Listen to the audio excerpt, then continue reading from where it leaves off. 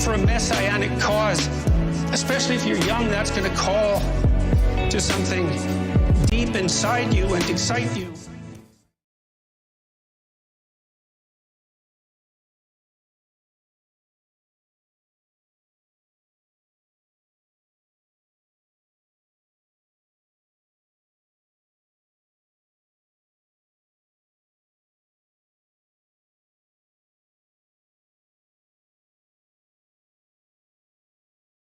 One of the things that revolutionary movements have to offer young people is adventure. I mean, if you're working at...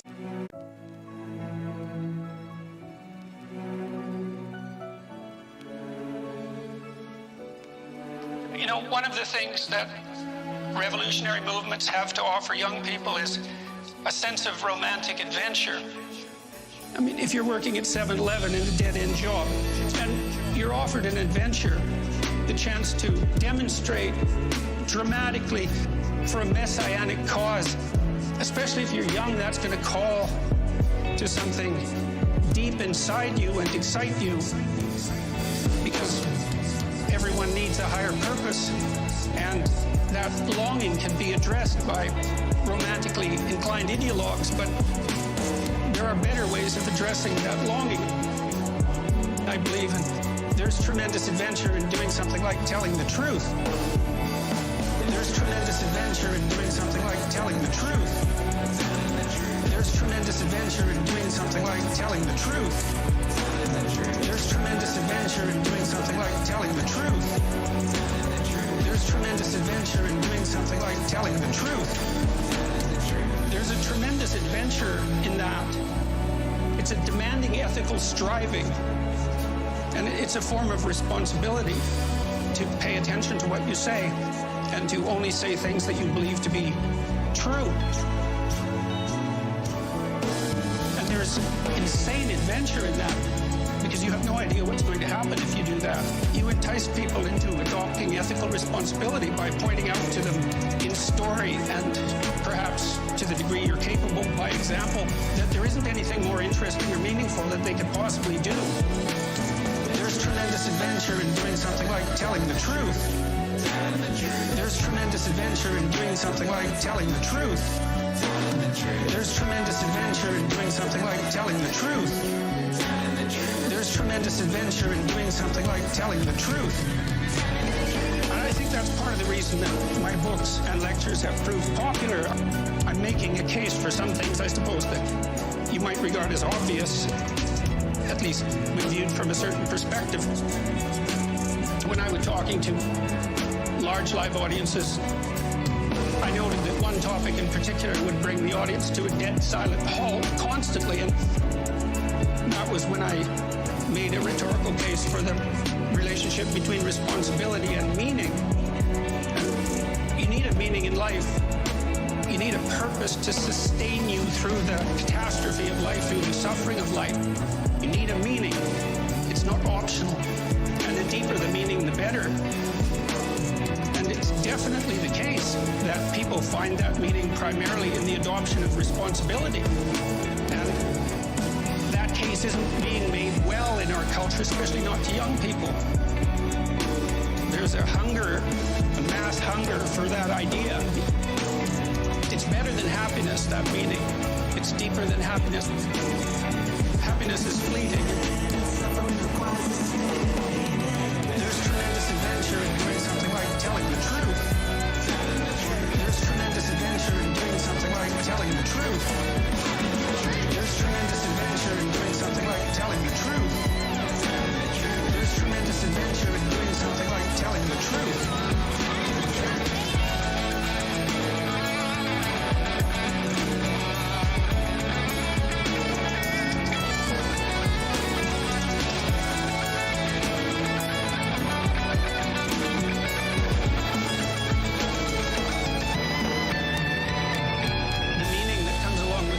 Of heavy responsibility that's sustaining through good times and bad. It's always the case that the best story wins.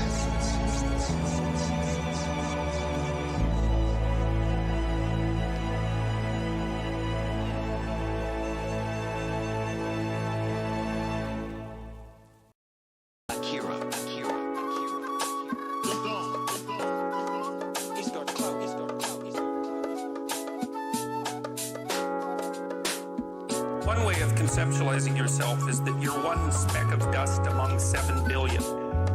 And when you conceptualize yourself that way, you might think, well, what difference does it make what I say or do?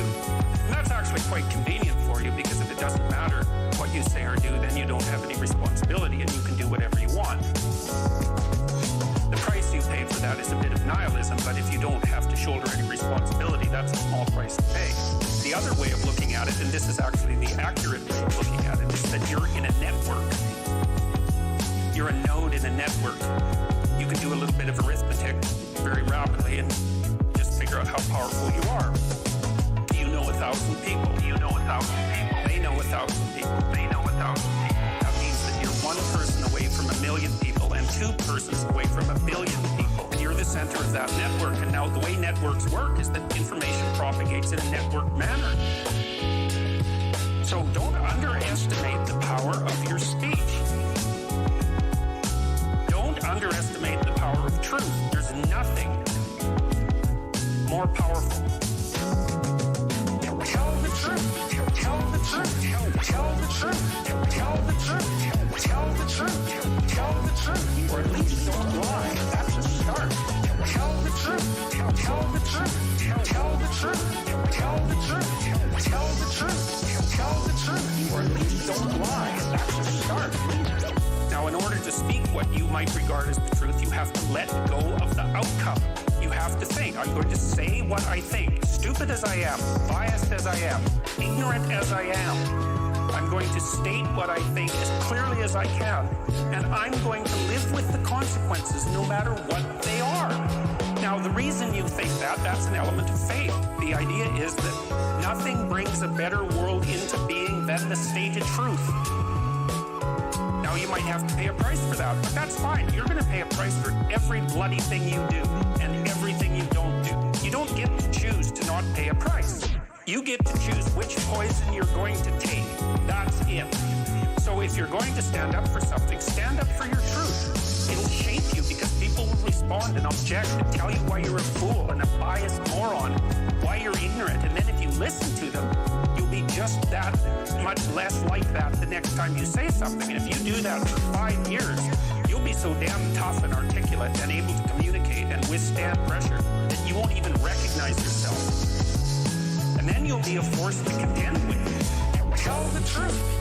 Tell the truth. Tell the truth. Tell the truth. Tell the truth.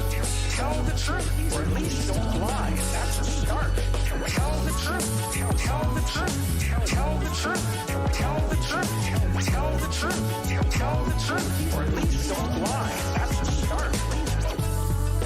It's almost impossible to provide people with enough protection so that they feel safe to speak.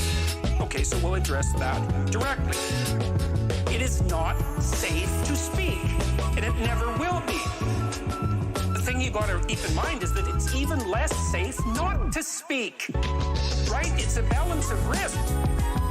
You want to pay the price for being who you are, for stating your mode of being in the world, or do you want to pay the price for being a bloody serf, a one that's enslaved him or herself? Well, that's a major price, man. That thing unfolds over decades, and you'll just be a miserable worm at the end of about 20 years of that. No self-respect, no power, no ability to voice your opinions, nothing left but resentment because everyone's against you. It's like, say what you think carefully. Pay attention to your words. Say what you think carefully. Pay attention to your words. It's a price you want to pay if you are willing to believe that truth is the cornerstone of society. In the most real sense. If you're willing to take that leap, then tell the truth and see what happens. Tell the truth. Tell the truth. Tell the truth. Tell the truth. Tell the truth. Tell the truth. Or at least don't lie. That's a start. Tell the truth. Tell the truth. Tell the truth. Tell the truth. Tell the truth. Tell the truth. Or at least don't lie. That's a start. Nothing better could possibly happen to you. There'll be ups and downs, and there'll be pushback, and there'll be controversy and all of that, but it doesn't matter. The truth is what redeems the world from hell. And And that's the truth. And we saw plenty of hell over the last 100 years, you know, and we haven't learned a bloody thing from it.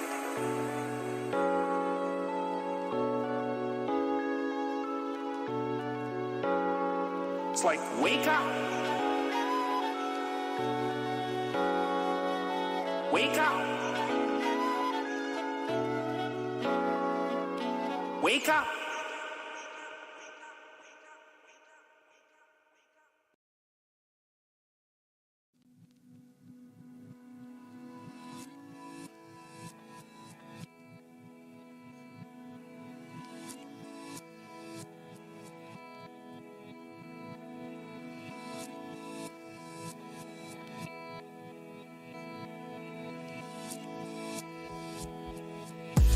Why would I put my job on the line to have an opinion? I know why. Because the ability to speak your truth is the bulwark against hell. And losing your job? That's nothing. That's nothing compared to where things can go when they go badly. For me, it was just preventative. It's like, this isn't going in a good direction. Well, should you take a risk? It's like, you don't have that choice. You're silent? That's a risk. Now, most people don't understand the risks of silence. I happen to understand the risks of silence because I've been studying them for 40 years. It's my language. I'll take responsibility for what I say. I am not saying your words. It's my language. I'll take responsibility for what I say. I am not saying your words. I know where corruption of speech leads, and I'm not going there. And you know, one of the things I tried to learn when I was taking apart what happened in Auschwitz and trying to put myself in the position of an Auschwitz camp guard, which, by the way, you can do if you use your imagination a bit. I wouldn't call it exactly the world's most pleasant meditative experience.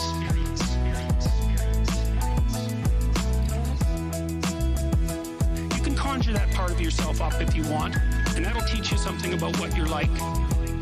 People don't do it because it's too frightening. But I know perfectly well that I could do that sort of thing. And so once I learned that I could do that sort of thing, and maybe that I could even enjoy it, I thought, okay, fine, I get it. I'm going to see if I can figure out how to live so that if that opportunity was presented to me, I wouldn't take it.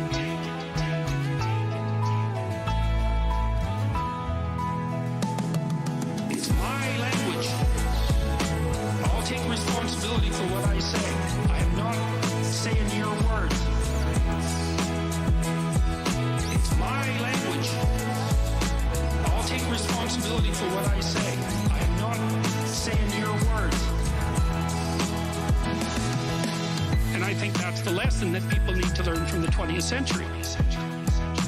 That's what human beings did. Okay, well, we're all human. Okay, so how is it that we should live so that we don't do that again?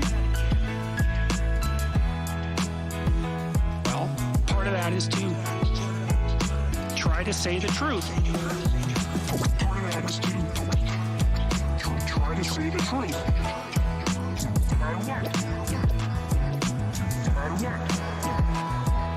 Because the alternative is worse.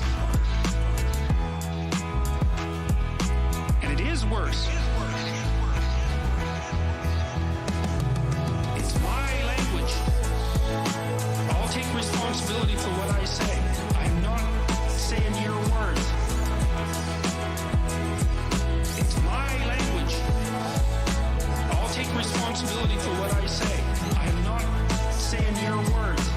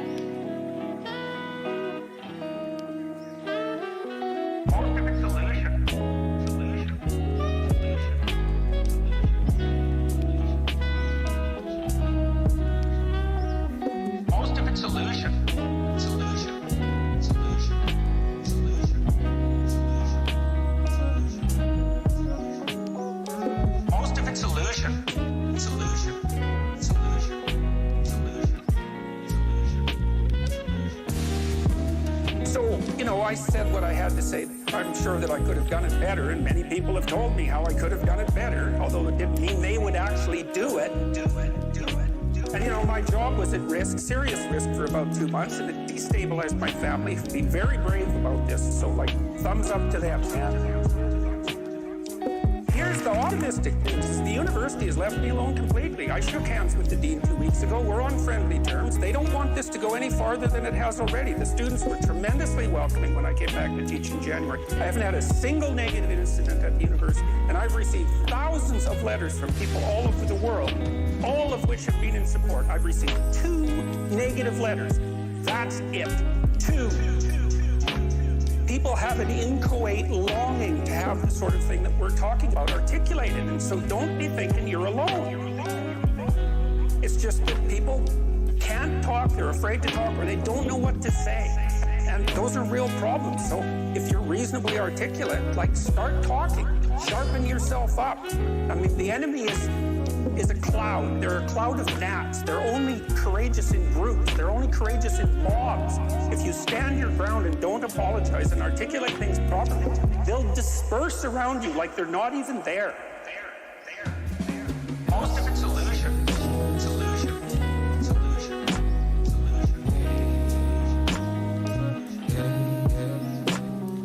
Most of it's illusion.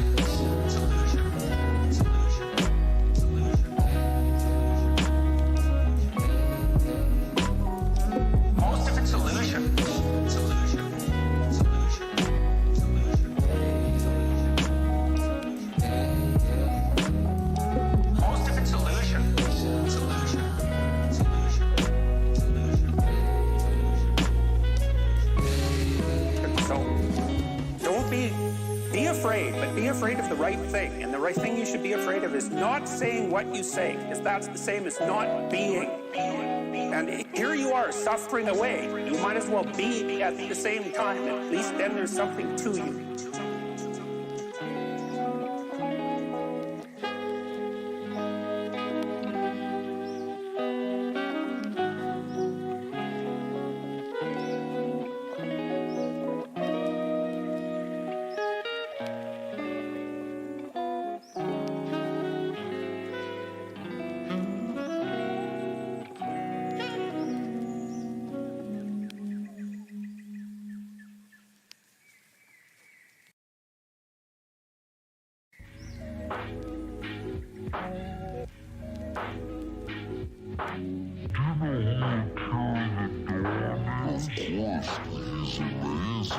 I'm dead serious about this. It's sort yourself out. Sort yourself out before you try to figure out the world, and that's the primary objective. Yep. That's your most important thing that you can do. Yep, sort yourself out. Sort yourself out, and marshal your arguments and put yourself in order so that when someone pushes you a little farther than you should go, you can say no. You can say no.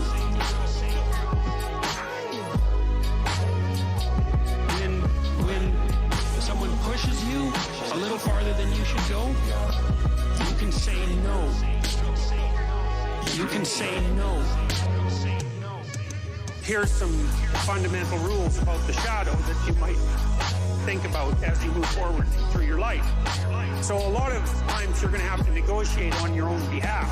You should be able to stand up for yourself at least as well as you would stand up for someone that you care for. The problem with the idea of being nice to other people is that it doesn't take you into account. The fundamental rule is that you should certainly include yourself in the circle of people who deserve respect and care, and that means that you have to be willing to advocate for yourself and And if you're willing to advocate for yourself and you want to do it, you have to be able to say no. You have to, because otherwise you have to say yes, and then you can't negotiate. You can say no. You can say no.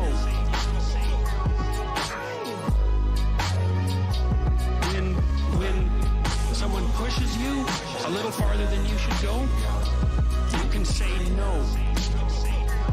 You can say no. And in order to say no, you have to have armed yourself with strategies and plans that enable you to say no. You can't be dependent. You have to be willing to stand your ground. There's not much evidence that sorts of atrocities that characterized the Soviet Union and Nazi Germany were the result of a few extremely corrupt people at the top of the hierarchy forcing everyone into slavery and then making them do terrible things.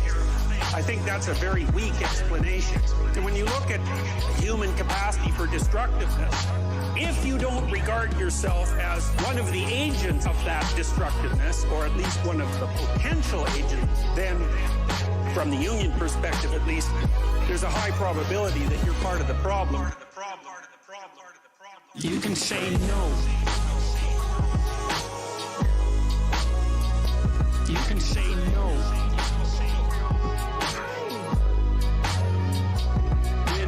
When someone pushes you a little farther than you should go, you can say no. You can say no.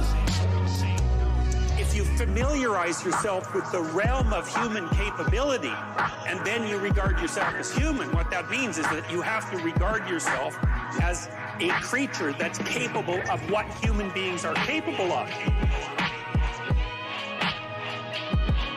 And human beings are capable of a lot of things.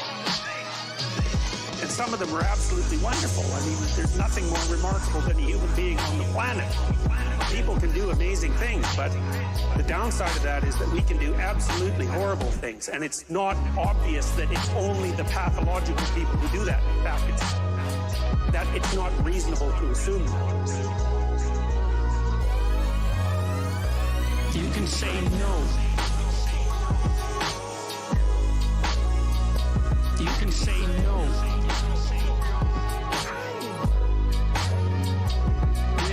When someone pushes you a little farther than you should go, you can say no. You can say no. New Age thinkers tell you things like follow your bliss and you'll encounter utopia, but that isn't what the Jungians, especially Jung, said about his process of individuation at all. He said that if you follow what's meaningful and you do it honestly, it will take you somewhere you really do not want to go. And until you go there, you'll never be able to climb up higher on the other side.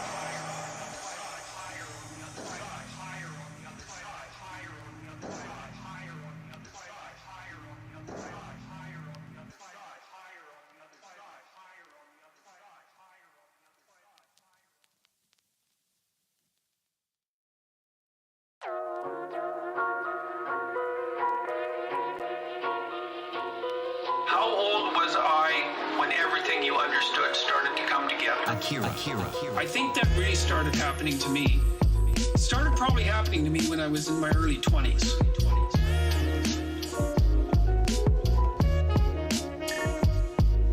I realized at about that age that almost everything I said was a falsehood of one form or another.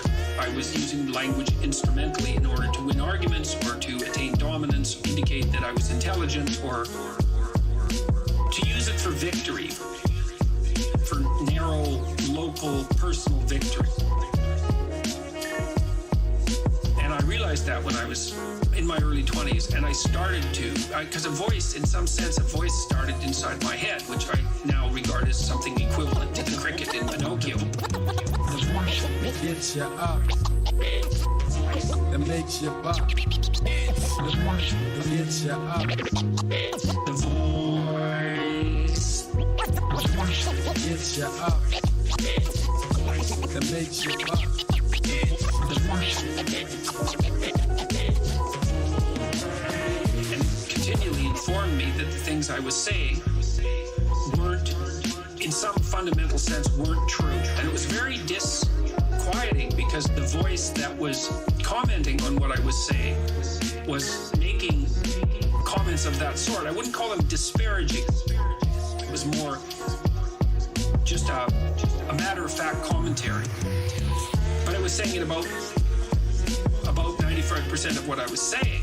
And I thought, well, that's a strange conundrum because now I don't know if I'm the voice that's criticizing what I'm saying or if I'm the thing that's saying what's being criticized. How do you figure that out?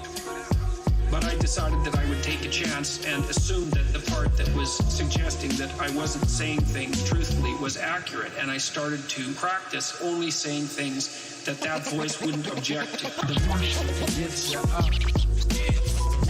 and makes you buck. The voice that gets you up. The voice that gets you up and makes you buck.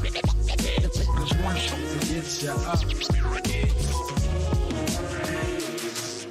And I think that's also equivalent to some degree to trying to say only those things that make you strong instead of weak, or that do not fill you with a post-speech sense of shame and regret.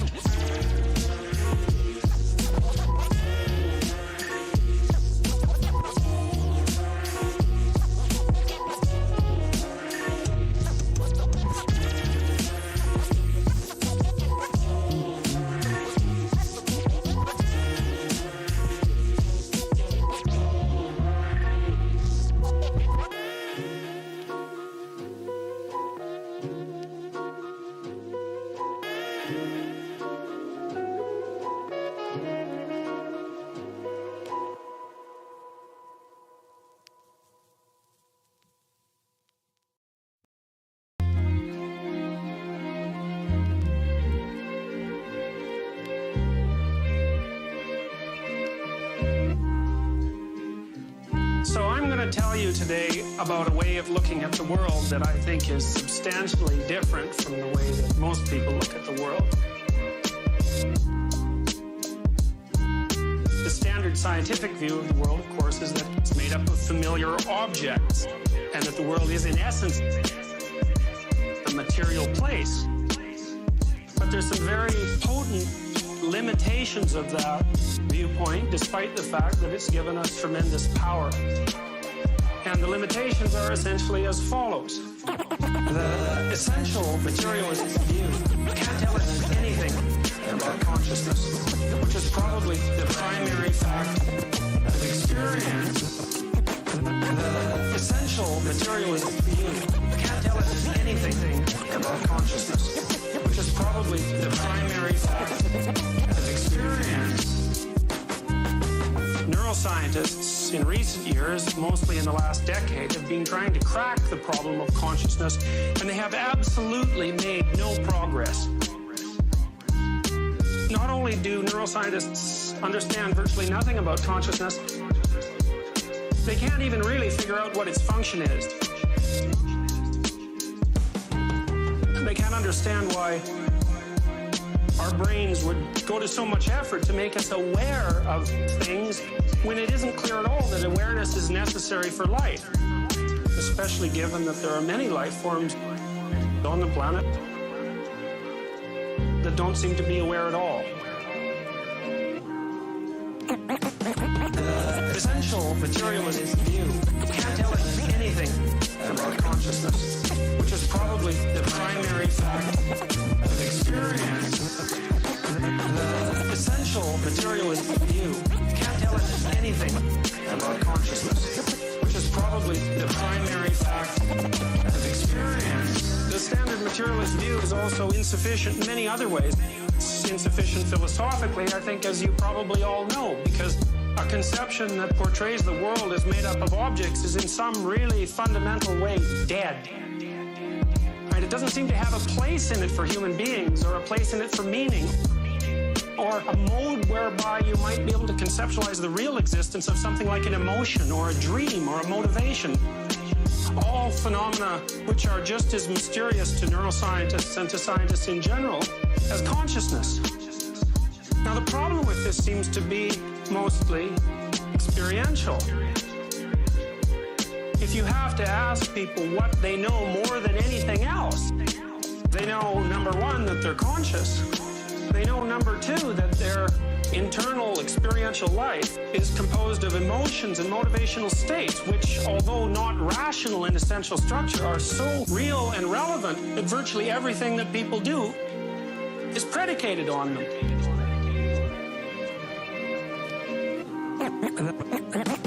The essential materialist view can't tell us anything about consciousness, which is probably the primary fact of experience. The essential materialist view can't tell us anything about consciousness, which is probably the primary fact of experience.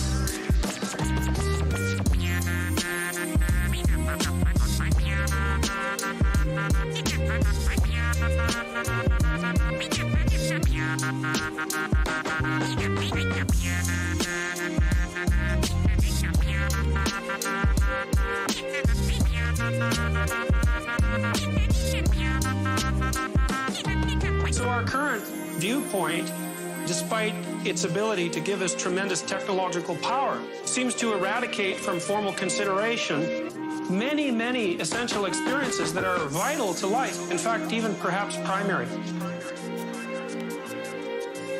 I'm going to suggest to you today that there's an alternative viewpoint, and I think also it's one that, although you may be hearing about it formally for the first time, is also something that you know unbelievably deeply. Unbelievably deeply. Unbelievably deeply. Unbelievably deeply.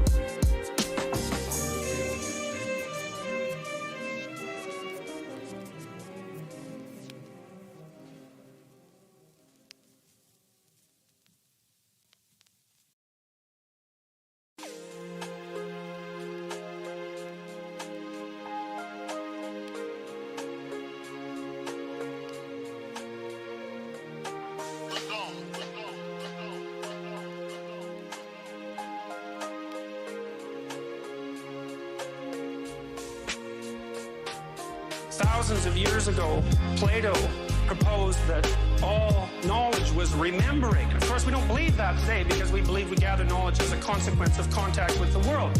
But you'll see today that the knowledge that I'm going to share with you will strike a deep chord of remembering, and it's because everything that you've done throughout your life is in one way or another predicated on what I'm going to tell you today. I'm going to demonstrate this in a peculiar way, I think, because I'm going to start by telling you a story. And the reason I'm going to do that is because models of the world that include phenomena like consciousness and emotions and motivations and actions and interaction are generally portrayed formally in stories and not in scientific theories. And it does turn out to be that stories themselves have an identifiable structure, even a grammar that makes them comprehensible. Furthermore, it turns out that even the simplest stories, especially if they're elegantly constructed, have an unbelievably profound underlying meaning. Underlying meaning. Unbelievably profound underlying meaning. And you can frequently see this most particularly in children's stories. I remember I showed my son when he was 4 years old the Disney movie Pinocchio, which on the surface of it is a very strange tale, right? It's a wooden puppet who wants to become real, so he has to rescue his father from the belly of a whale. Whale or no whale, I've got to find my father and rescue him. I've got to go to him, Jimmy. Goodbye. Pinocchio is a deep, deep story. Father, I'm gonna save you. It has echoes that go back 3,000 or 4,000 years to the earliest stories that we know. And it's so rich with information that a child can watch it over and over and over and over. I think my son watched Pinocchio 30 times. Why? Well, it's either because a child can't tell the difference between fantasy and reality, or it's because there's something to those stories that's much more potent than we actually consciously understand. You find that in the top 10 highest grossing movies of all time are 4 Disney movies that are animated fairy tales, essentially retelling of mythological stories. They strike a deep chord. Why? Underlying meaning. Underlying meaning. Unbelievably profound. Underlying meaning.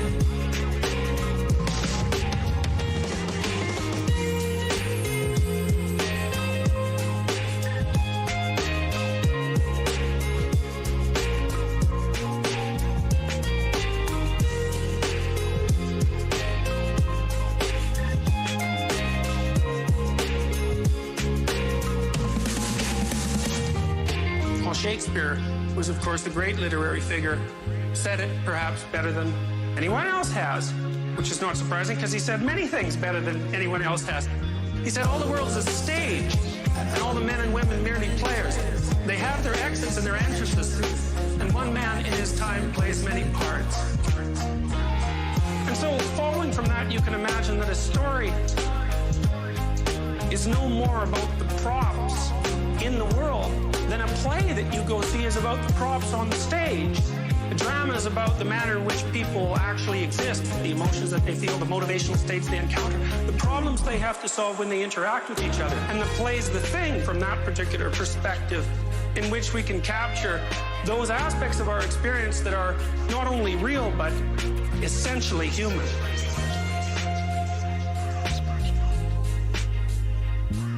Essentially human.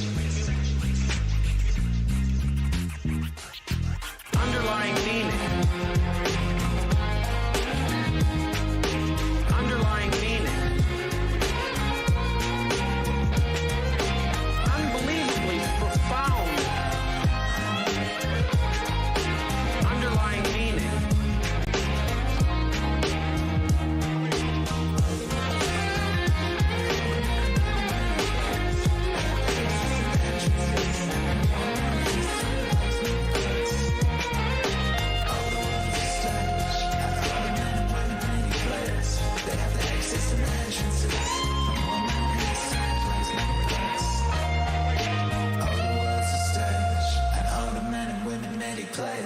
They have the exits and the entrances, and one man in his time plays many parts.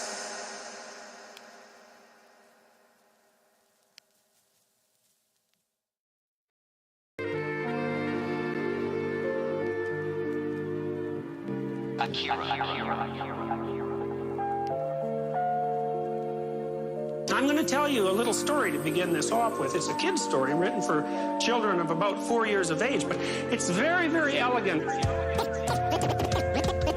There's no such thing as a dragon. There's no such thing as a dragon. There's no such thing as a dragon. There's no such thing as a dragon.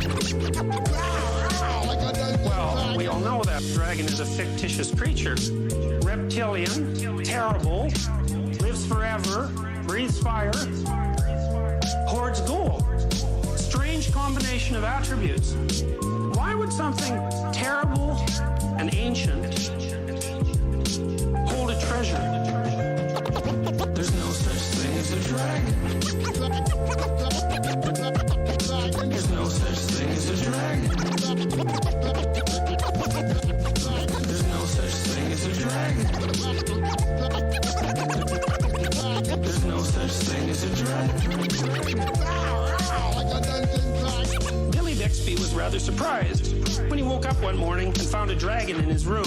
It was a small dragon about the size of a kitten. The dragon wagged its tail happily when Billy patted its head. It's interesting, in Chinese mythology, dragon is a positive figure. In European mythology, the dragon is something to face in combat and destroy.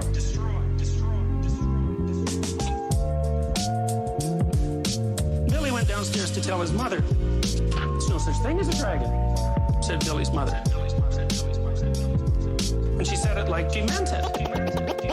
There's no such thing as a dragon. There's no such thing as a dragon. There's no such thing as a dragon. There's no such thing as a Remember once my daughter had a nightmare. She was about 4. This was at the time when she first started to notice graffiti and litter. Both graffiti and litter bothered her. She couldn't understand the motivations behind the graffiti artist, and she didn't like the fact that there was litter cluttering up the world's order. Children are really, really dependent on order, and the reason for that is that their realm of competence is rather restricted, so they don't like to see things messed up. She came into our bedroom one night and said, "Dad, I had a nightmare." Now, we all know, right? Nightmares aren't real, just like dragons. Dreams aren't real. Of course, which raises the question of why in the world you bother having them 6 or 7 hours a night every single day of your life. She said, "I dreamt that there was a clear flowing stream, but in the stream there was all sorts of garbage, and it scared me and bothered me so much I woke up." So I told her, "Look, close your eyes and imagine the stream. It's full of garbage. What should you do about it?" She said, "Well, I should take the garbage out of the stream." I said, "All right, so picture the stream, picture yourself cleaning the garbage out of it." She calmed down and went back to sleep. Why? Well, because dreams concentrate on threat. We know that. They present threats to you, threats you haven't been able to deal with well. There's a part of your brain that tracks threats, and it's not all that smart in some ways. All it does is say, "Look, here's the problem." And it's waiting for the rest of your brain to conjure up some solution to that problem. And if it doesn't conjure up a solution, then it just presents the problem over and over and over and over and over. So people who have post-traumatic stress disorder, for example, who've been really upset by their contact with something unexpected, dream about the same tragedy forever until they solve it. And they solve it by facing it and living it over and over. Voluntarily. There's no such thing as a dragon. Over and over. Voluntarily. Why? There's no such thing as a dragon. Over and over. Voluntarily. Why? There's no such thing as a dragon. Over and over. Voluntarily. Why? There's no such thing as a dragon. Over and over. Voluntarily. So you see, Billy, he's pretty much got it right off the bat, right?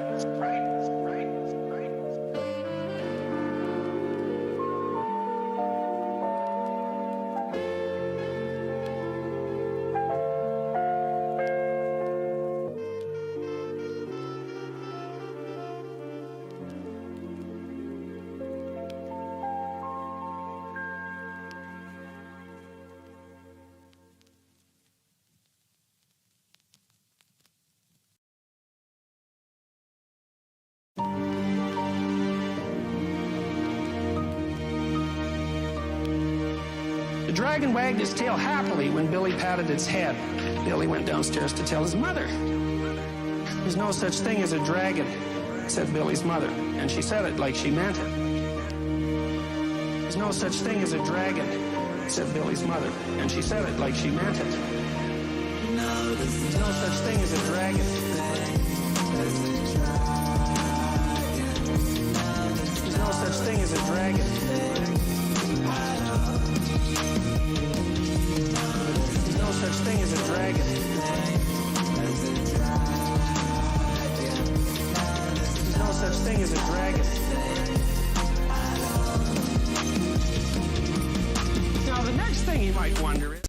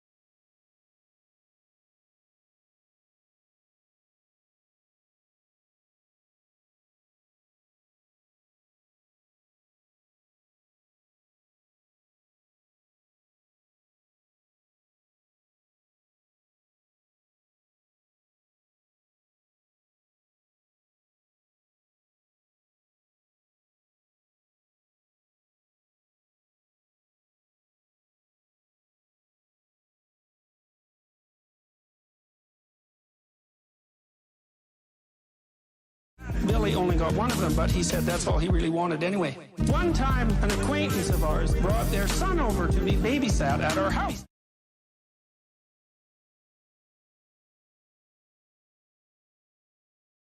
This kid, he was about 4. He came over to our house.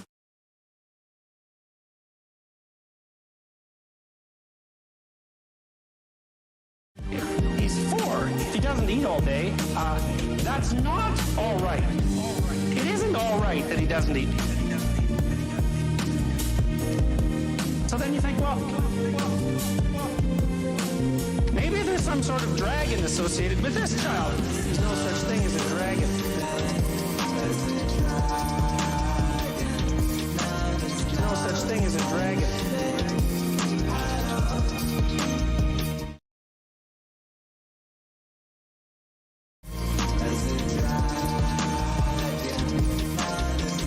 Thing is a dragon.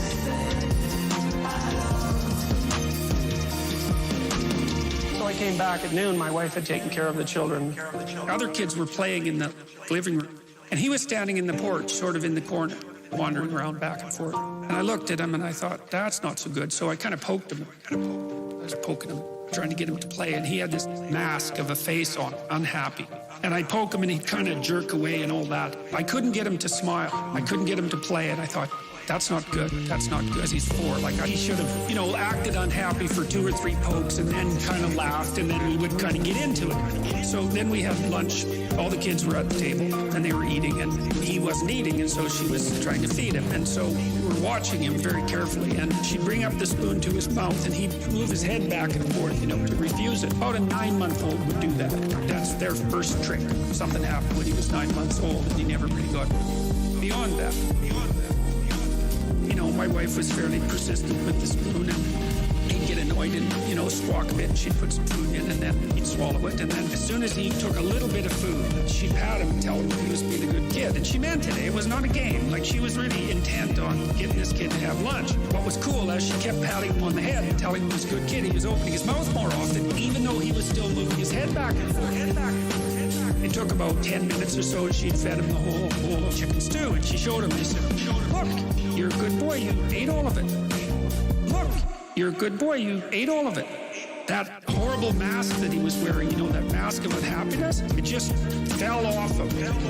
And he had this great smile. It was just made the hair on the back of my neck stand up, because you could see that was the first damn thing that he'd been allowed to succeed at.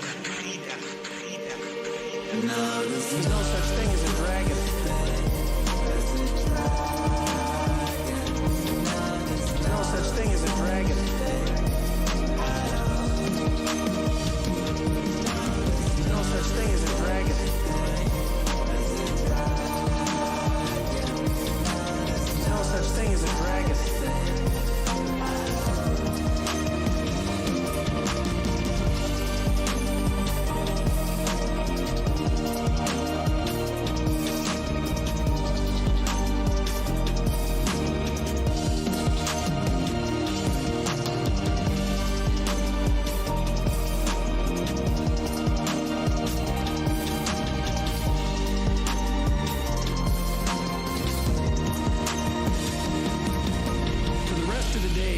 My wife around like a puppy dog. Like, he was one step behind her, and then we went downstairs into the basement and we were watching TV, and he climbed up in her lap and he grabbed onto her, just wrapped around her, And then his mother came home, and she came downstairs and she took one look at this kid wrapped around my wife, and she said, "Oh, super mom."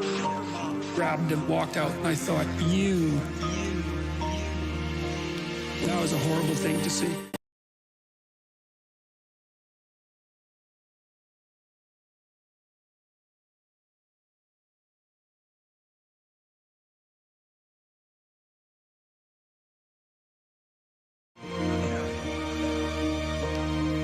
It's like, hey, guess what? That's not okay.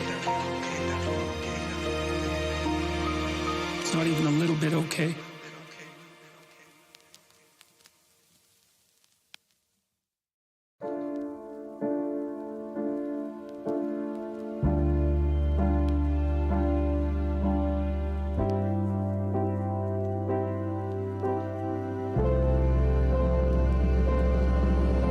By the time Billy came back downstairs, the dragon had grown so much he filled the hall. Billy had to go around by way of the living room to get to where his mother was. I didn't know dragons grew so fast, said Billy. There's no such thing as a dragon, said Mother firmly. There ain't no such thing. There ain't no such thing as a dragon.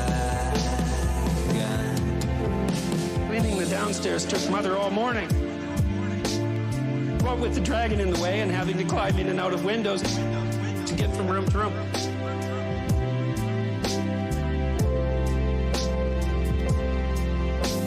By noon, the dragon filled the house. Its head hung out the front door, its tail hung out the back door, and there wasn't a room in the house that didn't have some part of the dragon in it.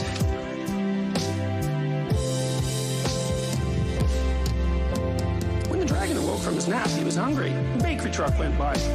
The smell of fresh bread was more than the dragon could resist. He ran down the street after the bakery truck. The house went along, of course, like the shell on a snail. When Mr. Bixby came home for lunch, the first thing he noticed was that his house was gone. Luckily, one of the neighbors was able to tell him which way it went. Mr. Bixby got in his car and went looking for the house. He studied all the houses as he drove along. Finally, he saw one that looked familiar. Billy and Mrs. Bixby were waving from an upstairs window. Mr. Bixby climbed over the dragon's head onto the porch roof and through the upstairs window. How did this happen? Mr. Bixby asked. It was the dragon, said Billy. There's no such thing, Mother started to say. There ain't no such thing. There ain't no such thing as a dragon. There ain't no such thing. There ain't no such thing as a dragon. There is a dragon, Billy insisted, a very big dragon. And Billy patted the dragon on the head. The dragon wagged its tail happily. Then, even faster than it had grown, the dragon started getting smaller. Soon it was kitten size again.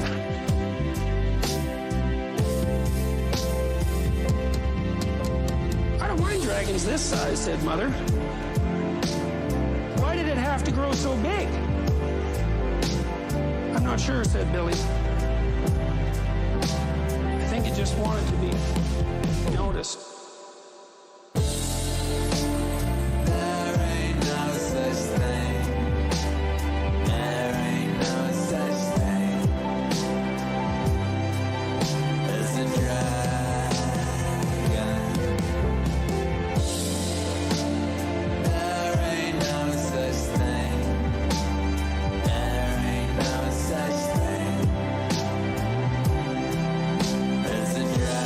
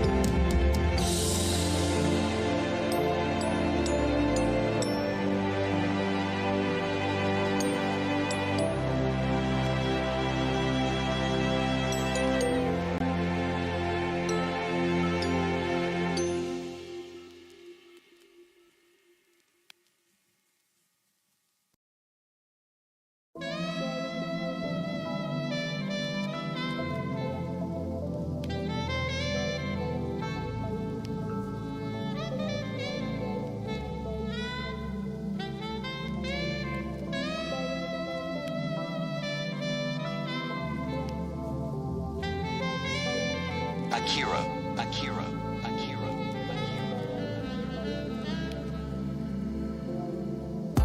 Alexander Solzhenitsyn, you may or may not know, was a prisoner in the Soviet Gulag.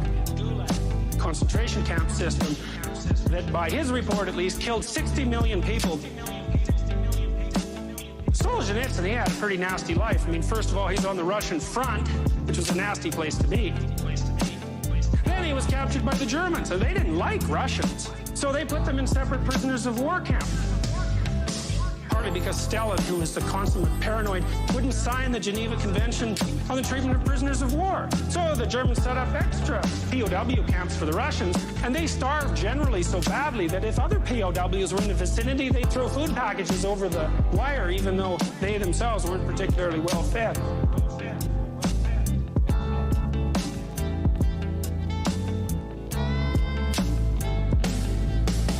The war ends and the Russians win, and Solzhenitsyn goes back to Russia, right? And what happens? He's thinking, you know, wow, this is over. We helped defend the fatherland. We're going to get, if not a hero's welcome, at least some welcome. But Stalin figured, no.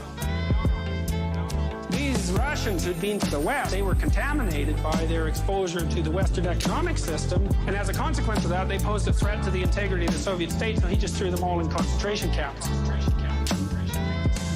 So fine. So Solzhenitsyn's sitting there in this concentration camp on a coal pile which contained this kind of clay that his compatriots would eat because they were so damn hungry that it was better to have the clay in their stomach than nothing at all.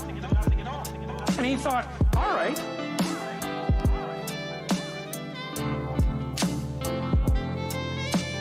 What the hell did I do to get here?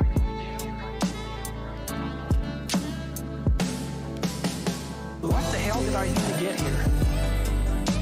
What did I do to get here?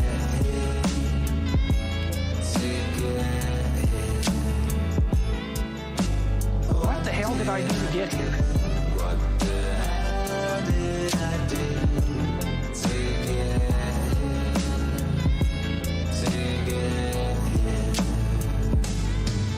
Which is really a remarkable thing to think, right? Because, like, there was the Second World War, and that probably couldn't be pinned directly on him. And then there's Stalin, who was, you know, really one of the world's worst monsters. And then there's the concentration camp, the POW camp. A lot of things happened to Solzhenitsyn, but he said he had nothing but time to think in this concentration camp, and he wasn't really that happy with the way things turned out. So he made a vow in the camp, and the vow was this, that he's going to go back over his whole life, right from day one, and try to remember every time he ever did something he thought was wrong. He thought, right? Not someone else, but that gave his conscience a pang. And he said, well, since I don't have anything better to do, I'm going to spend like the next 10 years seeing if I can undo all those little knots in my soul that I tied. And the consequence of that was that he wrote a book called The Gulag Archipelago. 3-volume book, 1,900 pages long. He memorized it because there wasn't any paper and pencil available for him in prison. And then it circulated in the underground in the Soviet Union for years before it got published in the West, published in 1975. Definitely one of the literary events that brought down the Soviet Union. Definitely. That's kind of interesting, isn't it? Think this one guy, right, got numbers tattooed on his arm. He's skinny as a rail. He's 3/4 dead. He's been beat to death in 15 different ways. He decides under completely unreasonable circumstances that he's going to take personal responsibility for the position that he happens to find himself in. The consequence of that, 25 years later, is that Solzhenitsyn is still around, but the Soviet Union isn't.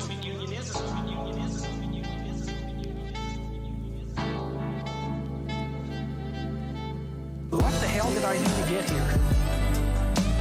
What did I do to get here?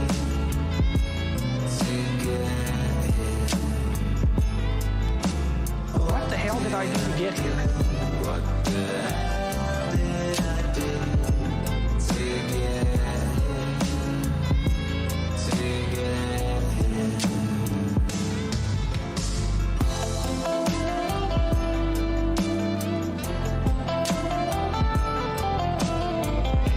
get here?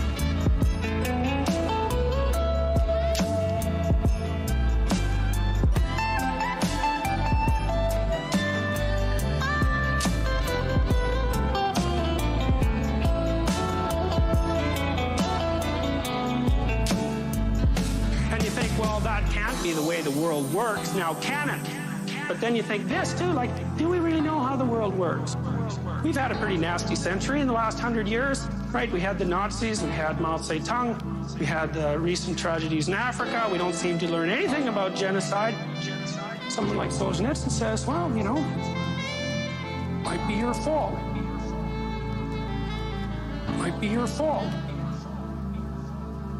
Why? What are you ignoring? Good question. Can you make peace with your own family? It's not so easy, right? It's probably no easier than making peace between the Israelis and the Palestinians.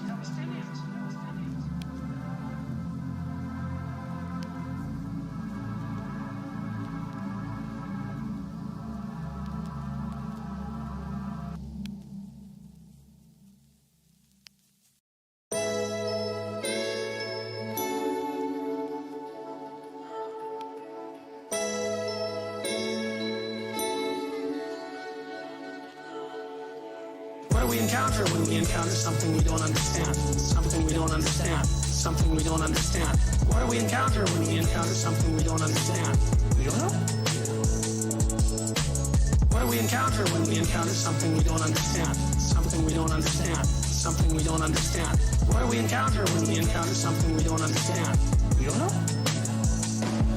It's not the simple world of objects. The world of objects is something we've learned to see. The real world is way more complicated than what we just see. What do you encounter when you encounter something unexpected? Well, when you first encounter it, you don't know.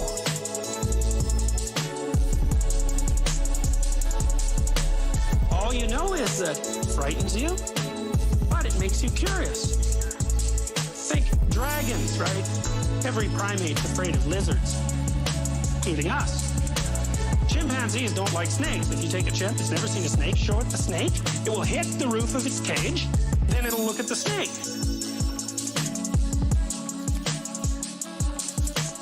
Why would a dragon hoard gold?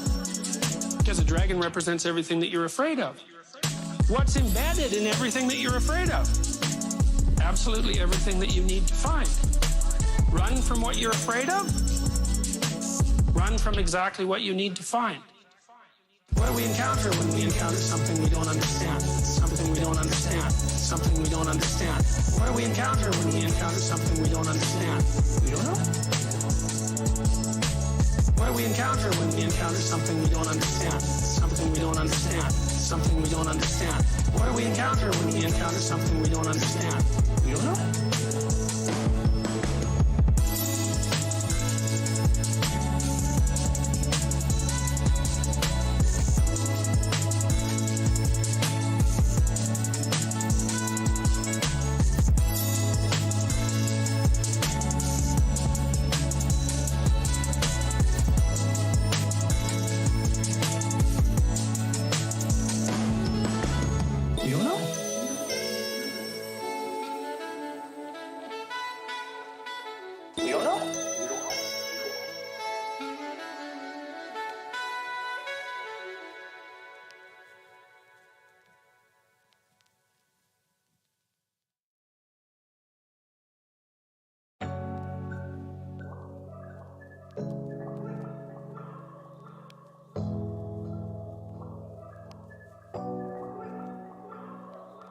Akira.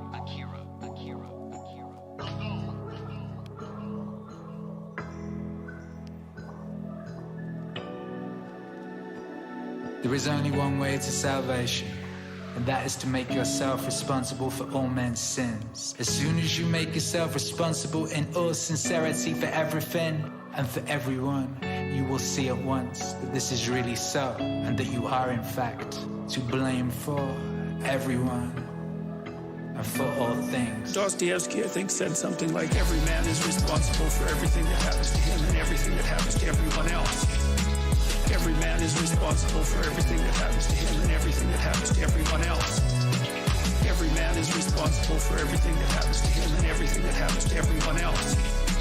Every man is responsible for everything that happens to him and everything that happens to everyone else. It's a crazy crazy statement, right? It's a crazy statement, and he was a pretty extreme person in many, many ways. But there's a level at which that's metaphysically true. You know, because what happens is that it's failure to act often that's the most catastrophic. It's to not do the right thing when the situation presents itself. It's very specific. You know, you're constantly in situations where you could do the right thing if you were willing to take a risk that's actually of relatively moderate size. And you know that you can take the risk, and you know that you should take the risk, and you don't. Every man is responsible for everything that happens to him and everything that happens to everyone else. Every man is responsible for everything that happens to him and everything that happens to everyone else. Every man is responsible for everything that happens to him and everything that happens to everyone else. Every man is responsible for everything that happens to him and everything that happens to everyone else.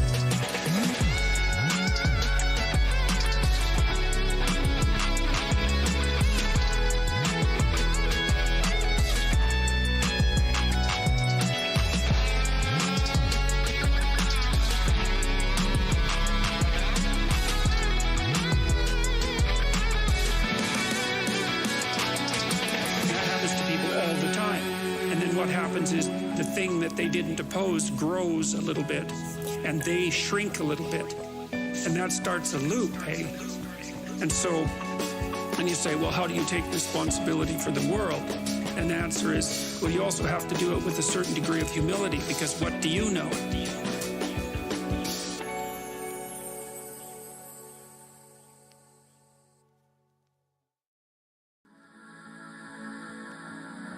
One of the things that has blown me away in the last year, a large proportion of my audience has been young men. And I've spoken to them a lot about responsibility. People are starving for the antidote.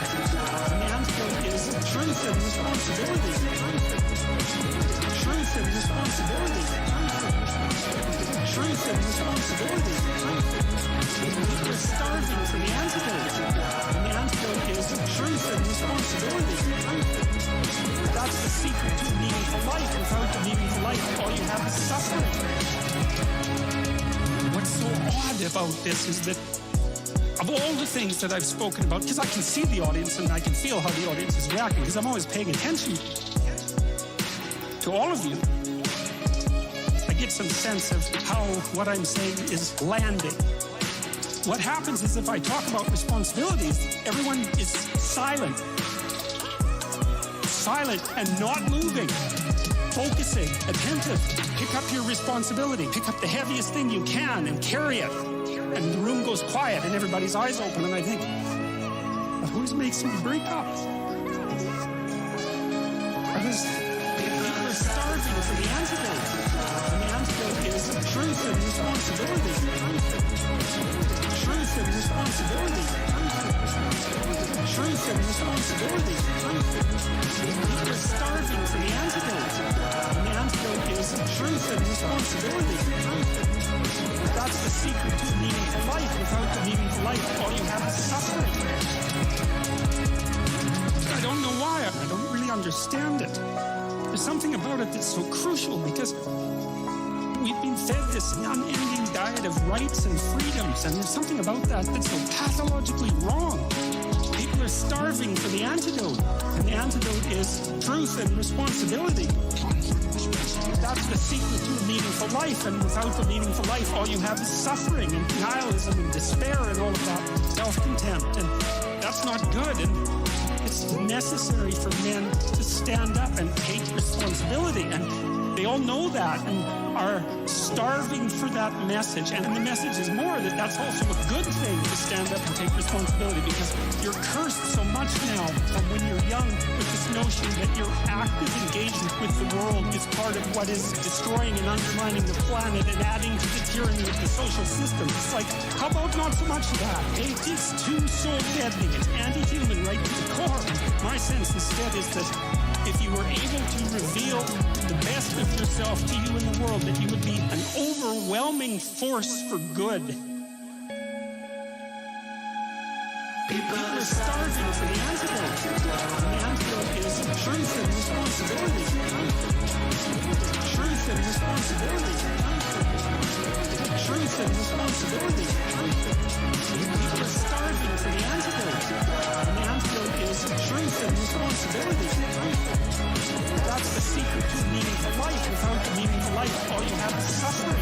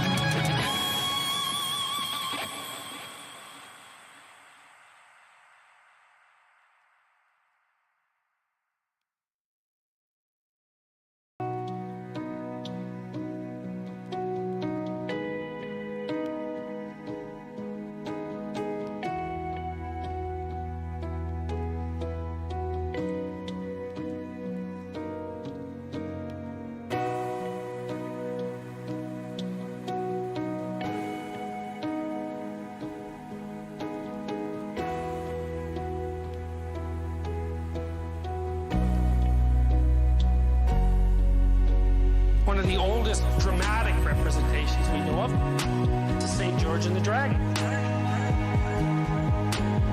Dragon lives in the ground, chased there by heroes of a previous generation, now and then re-emerging. Kills people, right? These are skulls around its lair. Threatens the integrity of the community, like everything unexpected does. Hero comes out, slays the dragon, frees the treasure.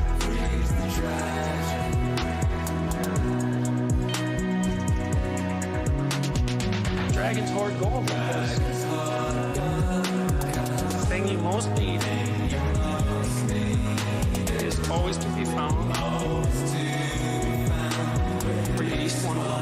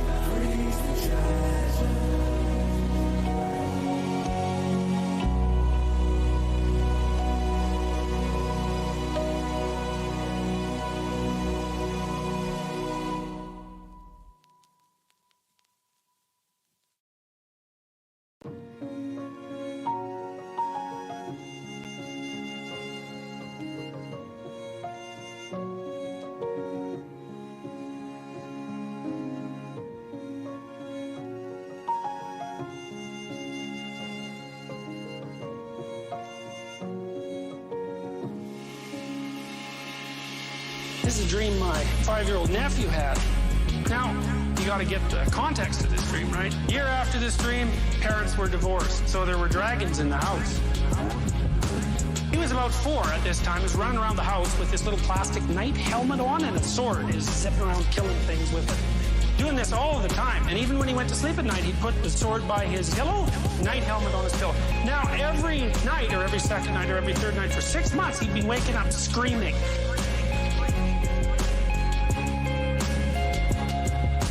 So I was there one night when he woke up screaming. Next morning I said, well, did you dream anything? And so he launched into this story. He said he was in this field and these little creatures, like dwarves, were coming up to him and they didn't have any arms, they just had legs. They had big beaks and they were covered with hair and grease, and on top of their head was a cross. And there's lots and lots of these dwarves, and they were jumping on him with their beaks, biting him.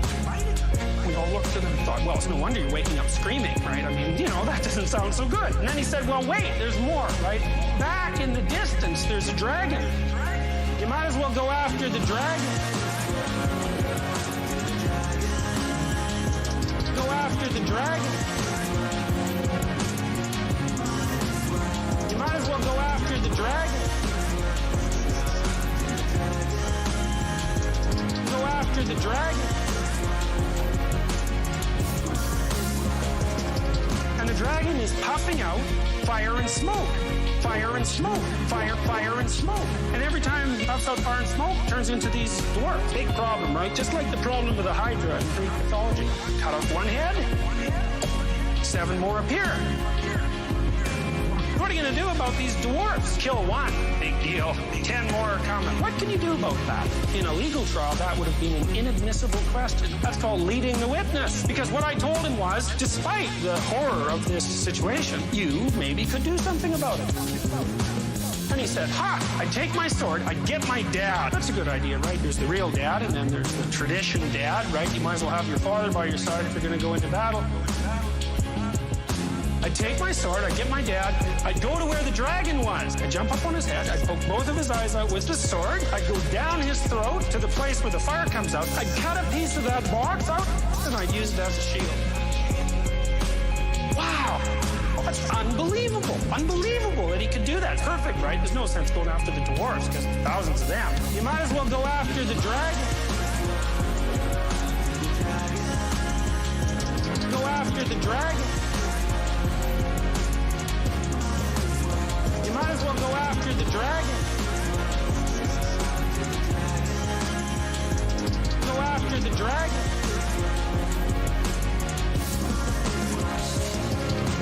What happens if you go after the dragon? You get a piece of it. A piece of its center nature. A piece that can defend you against anything, including other dragons. What if this was the case, evolutionarily speaking or religiously speaking? What if we were adapted to the world? You know, what if it's not the simple place of dead objects that we think it is? What if it's something a lot more alive, a lot more like a story? What if the story is something like this? You have absolutely everything you need, but you have to use all of it. If you run away from any of it, you don't get that piece of the dragon. If you miss even one piece, there's a chink in your armor. There's a place where you're vulnerable. If you make even one mistake, you lessen yourself. If you lessen yourself, you're going to run away more. Not only that, when someone wants to lean on you, they're not going to be able to lean on you because you'll just fall over. What if it was the case that we were adapted to the world, really adapted to it, so that if we made full use of all the talents we had, we'd be okay? What if it was the case that if we set out consciously to never run away from something we know we shouldn't run away from, that everything would be all right? Well, you can think whatever you want to think, but this is what I think. I think it's bloody amazing that that little kid's book had all that information in it. And so you might ask yourself, if that information isn't true, how the hell did it get there? That's it.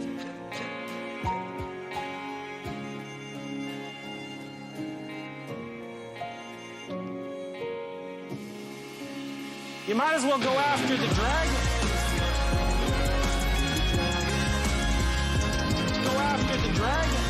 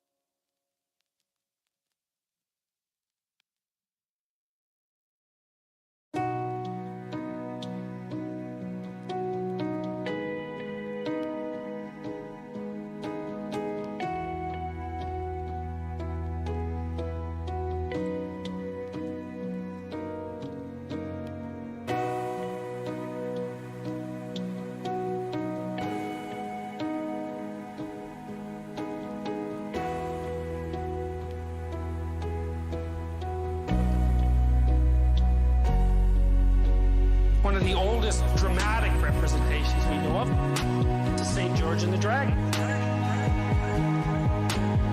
Dragon lives in the ground, chased there by heroes of a previous generation, now and then re-emerging. Kills people, right? These are skulls around its lair. Threatens the integrity of the community, like everything unexpected does. Hero comes out, slays the dragon, frees the treasure.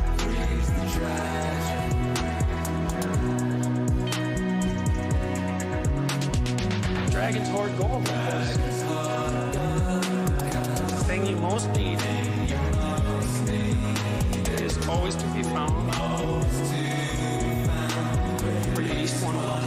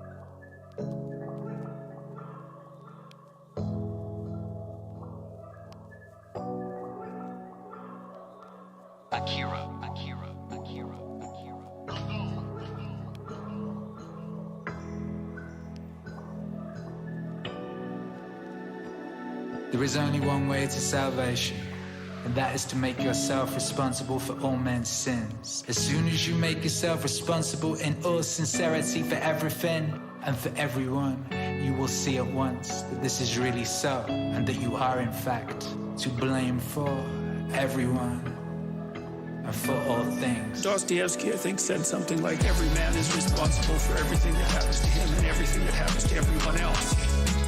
Every man is responsible for everything that happens to him and everything that happens to everyone else. Every man is responsible for everything that happens to him and everything that happens to everyone else.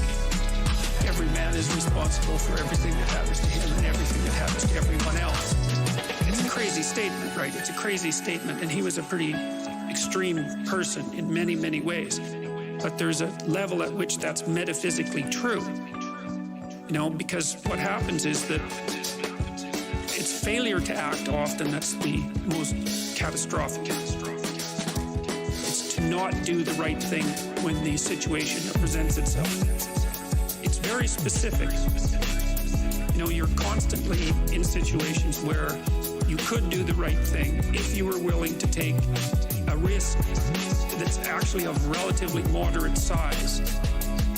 And you know that you can take the risk, and you know that you should take the risk, and you don't. Every man is responsible for everything that happens to him and everything that happens to everyone else. Every man is responsible for everything that happens to him and everything that happens to everyone else. Every man is responsible for everything that happens to him and everything that happens to everyone else. Every man is responsible for everything that happens to him and everything that happens to everyone else.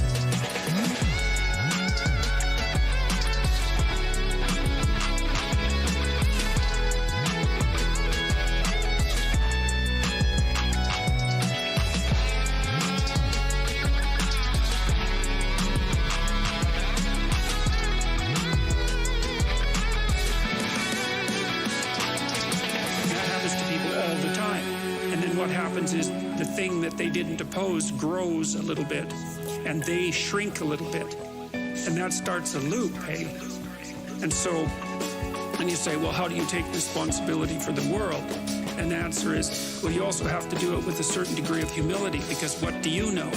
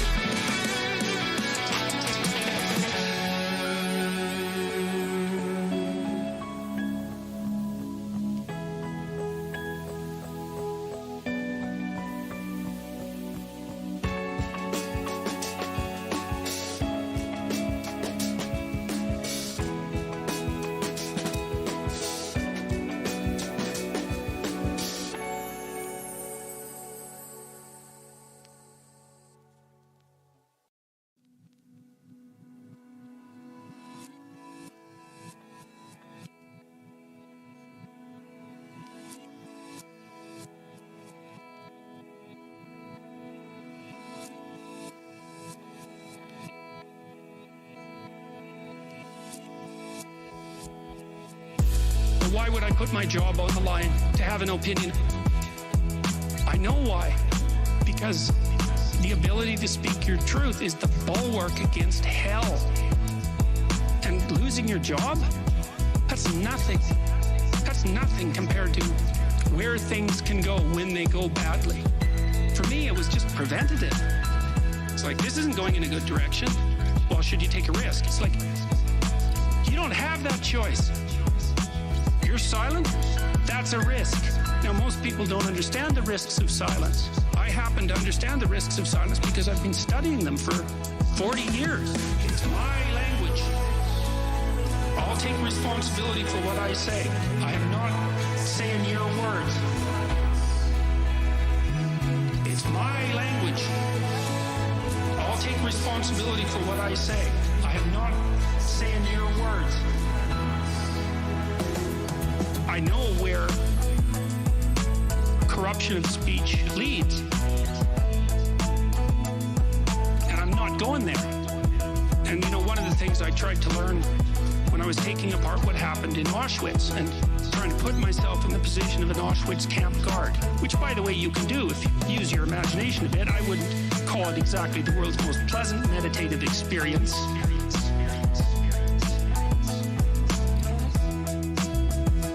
You can conjure that part of yourself up if you want, and that'll teach you something about what you're like. People don't do it because it's too frightening. But I know perfectly well that I could do that sort of thing. And so once I learned that I could do that sort of thing, and maybe that I could even enjoy it, I thought, okay, fine, I get it. I'm going to see if I can figure out how to live so that if that opportunity was presented to me, I wouldn't take it.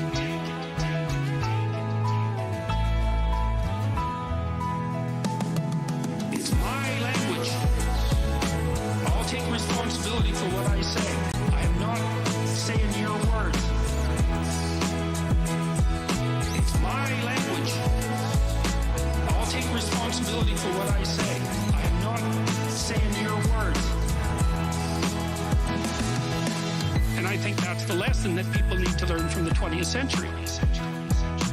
That's what human beings did, okay? Well, we're all human, okay? So how is it that we should live so that we don't do that again? Well, part of that is to try to say the truth. Part of that is to try to say the truth.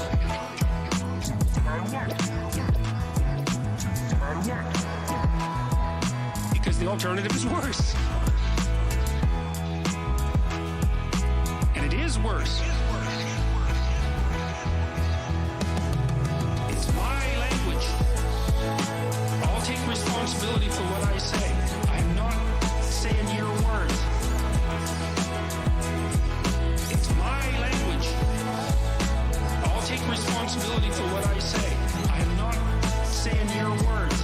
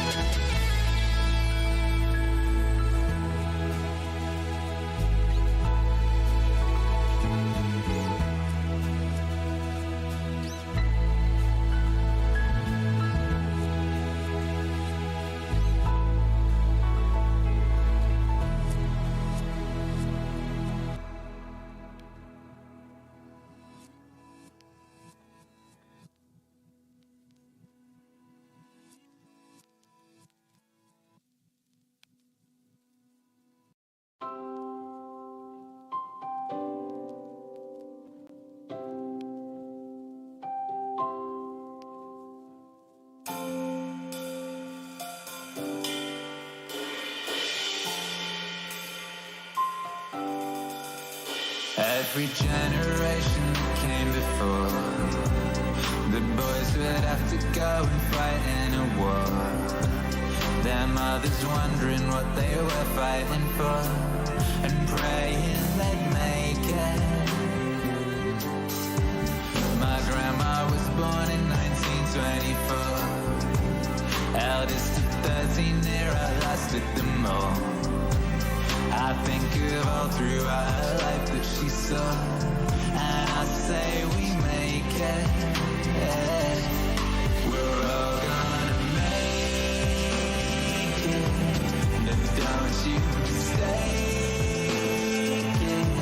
My soul, you can't take it, this road you can't fake it. We're all gonna make it. My old man came up in the 70s.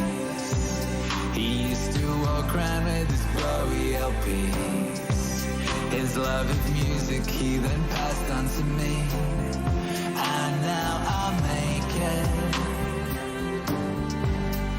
Every generation fancies that it's gonna be the one to face the apocalypse.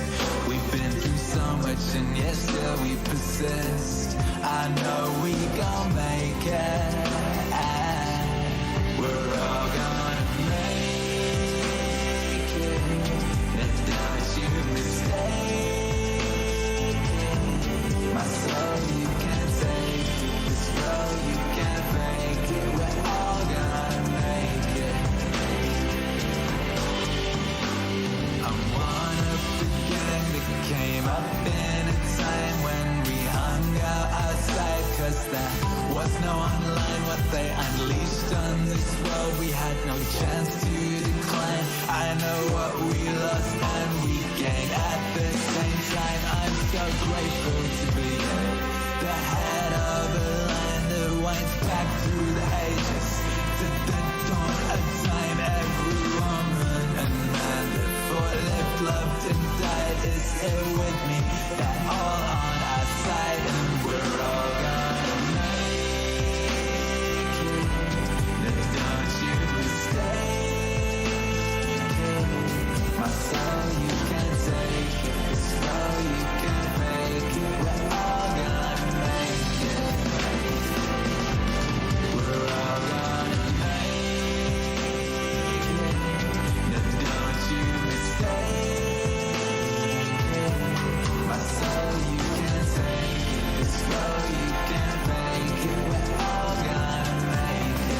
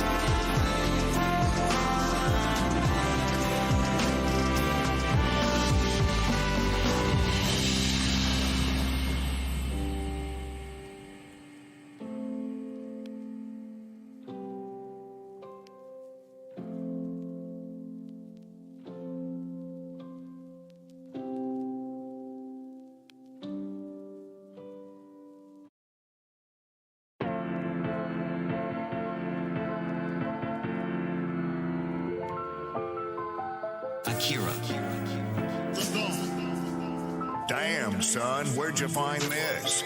Now then, what makes a nation strong? Taxes?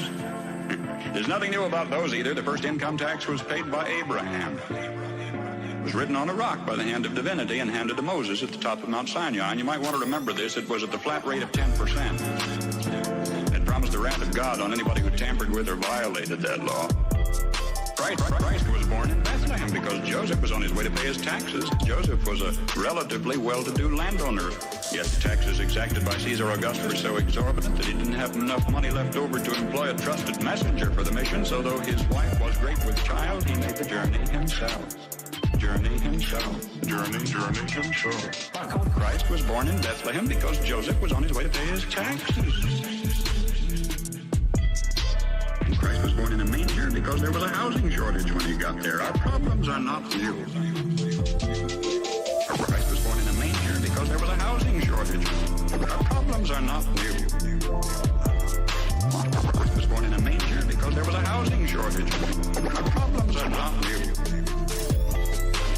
At Runnymede, the Magna Carta was handed to King John on the end of a sword, denying to royalty the right of unlimited taxation. Did you know it was for us, the American people, to become the first in recorded history ever voluntarily to surrender our rights to private property? Oh, yes, we did, with an innocent-sounding constitutional amendment, the 16th, which says that Congress will have the power to lay and collect taxes on incomes from whatever source derived. We forgot to put any limit on the extent to which we could tax ourselves.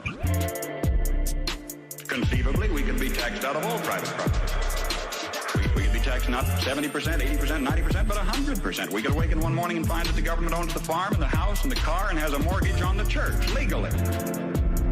Historically, whenever any nation has taxed its people more than 25% of their national income, initiative was destroyed and that nation was headed for economic eclipse. Presently, the American people are being taxed 33% of their total income. History says we'll roll forward on momentum for a little while, but we'd better get some more gas in the tank pretty quick. History says we'll roll forward on momentum for a little while, but we'd better get some more gas in the tank pretty quick. History says we'll roll forward on momentum for a little while, but we'd better get some more gas in the tank pretty quick. History says we'll roll forward on momentum for a little while. We'd better get some more gas in the tank pretty quick. Christ was born in a manger because there was a housing shortage. Our problems are not new. Christ was born in a manger because there was a housing shortage. Our problems are not new. Christ was born in a manger because there was a housing shortage. Our problems are not new. Christ was born in a manger because there was a housing shortage. Our problems are not new.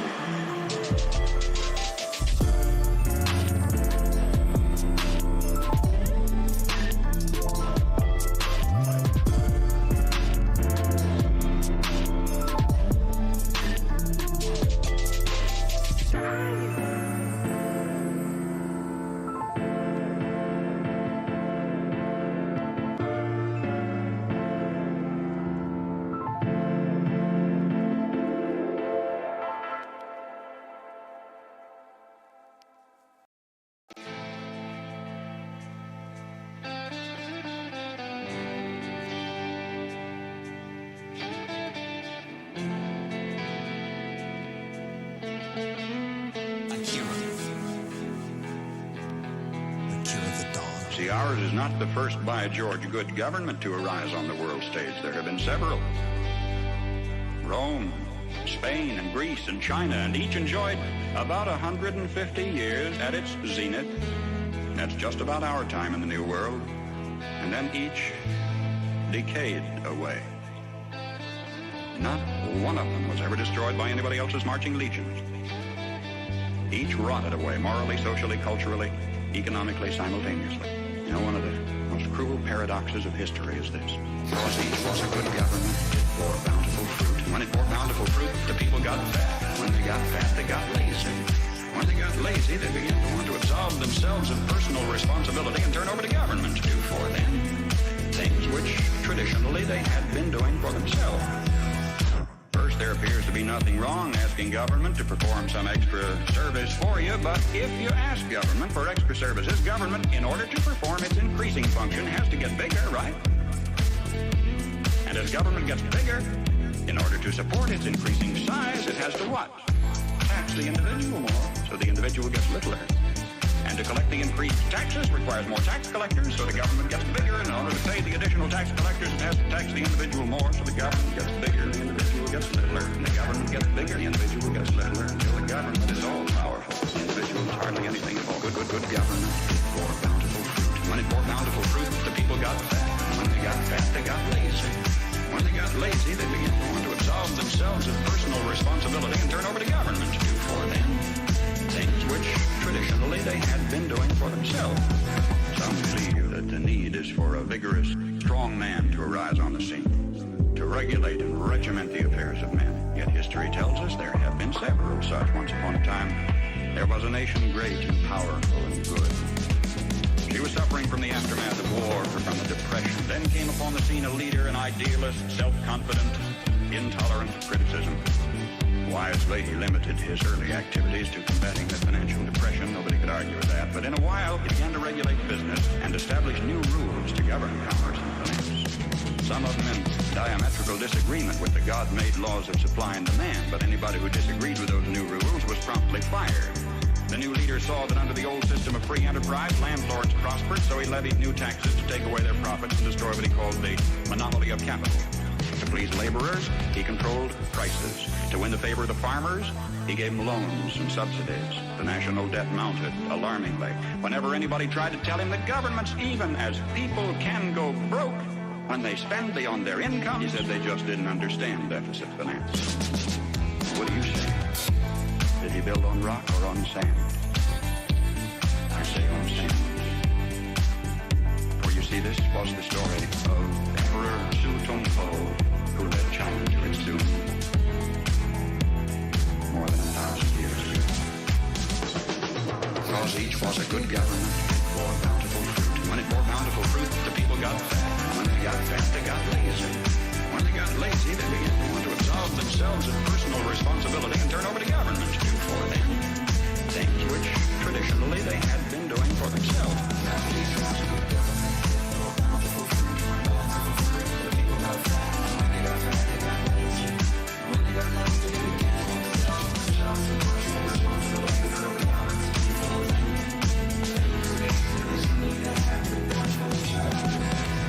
I am satisfied with all my heart that if Uncle Sam ever does get whipped, here too, it will have been an inside job. It was internal decay, it was not external attack that destroyed the Roman Empire. Starting about 146 BC, internal conditions in Rome were characterized by a welter of class wars and conflicts, street brawls, corrupt governors, lack of personal integrity and moral responsibility, conflicts, street brawls, corrupt governors, lack of personal integrity and moral responsibility, conflicts, street brawls, corrupt governors, lack of personal integrity and moral responsibility, conflicts, street brawls, corrupt governors, lack of personal integrity and moral responsibility, conflicts, street brawls, corrupt governors, lack of personal integrity and moral responsibility, conflicts, street brawls, corrupt governors, lack of personal integrity and moral responsibility.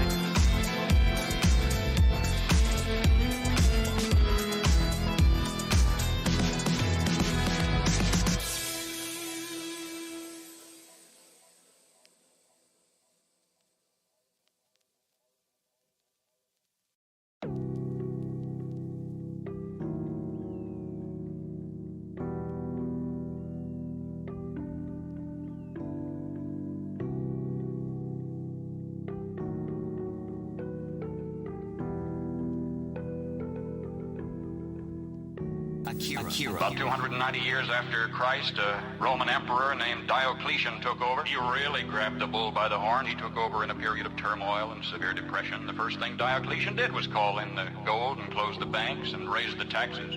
He reduced the power of the Senate, delegated its power to a lot of little government bureaus. Do you know they even had a Transportation Act back there prescribing the fee required to rent one laden ass per mile? And at today's rate of exchange, it would have amounted to about 1/8 cent per mile, which meant that in order to make a profit, a jackass would have to carry 5 passengers. That was simply beyond the capacity of the jackass. Diocletian put millions of people on the public payroll, and this failed to do the job. The country was still in trouble. He asked more personal powers for himself. For a brief while, incidentally, they were standby powers, but then he used them all at once. He froze wages, he froze prices, he froze jobs, he stopped profits, he dictated to the farmer what he should plant, when and how he should sell it, and for how much, and he rationed food. And what happened? The labor market closed down. Incentive was gone. Farm life became dependent on bureaucratic red tape. Exorbitant taxes cost the farmer his land. He kept for himself only a small plot on which he might grow turnips for his family. He lost the rest of it to the states. And without food and with incentive gone, city life stagnated and declined. And Rome passed into what history has recorded as the Dark Ages, lasting 1,000 years. Lasting 1,000 years. So just by turning to the left The world has gone in circles. The world has gone in circles. The world has gone in circles. Just by turning to the left, the world has gone in circles. The world has gone in circles. The world has gone in circles.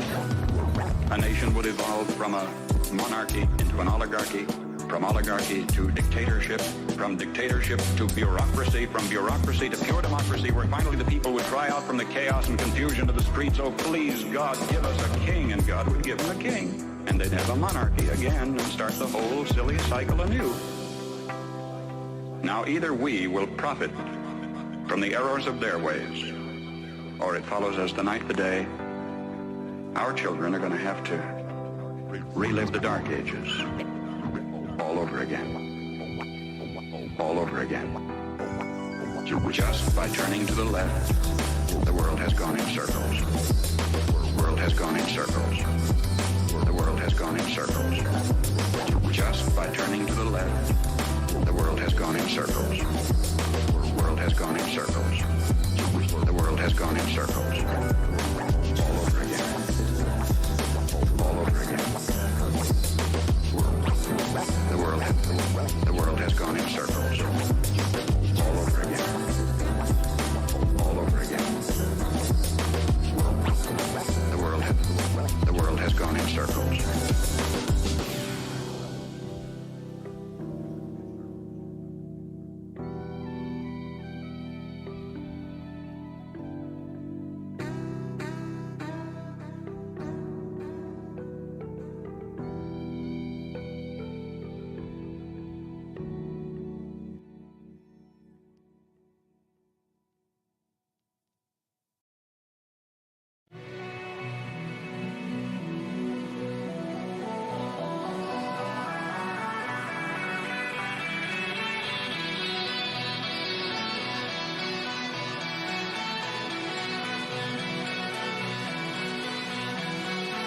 Come after thousands of years of experiment, our new nation has come so far, so fast. All this in less than 200 years. What is the secret of our success? Well, I think it had to do with a basic American's creed. Perhaps it never passed the pioneer's lips in this form, but if it had, I think he would have said something like this: I believe in my God, in my country, and in myself. I believe in my God, in my country, and in myself. I know that sounds like a trite, too simple thing to say, and yet it's a rare man today who will dare to stand up and say, I believe in my God, and my country, and in myself, and in that order. When the early American pioneer first turned his eyes toward the west, there were only Indian trails, or traces as they were called, for him to follow through the wilderness. Do you know today you can roller skate from Miami to Seattle? From San Diego to Plymouth Rock? In this little bitty instant, as historical time is measured, our 7% of the Earth's population has come to possess more than half of all the world's good things. How come? Well, sir, when that early pioneer turned his eyes toward the west, he didn't demand that somebody else look after it. He didn't demand a free education. He didn't demand a guaranteed rocking chair at eventide. He didn't demand that somebody else take care of him if he got ill or got old. There was an old-fashioned philosophy in those days that a man was supposed to provide for his own and for his own future. He didn't demand a maximum amount of money for a minimum amount of work.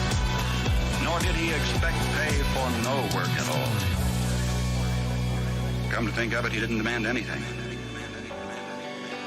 That hard-handed pioneer just looked out there at the rolling plains, stretching away to the tall green mountains, and then lifted his eyes to the blue skies and said, Thank you, God. Now I can take it from here.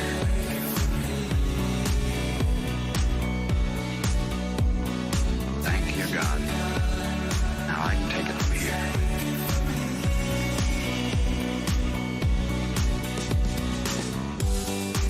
That spirit isn't dead in our country. It's dormant. It's been discredited in some circles, driven underground, but it isn't dead. It's just that a few seasons ago, politicians baiting their hooks with free barbecue and trading a Ponzi promise for votes began telling us, we don't want opportunity anymore, we want security. We don't want opportunity, we want security. We don't want opportunity, we want security. They said it so often we came to believe them. We want security. And they gave us chains, and we were secure.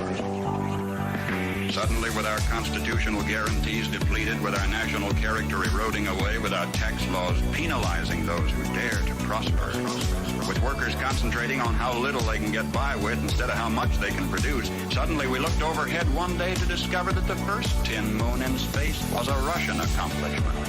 That free men dragging their feet had been outdistanced by slave workers dragging their chains, and we were sore afraid. Perhaps this was a disguised blessing, too. Maybe a dramatic accomplishment by this Cold War adversary was necessary to get us off our dead centers and back to work again. If we can revive in ourselves, then in our youth, something of that basic American's creed, the horizon has never, ever been so limitless. For man stands now on the threshold of his highest adventure of all. His first faltering footsteps into space.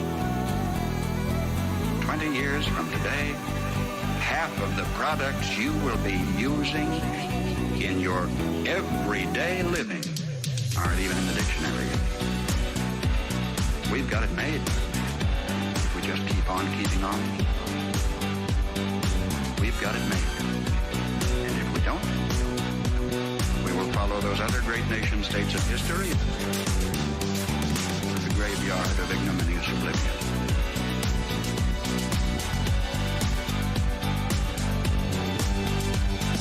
History promises only this for certain. We will get exactly what we deserve.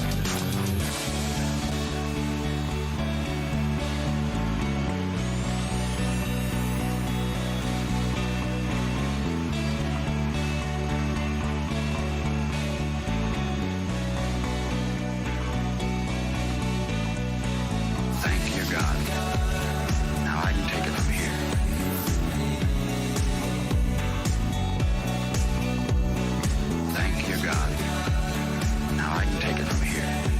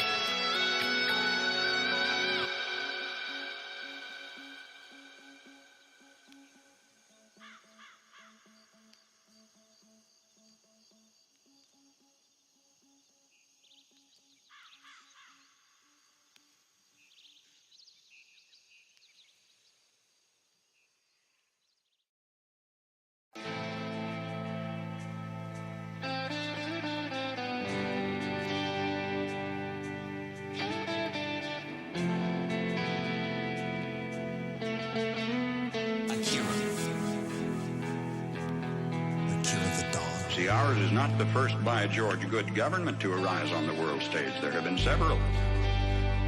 Rome, Spain, and Greece, and China, and each enjoyed about 150 years at its zenith. That's just about our time in the New World. And then each decayed away. Not one of them was ever destroyed by anybody else's marching legions. Each rotted away morally, socially, culturally, economically, simultaneously. You know, one of the most cruel paradoxes of history is this. Because each was a good government, it bore bountiful fruit. And when it bore bountiful fruit, the people got fat. When they got fat, they got lazy. When they got lazy, they began to want to absolve themselves of personal responsibility and turn over to government to do for them things which traditionally they had been doing for themselves.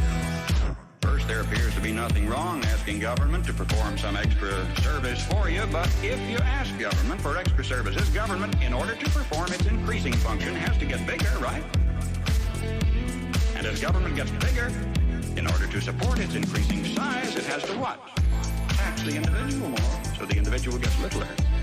And to collect the increased taxes requires more tax collectors, so the government gets bigger. And in order to pay the additional tax collectors, it has to tax the individual more, so the government gets bigger, and the individual gets littler. And the government gets bigger, the individual gets littler, until the government is all powerful. The individual is hardly anything at all. Good government bore bountiful fruit. When it bore bountiful fruit, the people got fat. When they got fat, they got lazy. When they got lazy, they began to want to absolve themselves of personal responsibility and turn over to government to do for them things which traditionally they had been doing for themselves.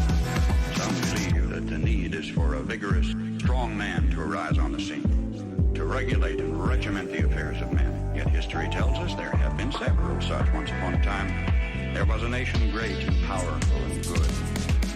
She was suffering from the aftermath of war, from the depression. Then came upon the scene a leader, an idealist, self-confident, intolerant of criticism. Wisely, he limited his early activities to combating the financial depression. Nobody could argue with that. But in a while, he began to regulate business and establish new rules to govern commerce and finance. Some of them in diametrical disagreement with the God-made laws of supply and demand. But anybody who disagreed with those new rules was promptly fired. The new leader saw that under the old system of free enterprise, landlords prospered, so he levied new taxes to take away their profits and destroy what he called the monopoly of capital. To please laborers, he controlled prices. To win the favor of the farmers, he gave them loans and subsidies. The national debt mounted alarmingly. Whenever anybody tried to tell him that governments, even as people, can go broke when they spend beyond their income, he said they just didn't understand deficit finance. What do you say? Did he build on rock or on sand? I say on sand.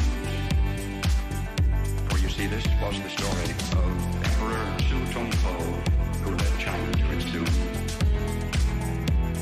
more than 1,000 years ago.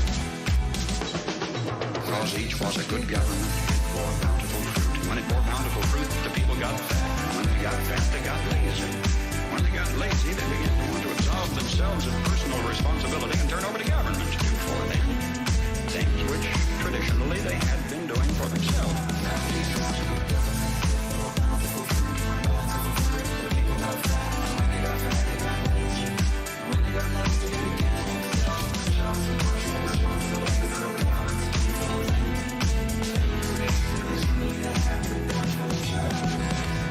I am satisfied with all my heart that if Uncle Sam ever does get whipped, here too, it will have been an inside job. It was internal decay, it was not external attack that destroyed the Roman Empire. Starting about 146 BC, internal conditions in Rome were characterized by a welter of class wars and conflicts, street brawls, corrupt governors, lack of personal integrity and moral responsibility, street brawls, corrupt governors, lack of personal integrity and moral responsibility, street brawls, corrupt governors, lack of personal integrity and moral responsibility, street brawls, corrupt governors, lack of personal integrity and moral responsibility, street brawls, corrupt governors, lack of personal integrity and moral responsibility, street brawls, corrupt governors, lack of personal integrity and moral responsibility.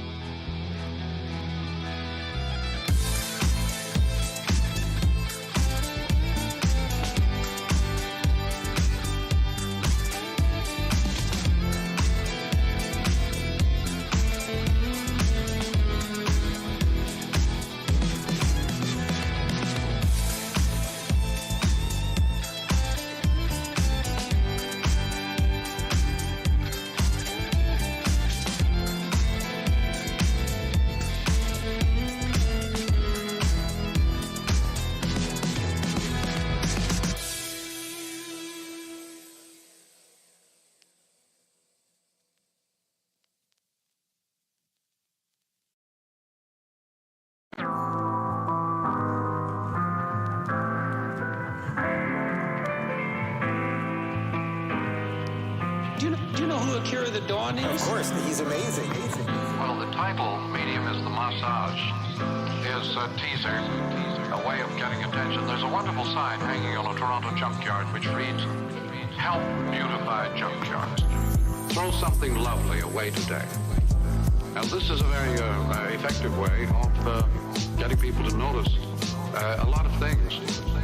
And so the title is intended to draw attention to the fact that a medium is not something neutral. It does something to people. It takes hold of them, it rubs them up, it massages them, it bumps them around. The medium is the massage. The medium is the massage. It's the massage. The medium is the massage.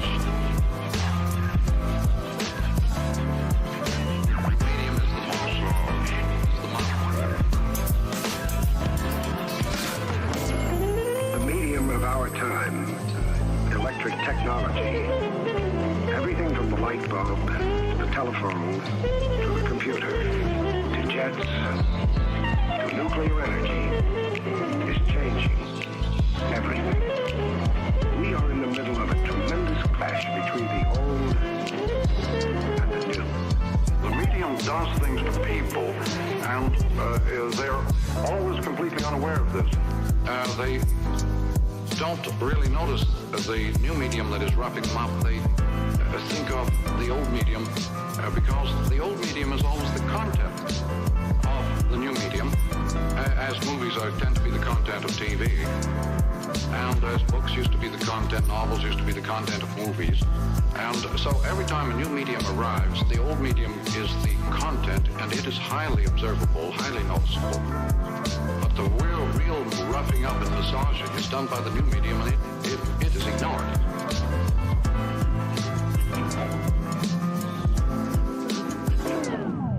Medium is the massage.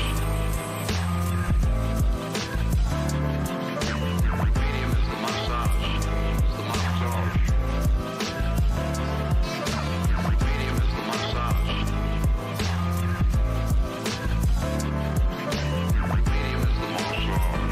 the massage. The idea that television, computers, and the rest are just tools that we use for better or worse isn't true. The way you react to them is what's important, not what's in them or on them. How you use your eyes to see. ears to hear, brings about new forms of human association and action. The way we refer to this new situation created by the new television massage, it is an evaluation made by the old visual types looking in the rearview mirror as usual, of something that is threatening the old values and reversing the old values. The medium is the massage. The medium is the massage. It's the massage. The medium is the massage. The medium is the massage. It's the massage.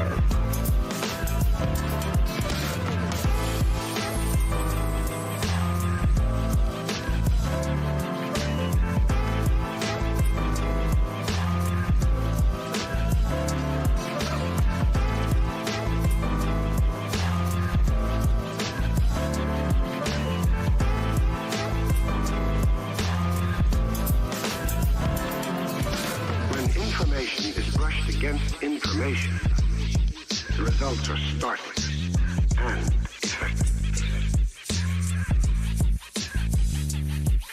We are re-entering the old tribal world, but this time we're going to go through the tribal dance and the tribal dream. Wide awake. Wide awake. Wide awake. Wide awake.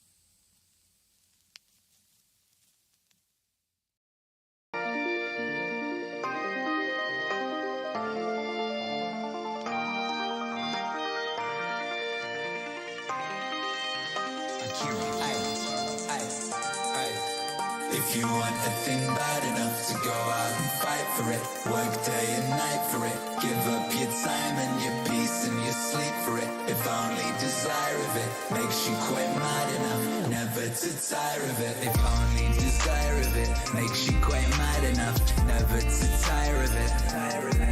Makes you hold all other things tawdry and cheap for it. Hold all other things tawdry and cheap for it. If life seems all empty and useless without it, and all that you scheme and you dream is about it. If gladly you'll sweat for it, fret for it, plan for it, lose all your terror of God or of man for it. If you want a thing bad enough to go out and fight for it, work day and night for it, give up your time and your peace and your sleep for it. If only desire of it makes you quite mad enough never to tire of it. If you want a thing bad enough to go out and fight for it, work day and night for it, give up your time and your peace and your sleep for it. If only desire of it makes you quite mad enough never to tire of it. Life seems all empty and useless without it, and all that you scheme and you dream is about it.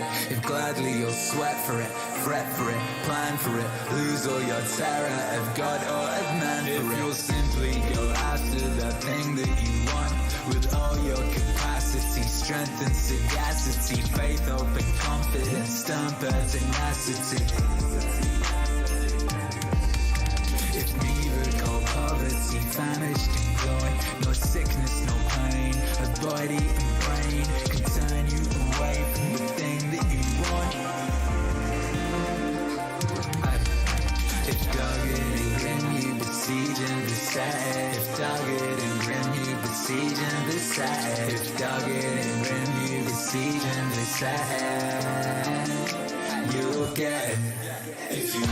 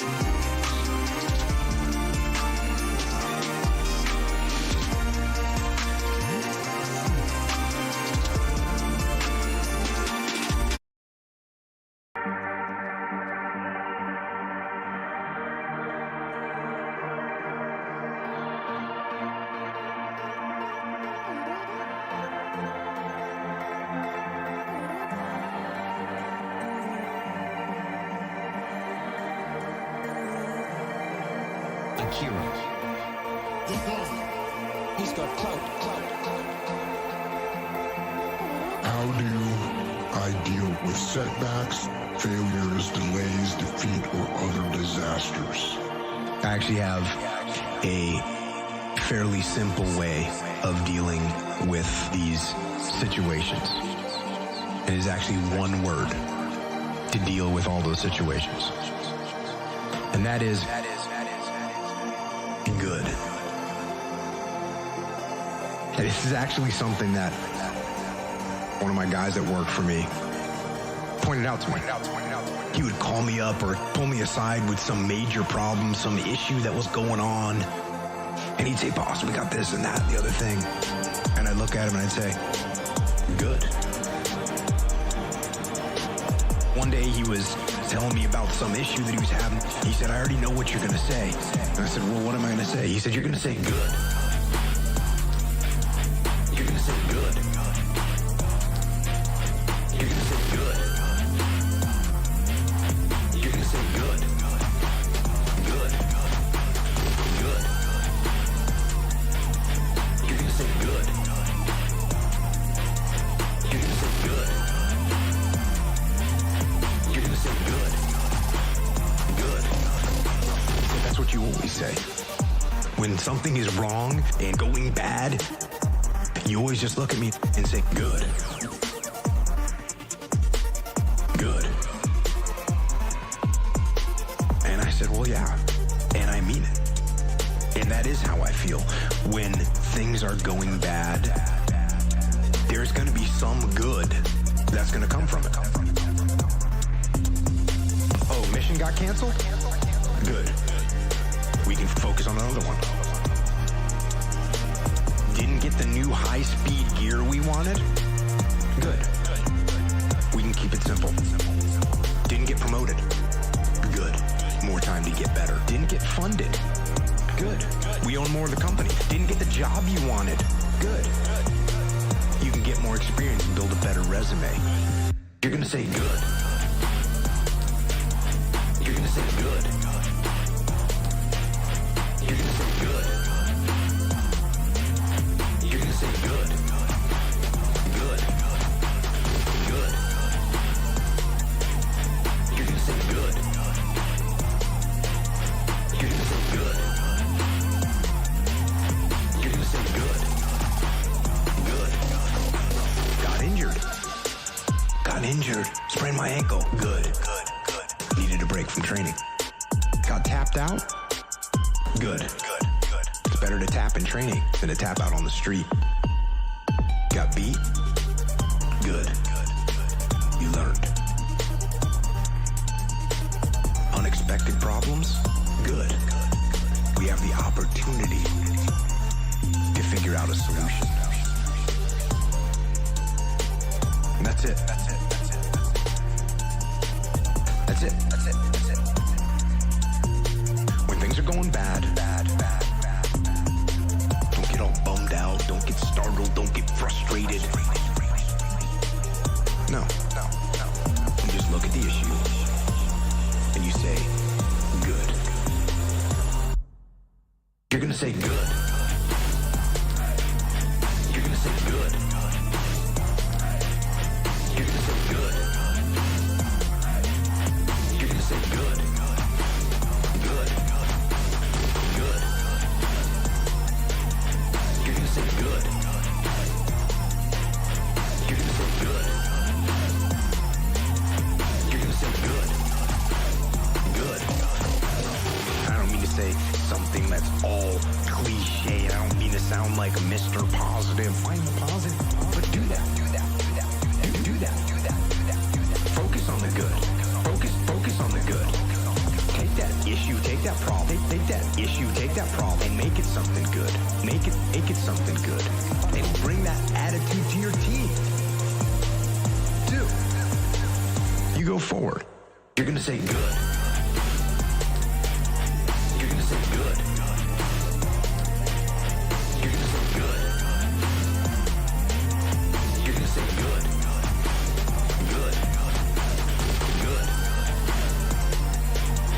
You're gonna say good. You're gonna say good. You're gonna say good. Good. And lastly, like to close this out, if you can say the word good, guess what?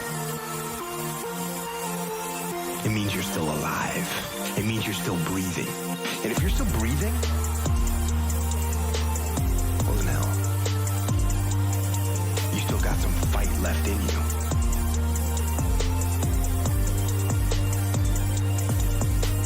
So get up, dust off, reload, recalibrate, re-engage, go out on the attack. And that right there is about as good as it gets.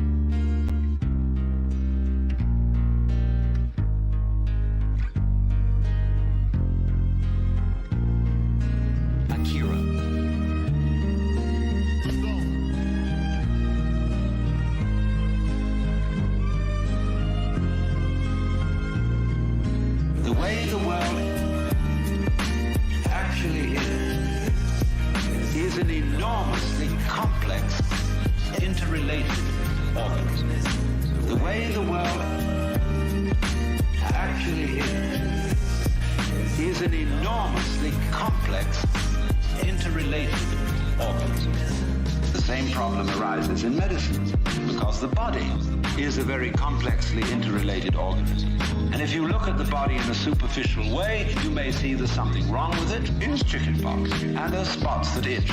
You might say, well, the spots are there, cut them off. So you kill the bug. Well, then you find you've got a real problem. Because you have to introduce some bugs to kill the bug. It's like bringing rabbits into Australia. And that starts going all over the place and getting out of there. But then you think, well, now wait a minute. It wasn't the bugs in the blood. There are bugs all over the place. What was wrong with this person? That his blood system suddenly became vulnerable to those particular bugs. His resistance wasn't up. Therefore, what you should have given was not an antibiotic, but vitamins. Okay, so we're going to build up his resistance. But resistance to what? You may build up resistance to this and this and this class of bugs, but then there's another one that loves that situation. He comes right in.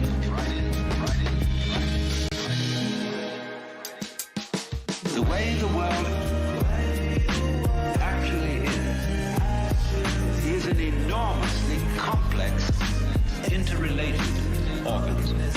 The way the world actually is an enormously complex, interrelated organism.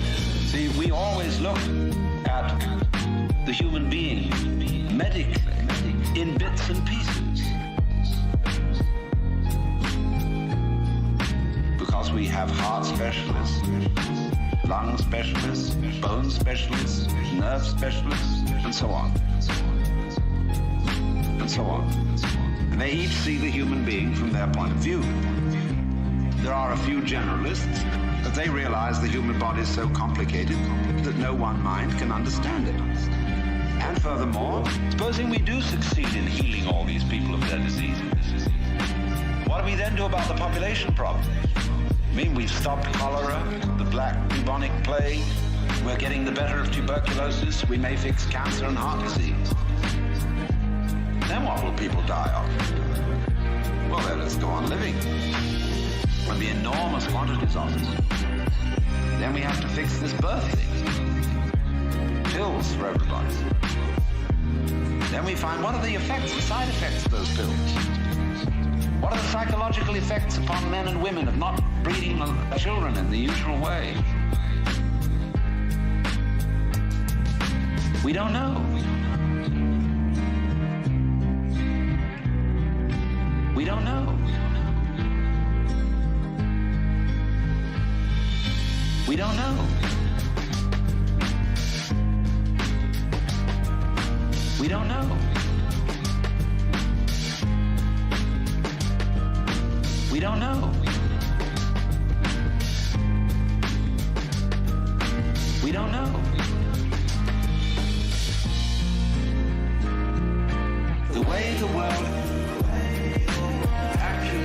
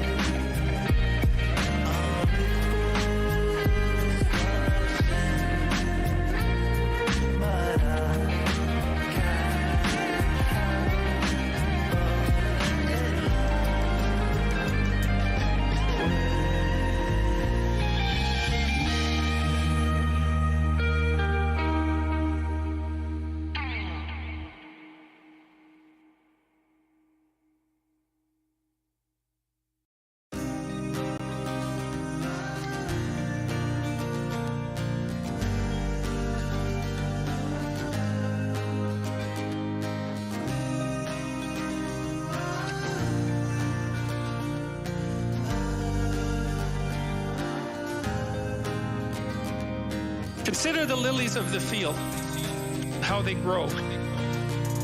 They toil not, neither do they spin. And yet I say unto you, that even Solomon in all his glory was not arrayed like one of these. Wherefore, if God so clothes the grass of the field,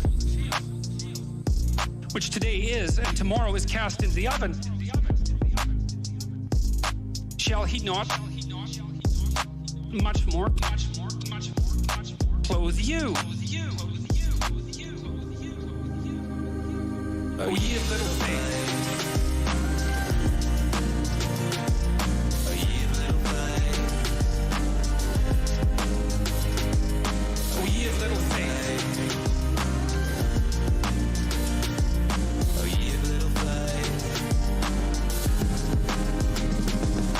Shall he not much more clothe you? Therefore, take no thought, saying, what shall we eat, or what shall we drink, or wherewithal shall we be clothed? Those are famous lines. That's sort of Christ the hippie, right? It's like, hey, let it all hang out, do your thing, and everything will come to you. But that's seriously not the proper interpretation, because there's a kicker with this. And the kicker is this. For your heavenly Father knows you have need of all these things. But seek ye first the kingdom of God and his righteousness, and all these things shall be added unto you. O ye of little faith.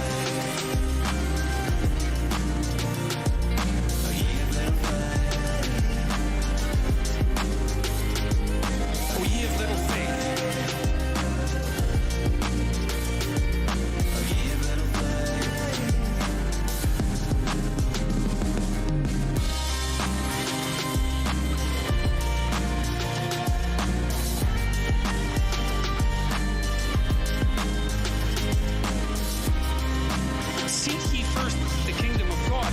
Righteousness,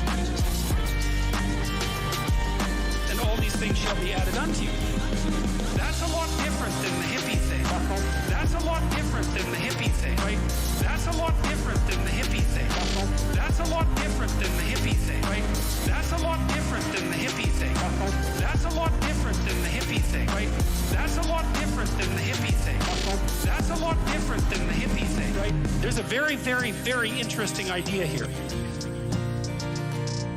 It's certainly one of the most profound ideas that I've ever encountered.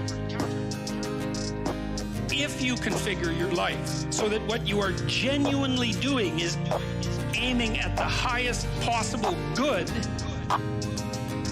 then the things that you need to survive and to thrive on a day-to-day basis will deliver themselves to you.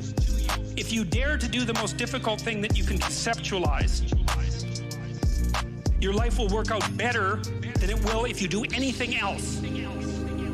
Well, how are you going to find out if that's true?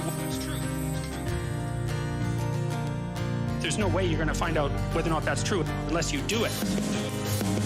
You have to be all in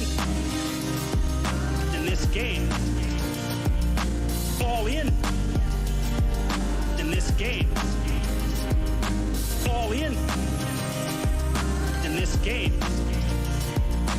All in this game. O ye of little faith. O ye of little faith. O ye of little faith. O ye of little faith.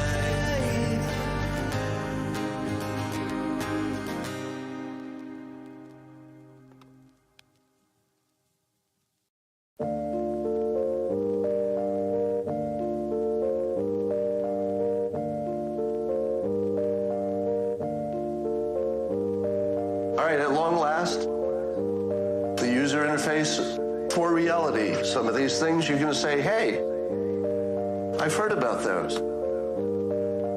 For First, you must accept the frame, at least as a filter, that there could be a subjective reality and that you can manipulate it. You should accept that systems work better than goals. People are telling me every day that they implemented systems and it changed their life. This is one of the biggest buttons on the interface for life. If you don't like where you are and you want to go somewhere else, learn how to build systems for everything from your diet to your career to your social life, fitness, everything.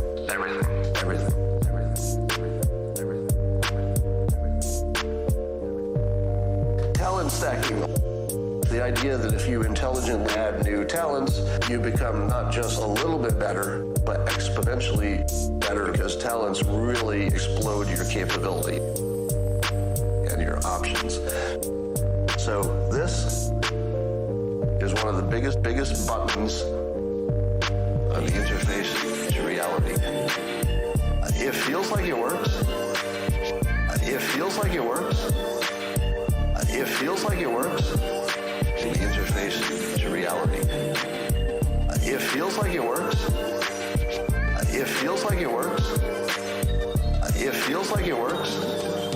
Affirmations, the idea of writing down or visualizing your goals, seems to be something that gives you the impression that it works. And I say that very carefully. Does it work?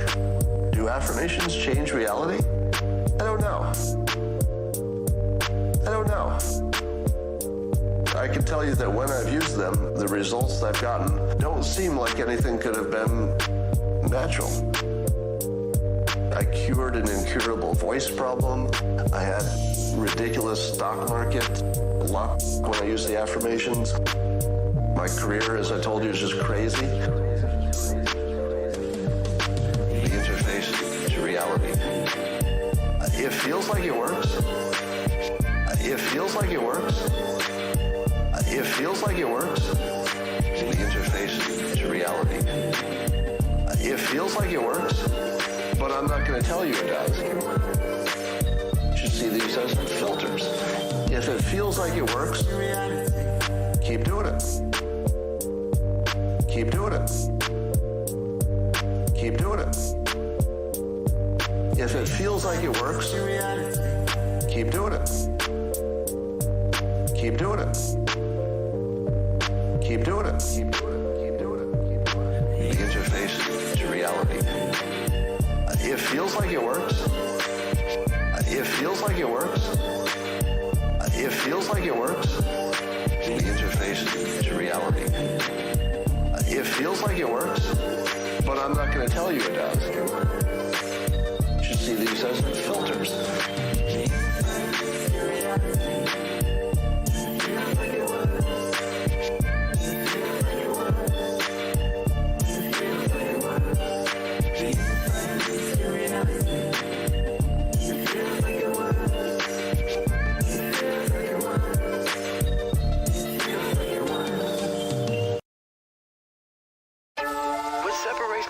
People is they go into a daunting task, and the task is overwhelming.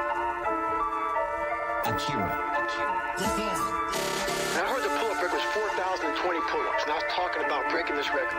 People are like, oh my God. I went right to a pen and paper. What are you doing? I'm doing the math, man. I'm doing the math, man. What are you talking about? I'm doing the math, man. I'm open-minded to the fact that, okay, if I do 5 pull-ups in a minute for so many hours, I can get so many pull-ups in. How much time do I have to rest? I was breaking the math down. You have to be open-minded to the possibilities that I can do this. Once you shut your mind down to the possibility that it can be achieved, there's no way it can happen. So that's why my eyes and my body light up about things, because I know that if you're in a fight, you have to attack. You have to keep attacking. The enemy has to know he is not going to give up. The enemy has to know he is not going to give up. He must break the soul, whatever the fuck is in front of him. Whatever the fuck is in front of him. whatever the fuck is in front of you. Whatever the fuck is in front of you. The enemy has to know he is not going to give up. He must break the soul, whatever the fuck is in front of you. That's what I realized. I was never breaking the soul of anything in front of me. So that's why I came with this thing called taking souls. I started to devise ways to break a soul of a human being, of an object, of whatever's in front of me. And if you keep on attacking something, nothing wants to stand in front of anything that is relentless. Nothing. That's when a lot of stuff started clicking, man. I started watching those instructors on the side. They've been there, done that. Now they're instructing you. They have their parkas on, it's usually cold, coffee, drinking their coffee, and they're beating the crap out of us. And when I started realizing, I started playing mind games. And I was like, you know what? I bet these fuckers are looking at us, judging themselves about when they were going through hell. About looking at Goggins right now. I was better than him. I was better than that guy. I was better than that fucker over there. I was like, okay. So what I started doing was I got my boat crew. It's Wednesday and everybody's broken, everybody's beat up, man, and everybody's like just trying to get through Hell Week now, and they tell you how you're supposed to feel. So you are feeling that way. I was like, don't let these motherfuckers tell you how you're supposed to feel. No, it's day one, motherfucker. This is hour one. So I was getting my boat crew all jacked up. I said, we're gonna take these motherfuckers' souls. So they had us doing this simple thing that guys are struggling with. Boat Crew 2 is just launching the fucking boat and you're yelling, yeah, you can't fucking hurt us. You can't hurt Boat Crew 2. And I looked on the instructors' faces and it looked like someone had just fucked with their soul. And I looked at my guys on the boat crew and I said, hey, guess what? Those motherfuckers aren't fucking tonight. Because we own space in their fucking head. We own space. They're gonna think about us tonight. The enemy has to know he is not going to give up. The enemy has to know he is not going to give up. He must break the soul, whatever the fuck is in front of him. Whatever the fuck is in front of him. Whatever the fuck is in front of him. Whatever the fuck is in front of him. The enemy has to know he is not going to give up. He must break the soul, whatever the fuck is in front of him. And we start fueling off of that. We start fueling off the fact that, man, it takes 1 second of energy to steal everybody's. And then you have all the energy you need. That's all you need. You need to look at someone's eyes. You know how it is when you fight somebody and you broke that motherfucker. He's like, oh God, man, I don't want to go back to the next round. And you feel like, my God, I can fight all day. That's what taking souls is. But you have to have the will, the heart, the courage to go that distance when you're exactly jacked up, you have nothing left to give, and give more. You know how you get that fight or flight response when you get to move real quick? I started learning the mind a lot, how to get myself jacked extremely fast in a horrible environment when everybody's miserable. I learned how to really find strength in the misery. This is where I shine. And I started using all that misery for tons of drive and motivation to then lead people further. Because you can get a lot of power through misery. And once people see that, my God, Goggins is fucking going, then everybody says, roger that. I started realizing that if you can just find strength just a little bit longer, you will have a crew of people following you along the way. The enemy has to know he is not going to give up. The enemy has to know he is not going to give up. He must break the soul, whatever the fuck is in front of him. Whatever the fuck is in front of him. Whatever the fuck is in front of him. Whatever the fuck is in front of him. The enemy has to know he is not going to give up. He must break the soul, whatever the fuck is in front of you. You have to take great pleasure in the fact that no one wants to be where the fuck you're at right now. Great pleasure, man. They have to bring a passion out of you. Has to bring something very, very weird out of you, man. Like, you know, people don't really understand what that is. When you're in the worst environment possible, the worst situation possible, and everybody's looking like, God, man, I hope this ends. And you see that. Time slows down and you see that. You're feeling that. Everybody has that look on their face like, God, this gotta go. I don't want to be anymore. This is where I shine. This is where I shine.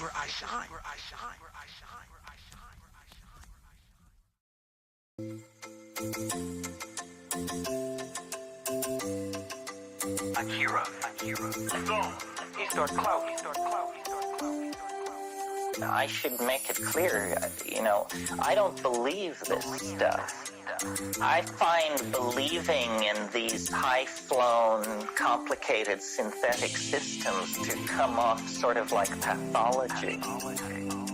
So I entertain ideas, but I don't give belief over what I do. I'm a meme spreader. What I do, I'm a meme spreader. What I do, I'm a meme spreader. A meme replicator. Naturally, this question arose in our group. Why us? Why us? Why are the aliens revealing the unified field theory of space and time to us? And the mushroom just replied without hesitation. Because you don't believe in anything. And that apparently is what's required. Do you all know that Van Morrison song about no guru, no method, no teacher, just you and me and nature in the garden? I think that's actually where it's at.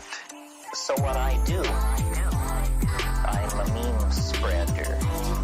What I do, I'm a meme spreader. What I do, I'm a meme spreader. A meme replicator. A meme is a terrible thing to waste. A meme is a terrible thing to waste. And the purpose of these teaching things is to turn you into fellow replicators of the meme.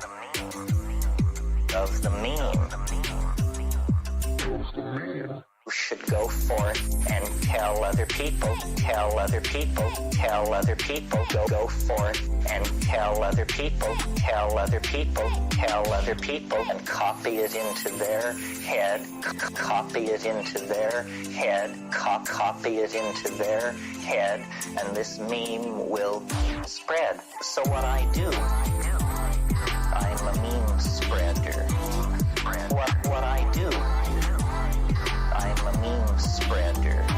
What I do, I'm a meme spreader. A meme replicator. Because we cannot evolve faster than our language. The edge of being is the edge of meaning. And somehow we have to push the edge of meaning. We have to extend it. Because if we appear to be confronted by insoluble problems, it's because we have the wrong language for dealing with this problem. You learn that with computers. Certain languages are good for certain kinds of problems. We have to constantly evolve language and push it forward. So what I do, I'm a meme spreader. What I do, I'm a meme spreader. What I do, I'm a meme spreader. A meme replicator.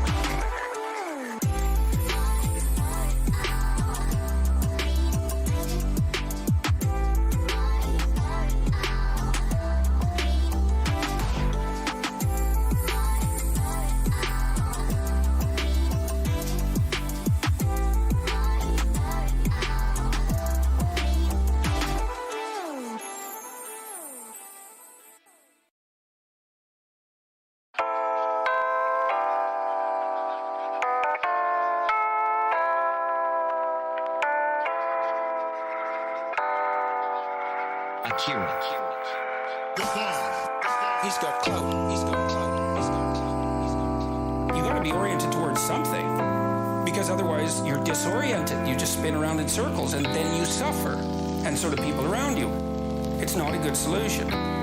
Orient yourself towards something.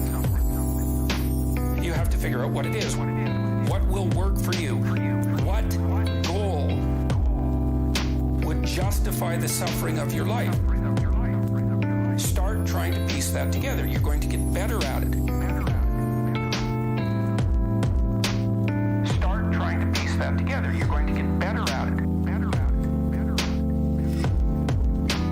But it's a personal process, so you need a personal place to stand, because otherwise you're going to be handed a place to stand on a plate. And it may be one that makes you a puppet of someone else's goals.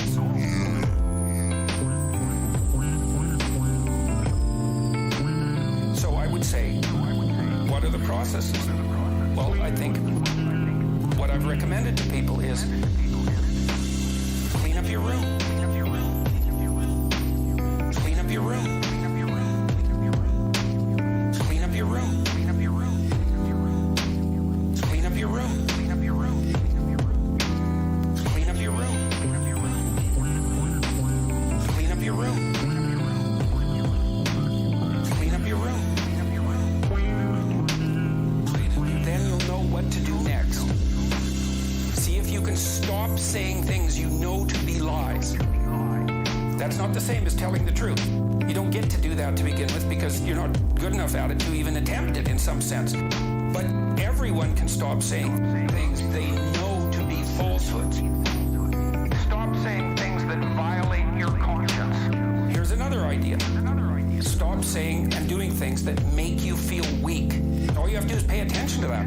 Some things you do will make you feel disintegrated. It's a physiological sensation. Some things improve your integrity and some things disintegrate you. The things that disintegrate you, you often do to impress other people. You're escaping what you know to be your moral obligation, and your moral obligation stems naturally from your aims. And if you don't have an aim, well then, you're aimless. Clean up your room. Clean up your room. Clean up your room. Clean up your room. Clean up your room. Clean up your room. Clean up your room. Clean up your room. Clean up your room. Clean up your room. Clean up your room. Then you'll know what to do next. I had a girl come up to me last night.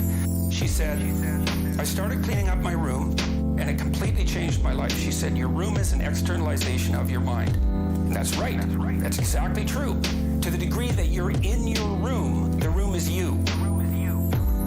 So straighten up what you can straighten up and quit saying things that make you feel weak. And then you'll know what to do next. Clean up your room. Clean up your room. Clean up your room. Clean up your room. Clean up your room. Clean up your room. Clean up your room. Clean up your room. Clean up your room. Clean up your room. Clean up your room. Then you'll know what to do next. It's like, hey, man, you have a room. Most people throughout human history have not had a room. You have a room. Well, my room's a hellhole. It's like, well, then you're a denizen of hell inhabiting it. You should do something about that. Well, what? Well, put it in minimal order. Get your clothes together, because you have to wear those. People are looking at your clothes. What clothes should you be wearing? Not the clothes of a total wretched loser. How about that? What about your bed? Well, is it comfortable? Do you make it in the morning so it looks like half civilized? Can you sleep there? It's like, is there junk everywhere so you just hate your life when you walk into your room? It's like, clean the damn thing up. See if you can do it. Order your drawers. Learn to fold your clothes.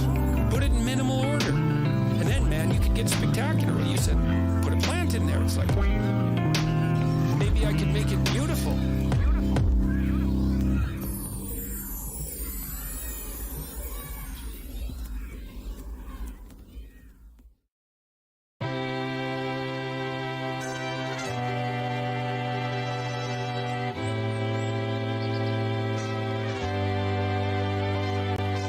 Akira. Good dog. He's got clout. When you wake up in the morning, tell yourself, the people I deal with today will be meddling, ungrateful, arrogant, dishonest, jealous, and surly. They are like this because they can't tell good from evil. But I have seen the beauty of good and the ugliness of evil, and have recognized that the wrongdoer has a nature related to my own. Not of the same blood or birth, but the same mind, and possessing a share of the divine.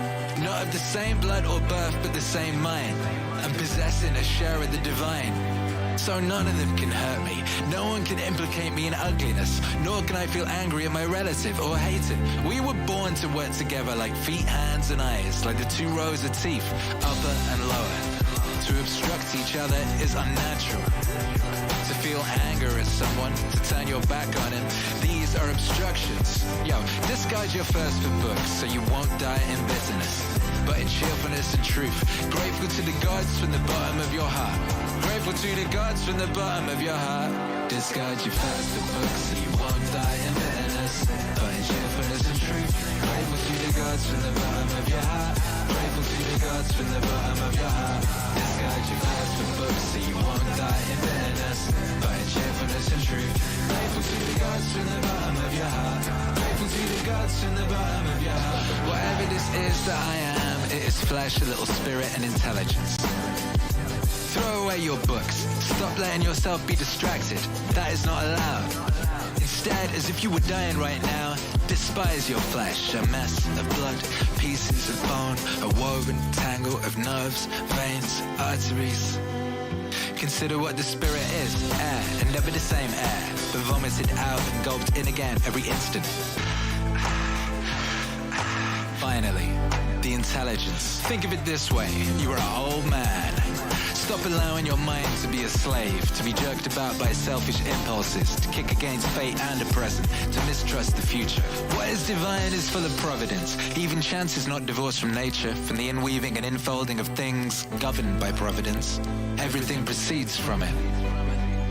And then there is necessity and the needs of the whole world, of which you are a part. Whatever the nature of the whole does and whatever serves to maintain it is good for every part of nature. The world is maintained by change in the elements and in the things they compose. That should be enough for you. Treat it as an axiom. Discard your thirst for books so you won't die in bitterness, but in cheerfulness and truth. Grateful to the gods from the bottom of your heart. Grateful to the gods from the bottom of your heart. Discard your thirst for books so you won't die in bitterness, but in cheerfulness and truth. Grateful to the gods from the bottom of your heart. Grateful to the gods from the bottom of your heart. Discard your thirst for books so you won't die in bitterness, but in cheerfulness and truth. Grateful to the gods from the bottom of your heart. Grateful to the gods from the bottom of your heart. What a glorious thing, waking up in the morning, baby. Oh, what a glorious thing, yes, to have the whole day. Hey, oh, what a glorious thing, waking up in the morning, baby. Oh, what a glorious thing, yes, to have a whole. Discard your thirst for books so you won't die in bitterness, but in cheerfulness and truth. Grateful to the gods from the bottom of your heart. Grateful to the gods from the bottom of your heart. Discard your thirst for books so you won't die in bitterness, but in cheerfulness and truth. Grateful to the gods from the bottom of your heart. Grateful to the gods from the bottom of your heart. Remember how long you've been putting this off? How many extensions the gods gave you and you didn't use them? At some point you have to recognize what world it is that you belong to, what power rules it and from what source you spring. That there's a limit to the time assigned to you, and if you don't use it to free yourself, it will be gone and will never return.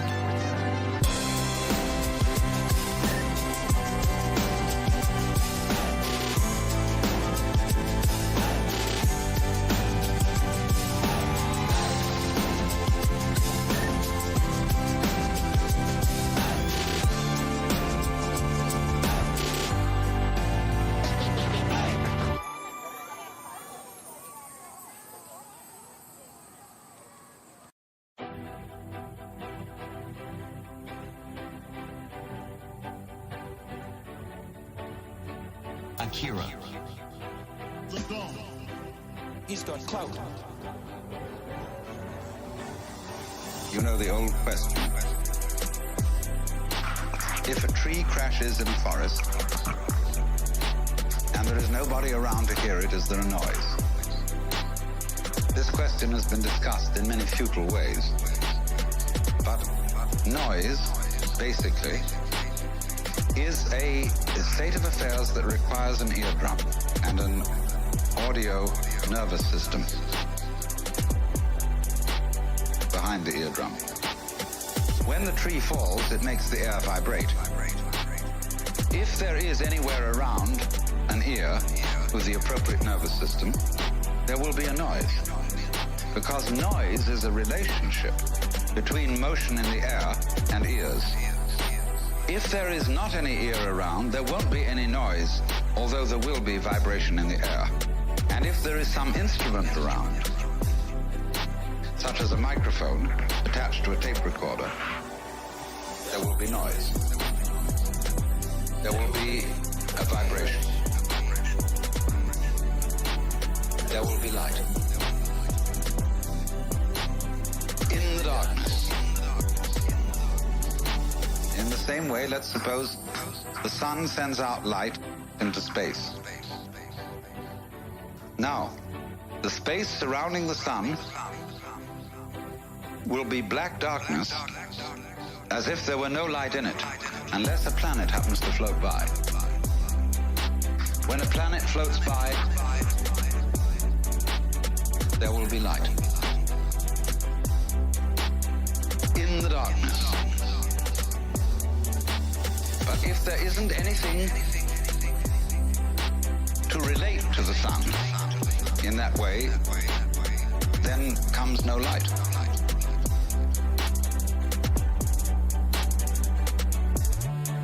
Now this goes right down to the root and ground of everything. It goes down to the essence of your nerves, your whole being. That it's all an interdependence. There will be noise. There will be a vibration. There will be light. In the darkness, there will be noise. There will be a vibration. There will be light. In the darkness. And that's why one of the basic symbols of the universe is the Chinese yin-yang symbol, which you know is a circle with an S curve in the center. One side of the S is black, the other is white. So it makes, as it were, two commas or two fishes. And the eye of the fish is the opposite color. The white fish has a black eye, the black fish has a white eye, curling in on each other. Now this thing is called a helix. And that is the fundamental form of the galaxies, the great nebulae we see out in space. And this is basically, too, the position of sexual intercourse. This is lovemaking. And this is, you know, when you hold hands and so on. This is it. This is it. There will be noise. There will be a vibration. There will be light. In the darkness, there will be noise. There will be a vibration. There will be light. In the darkness.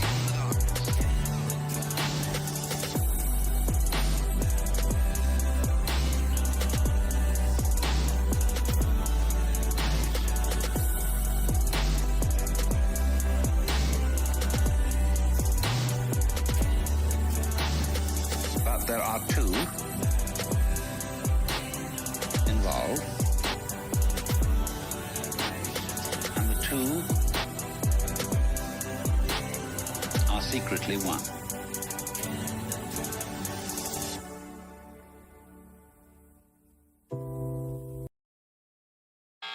It's this fear of discomfort. People have this extreme feeling in their mind when it comes to their associations with exercise. They want to avoid discomfort. They feel like any type of exercise is just like something to be avoided. That's not for me. Fuck that. I don't want to sweat. I don't want to strain. I don't want to sweat. I don't want to strain. And a lot of times this association that they have is about the beginnings of getting in shape. It's not about once you're actually fit. Because once you're actually fit and you look forward to it, it feels great. If I can't get a workout in, I look at my schedule and go, oh shit, I don't have any time for a workout, which means I'm not going to get that good feeling, get that good feeling. And so instead of looking at it like, oh, I've got to go grunt and sweat, I'm thinking I'm not going to feel good, I'm not going to feel relaxed, I'm not going to feel carefree, even appreciative, like my appreciation of things, it gets enhanced greatly after exercise. I just feel better. I want to sweat, I want to strain, I want to sweat, I want to strain, I want to sweat, I want to strain, I want to sweat, I want to strain. Get that good feeling, get that good feeling, get that good feeling. I want to sweat, I want to strain, I want to sweat, I want to strain, I want to sweat, I want to strain, I want to sweat, I want to strain, I want to sweat, I want to strain. Get that good feeling, get that good feeling, get that good feeling. It feels great. Most people, their associations are to avoid anything that's uncomfortable. It's so illogical. Discomfort is your friend. It really is. Discomfort, not being happy and content with certain situations in life. They're massive, massive motivators. They're amazing at facilitating change. Yet our instinct is to avoid those and just sit on the couch and watch some fucking reality show. It's bizarre. When I get really disciplined and really consistent with my workouts, I almost feel momentum. I feel like there's push behind me, like, all right, yeah, now I'm doing sweat. I want to strain. I want to sweat. I want to strain. I want to sweat. I want to strain. I want to sweat. I want to strain. Get that good feeling. Get that good feeling. Get that good feeling. I want to sweat. I want to strain. I want to sweat. I want to strain. I want to sweat. I want to strain. I want to sweat. I want to strain. I want to sweat. I want to strain. Get that good feeling. Get that good feeling. Get that good feeling. Yeah, now I'm doing it. Yeah, now I'm doing it. I'm doing it all the time now. I'm looking forward to the next time, and it makes that resistance much weaker, and it makes my motivation and my discipline much stronger. I think a lot of it is based on just the consistency. Blowing something off is not just bad for you physically, it's also bad mentally, because then that option is now available. The option to fuck off. You did it before, and you're probably going to do it again, and you'll get mediocre results, not just in that aspect of your life, maybe in all aspects of your life. That option to fuck off, when you embrace it, that is a pathway that you might choose when it comes to dealing with conflict in your personal life, business decisions, career decisions, like an uncomfortable decision that you might be faced with, what your pathway is in life, but you don't do it. Instead, you fuck off. And that inclination to fuck off, that gathers momentum as well. The inclination to be disciplined, that comes with momentum. I think both things. You take a path. I want to sweat, I want to strain, I want to sweat, I want to strain, I want to sweat, I want to strain, I want to sweat, I want to strain. Get that good feeling, get that good feeling, get that good feeling. I want to sweat, I want to strain, I want to sweat, I want to strain, I want to sweat, I want to strain, I want to sweat, I want to strain, I want to sweat, I want to strain. Get that good feeling, get that good feeling, get that good feeling. It feels great.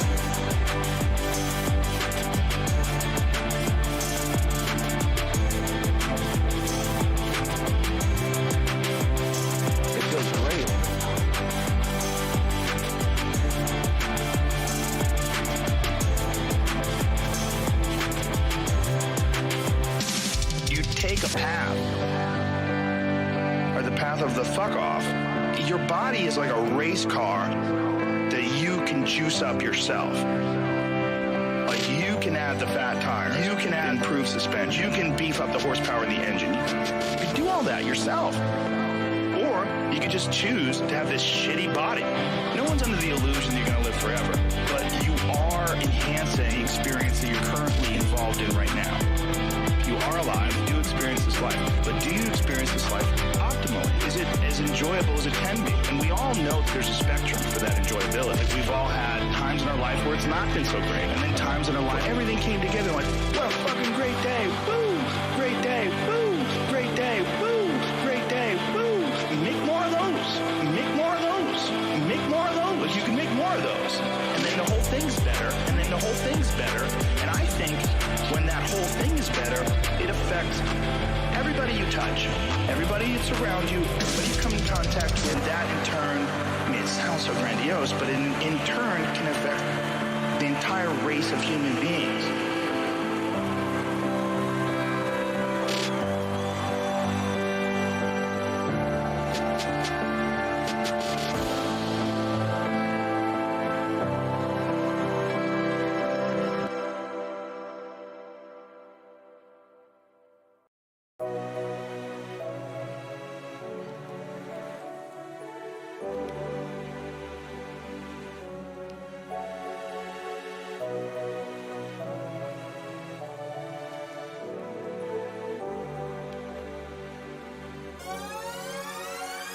If you wish to make an apple pie from scratch, you must first invent the universe.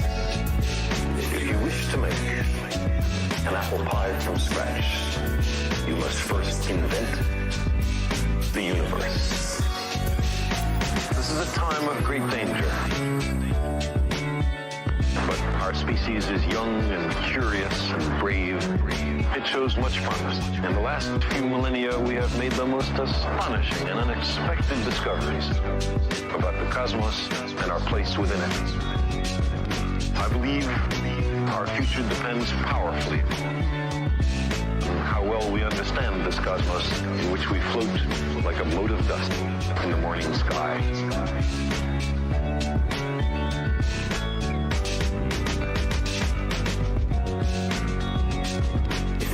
To make an apple pie from scratch, you must first invent the universe. If you wish to make an apple pie from scratch, you must first invent the universe. The surface of the earth is the shore of the cosmic ocean. On this shore, we've learned most of what we know.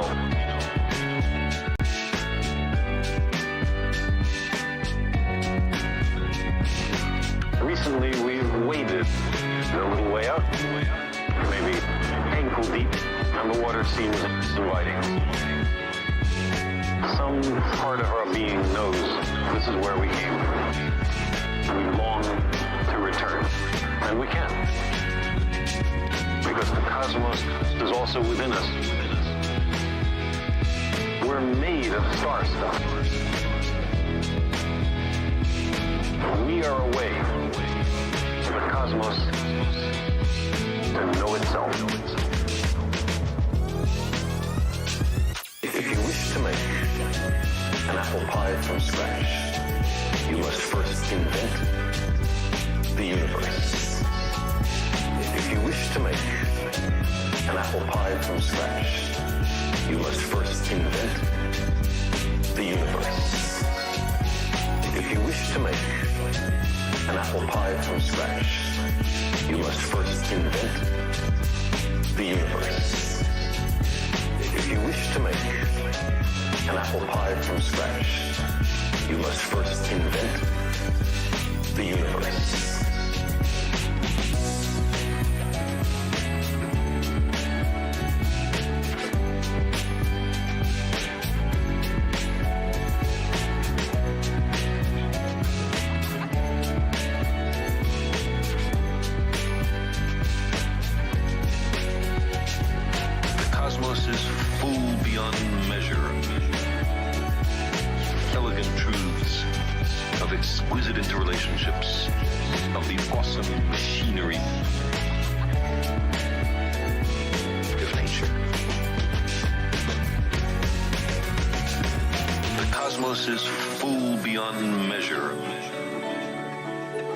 elegant truths, of exquisite interrelationships, of the awesome machinery of nature.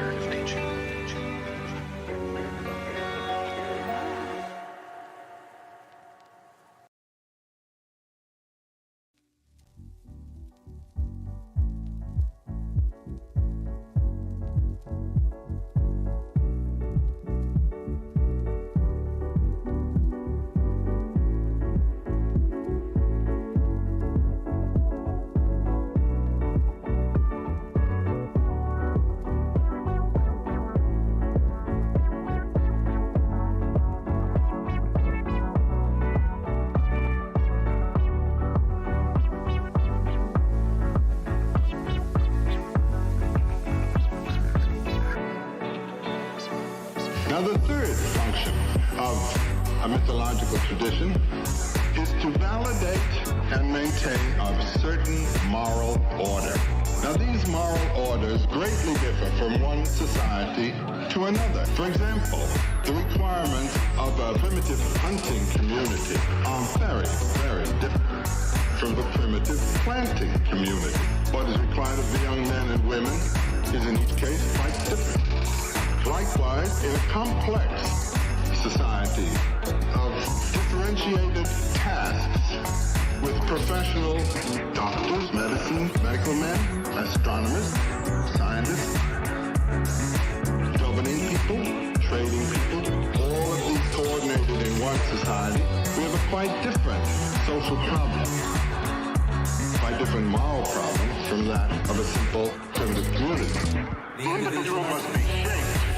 He must be made to react in the way that culture wants. The individual must be shaped. He must be made to react in the way that culture wants. And so there is this variation from society to society in terms of the social orders.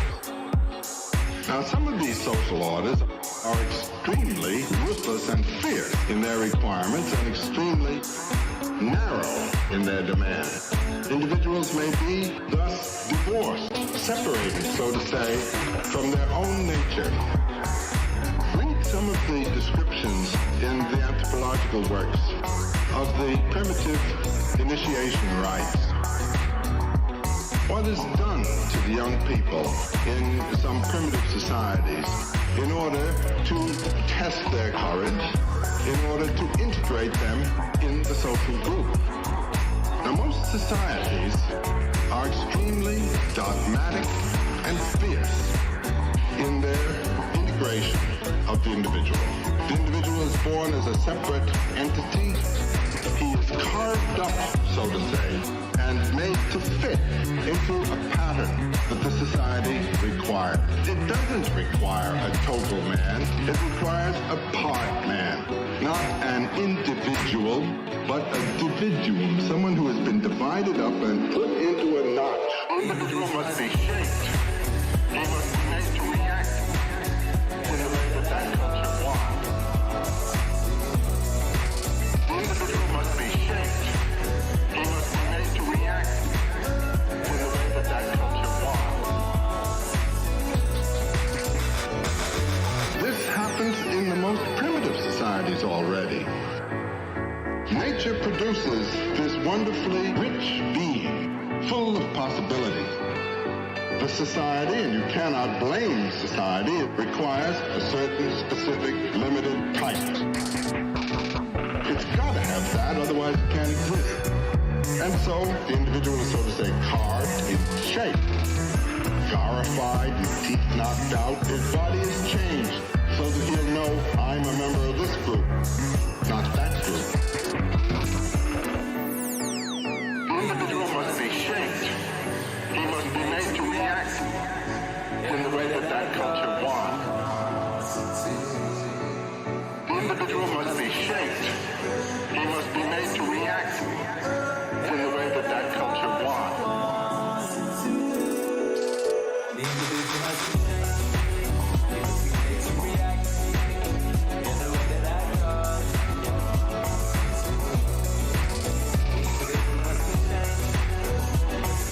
react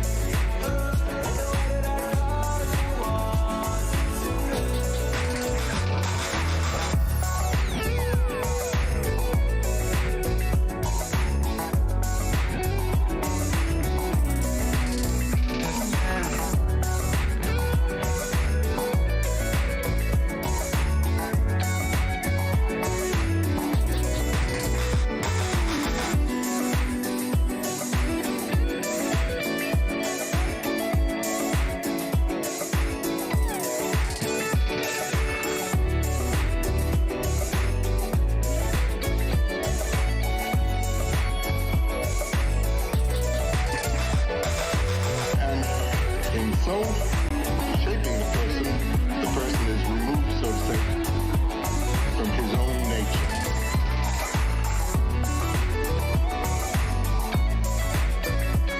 From his own nature. From his own nature.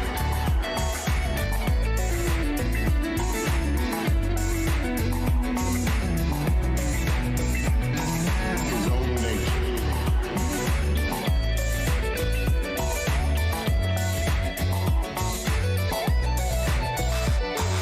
His own nature.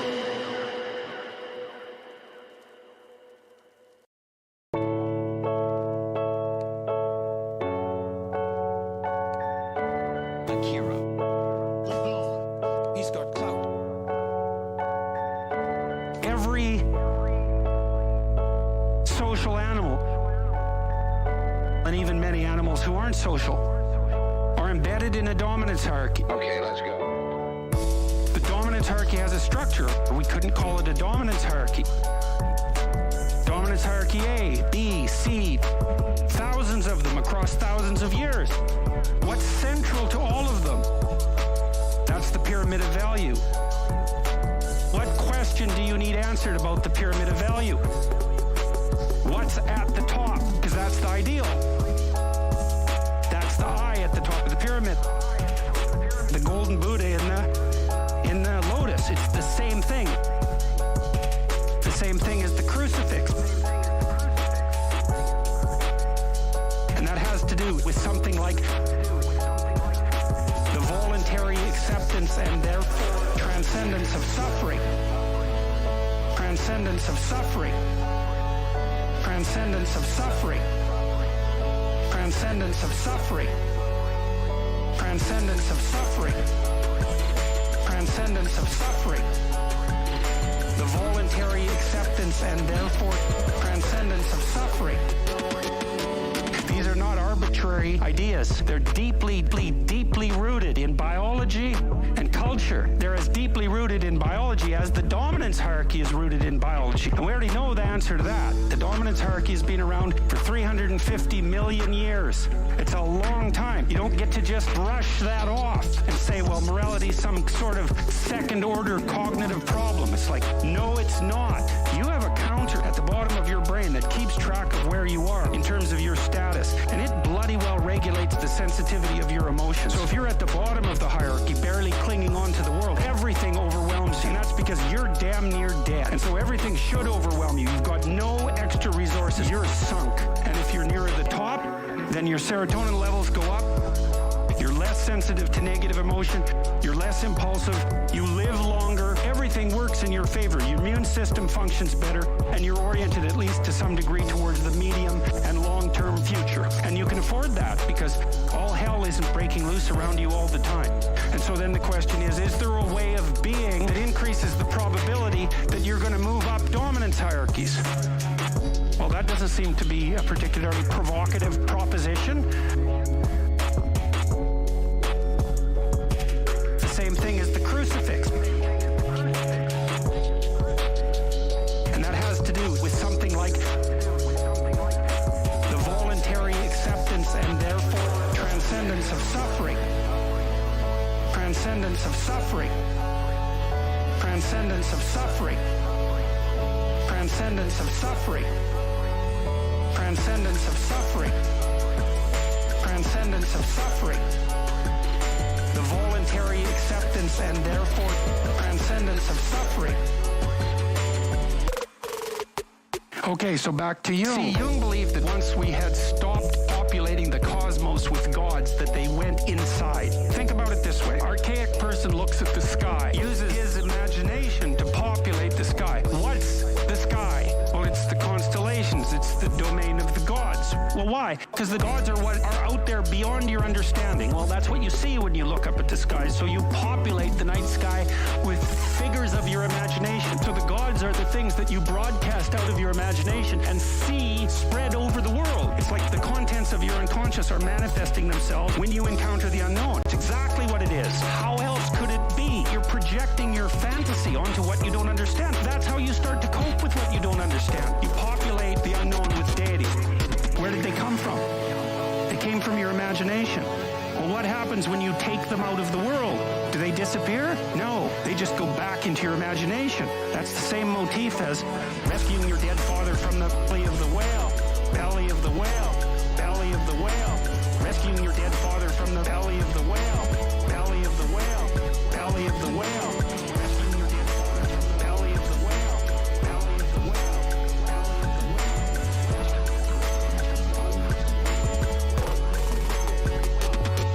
It's the same idea. Is that the corpses of the gods inhabit your imagination. So where do you go if you need to revivify them? You go into your imagination.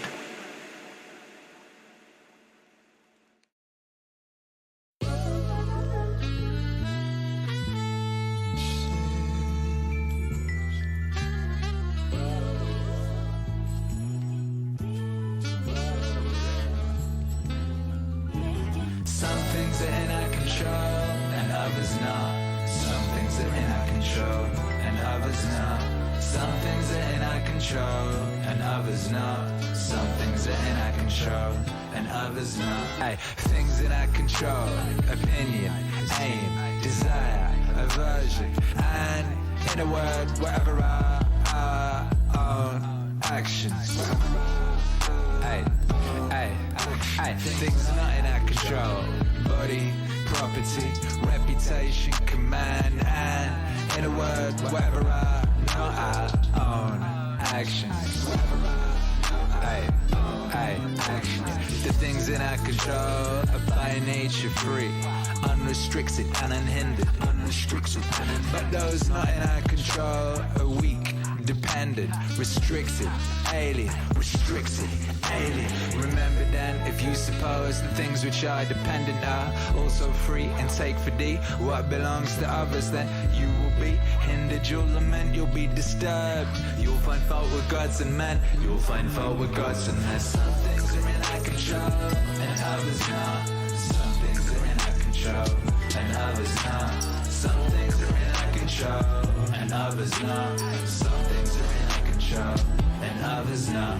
But if you take for your own only that which is your own, a view what belongs to others, such as it really is, no one will ever compel you, no one will ever restrict you. You'll find fault with no one, you will accuse no one, you will do nothing against your will.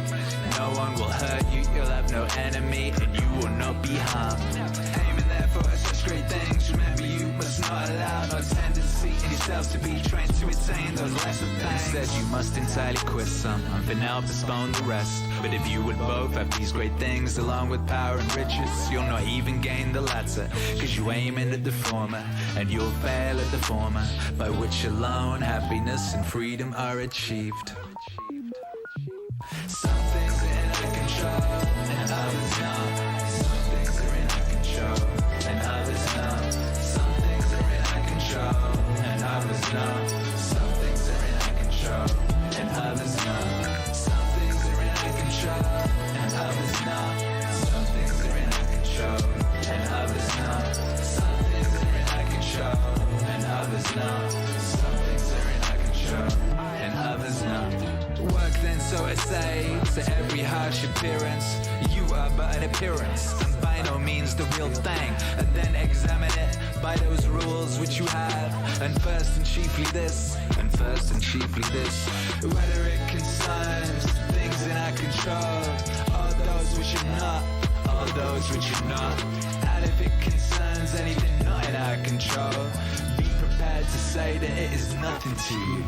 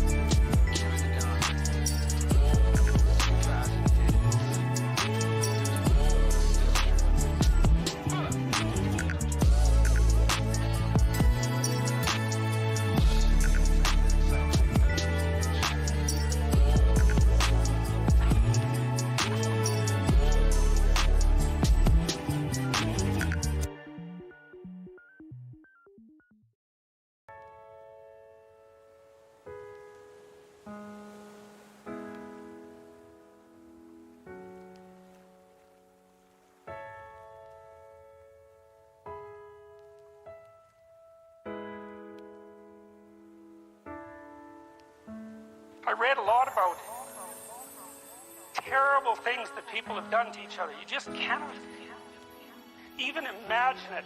It's so awful. So you don't want to be someone like that. Now, do you have a reason to be? Yes, you have lots of reasons to be. God, there's reasons to be resentful about your existence. Everyone you know is going to die. You too. And there's going to be a fair bit of pain along the way. And lots of it's going to be unfair. It's like, yeah. No wonder you're resentful. It's like, act it out. See what happens. You make everything you're complaining about infinitely worse. There's this idea that hell is a bottomless pit. And that's because no matter how bad it is, some stupid son of a bitch like you could figure out a way to make it a lot worse.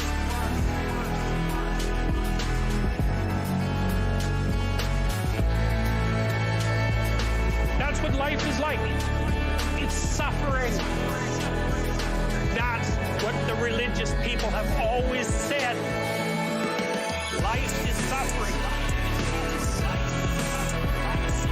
Yes. Life is suffering. Yes. What do you do in the face of that suffering? Try to reduce it. Start with yourself. What good are you? Get yourself together for Christ's sake so that when your father dies, you're not whining away in the corner and you can help plan the funeral and you can stand up solidly so that people can rely on you. That's better. Don't be a damn victim. Of course you're a victim. Jesus. Obviously. Put yourself together. You know how to do that. You know what's wrong with you, if you'll admit it. You know there's a few things you could, like, polish up a little bit that you might even be able to manage in your insufficient present condition. So you might shine yourself up a little bit, and then your eyes will be a little more open, then you can shine yourself up a little bit more, and then maybe you could bring your family together instead of having to be the hateful, fightful, neurotic, infighting batch that you're doomed to spend Christmas with. Life is suffering. Yes. Life is suffering. Yes. So then you fix yourself up a little bit, kind of humbly, because, oh God, you're a fixer-upper if there ever was one. And then you got to figure out how to make peace with your idiot brother, and probably not, because he's just as dumb as you. So how the hell are you going to manage that? So then maybe you get somewhere that way, and your family sort of functions, and you find out that kind of relieves a little bit of suffering, although it reduced the opportunities for spiteful revenge, and that's kind of a pain in the neck. And so then you get your family together a little bit, and you're a little clued in then, at least a bit, because you've done something difficult that's actually difficult. You're a little wiser, and so then maybe you could put a tentative finger out beyond the family and try to change some little thing without wrecking it. Our society is complex, and we teach our students that they can just fix it. It's like, go fix a military helicopter and see how far you get with that. You're like a chimp with a wrench. Whack! Oh, look, it's better. It's like, no, it's not better. Things are complicated, and to fix things is really hard. And you have to be like a golden tool to fix things. And you're not. And that's the other message of the West. How do you overcome the suffering of life? Be a better person. Life is suffering. Yes. Life is suffering. Yes. Life is suffering.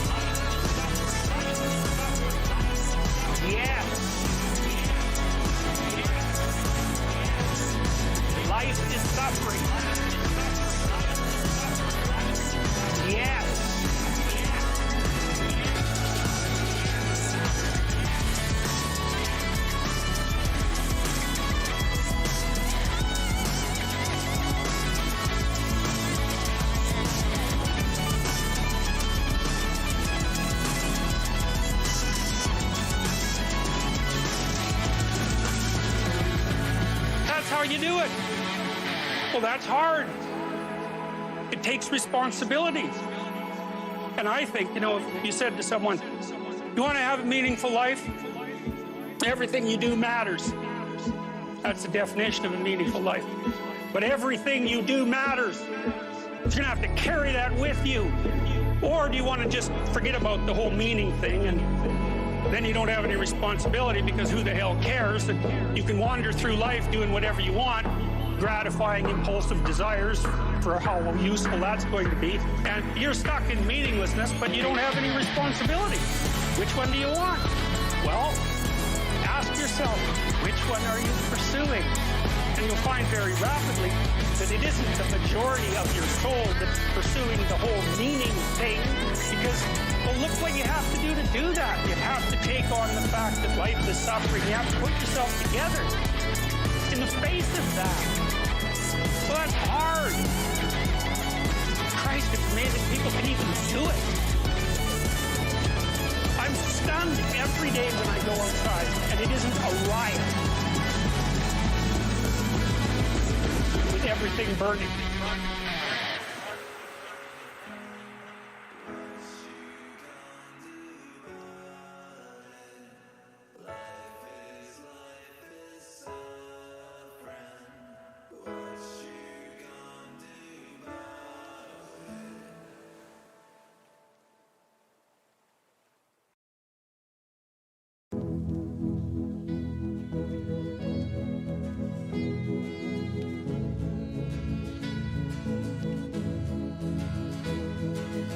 Fortunes require leverage.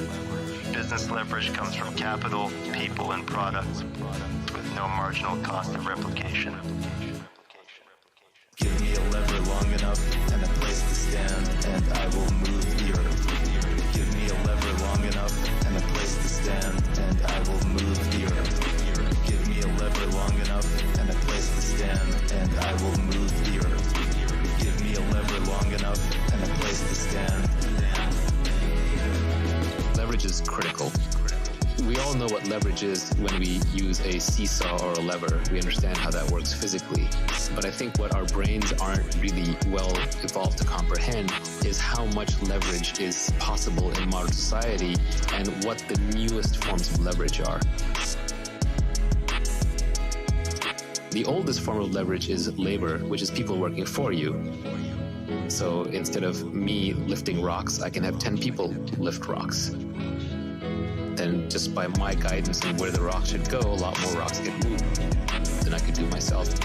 Everybody understands this because we're evolved to understand the labor form of leverage. Give me a lever long enough and a place to stand, and I will move the earth. Give me a lever long enough and a place to stand, and I will move the earth. Give me a lever long enough and a place to stand, and I will move the earth. Give me a lever long enough and a place to stand. And so what happens is society overvalues labor as a form of leverage. This is why your parents are impressed when you get a promotion and you have lots of people working underneath you. This is why when a lot of naive people, when you tell them about your company, they'll say how many people work there. They'll use that as a way to establish credibility. They're trying to measure how much leverage and impact you actually have. We just automatically assume that more people is better. But I would argue that this is the worst form of leverage that you could possibly use. Managing other people is incredibly messy. It requires tremendous leadership skills. You're one short hop from a mutiny or getting eaten or torn apart by the mob. It's incredibly competed over. Entire civilizations have been destroyed over this fight. For example, communism, Marxism is all about the battle between capital and labor. Das Kapital und das Labor, right? So it's kind of a trap. So you really want to stay out of labor-based leverage. You want the minimum amount of people working with you that are going to allow you to use the other forms of leverage, which are much more interesting. Give me a lever long enough and a place to stand, and I will move the earth. Give me a lever long enough and a place to stand, and I will move the earth. Give me a lever long enough and a place to stand, and I will move the earth.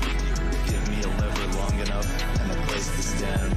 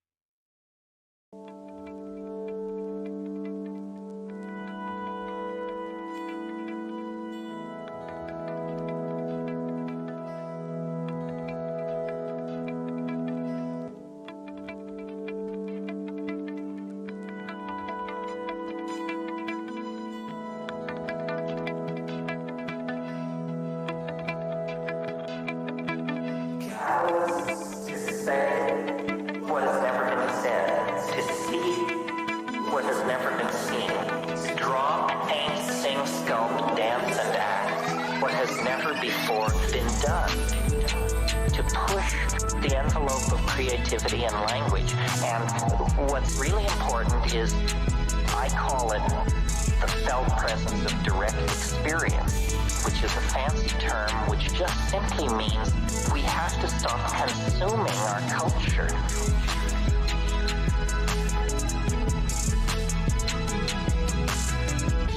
We have to stop consuming our culture.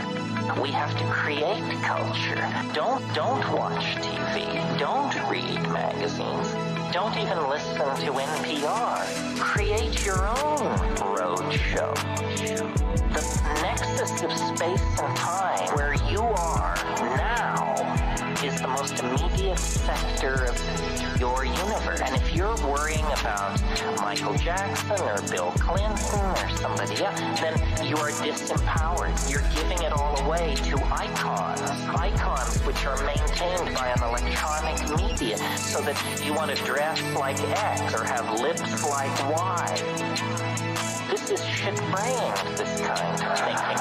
That is all cultural diversion. And what is real is you and your friends and your association, your highs, your orgasms, your hopes, your plans, your fears. And we're told, no, we're unimportant. We're peripheral. Get a degree, get a job, get a this, get a that, and then you're a player. You don't even want to play in that game.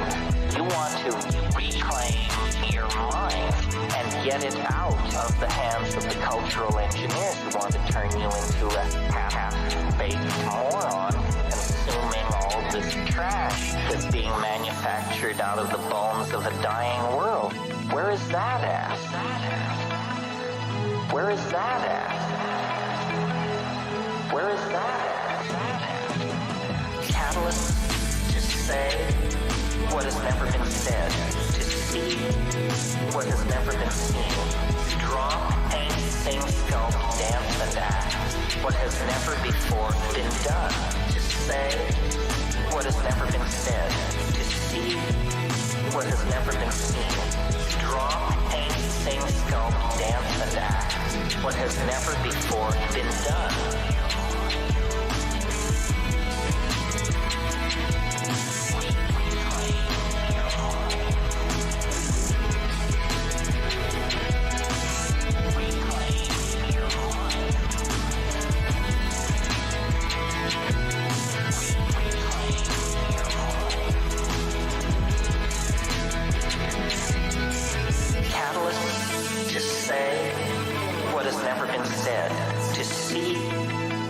Never been seen. Draw, paint, sing, sculpt, dance, and act what has never before been done. To say what has never been said. To see what has never been seen. Draw, paint, sing, sculpt, dance, and act what has never before been done.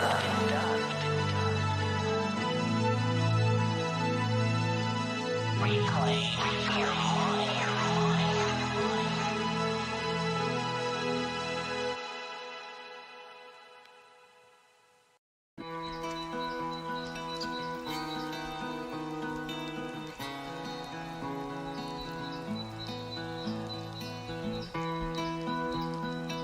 One thing I might mention, most writers, and I think it's an unfortunate thing, they try to write something that they think a certain audience might enjoy. I've never been able to do that, because I can't put myself in the mind of other people. I only know what I enjoy. So every time I've written a story, I've always tried to write the sort of story that I myself would enjoy reading. The sort of story that I myself would enjoy reading. A story that would interest me while I'm writing it, as I'm waiting to find out what happens next. And I can't know what other people think, but I can know what I think. I can't know what other people think, but I can know what I think. And I feel I'm not that unusual. If there's a type of story I like, there must be lots of people who like the same type of stories. Therefore, I have always written to please myself, not to please a certain type of audience, the sort of story that I myself would enjoy reading. The sort of story that I myself would enjoy reading. Because you can't know the audience as well as you know yourself. And if I write a story that I'm enjoying while I'm writing it, and I can't wait to see what happens next, then I'm hoping that a large proportion of the public will feel the same way, and they'll enjoy it too. So to sum it up, I have always tried to please myself, not other people. And somehow it seems to have worked, because I guess I'm not that different than other people. I've always tried to write the sort of story that I myself would enjoy reading. The sort of story that I myself would enjoy reading. The sort of story that I myself would enjoy reading. The sort of story that I myself would enjoy reading. So good luck to you. Thanks for listening. And I really enjoyed talking to you. Excelsior.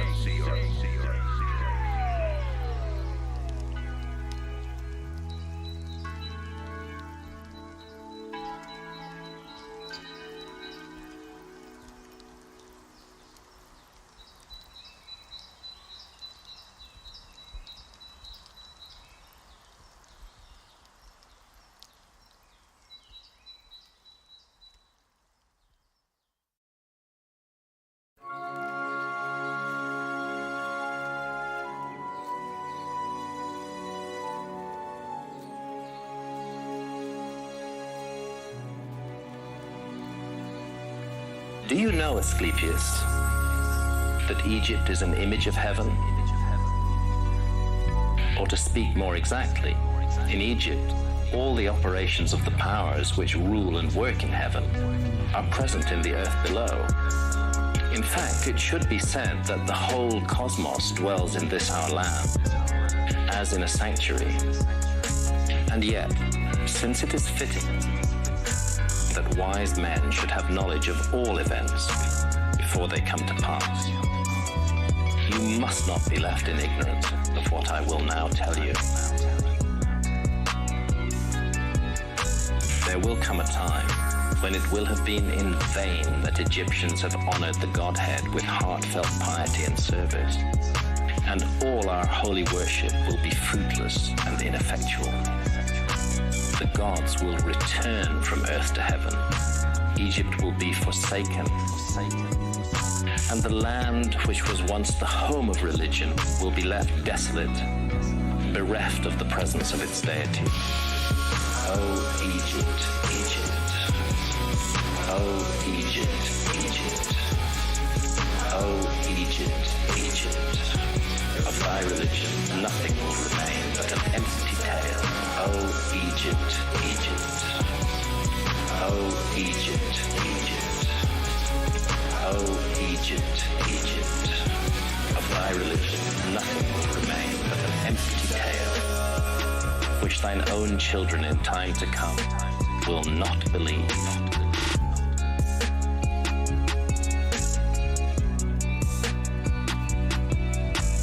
Nothing will be left but graven words, and only the stone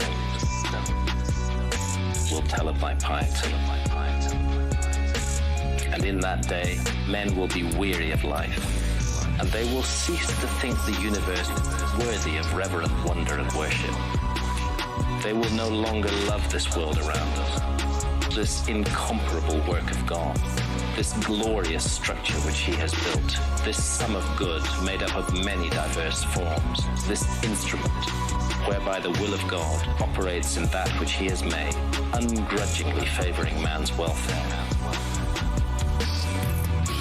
This combination and accumulation of all the manifold things that call forth the veneration, praise, and love of the beholder. Darkness will be preferred to light, and death will be thought more profitable than life. No one will raise his eyes to heaven. The pious will be deemed insane. The impious wise, the madman will be thought a brave man, and the wicked will be esteemed as good.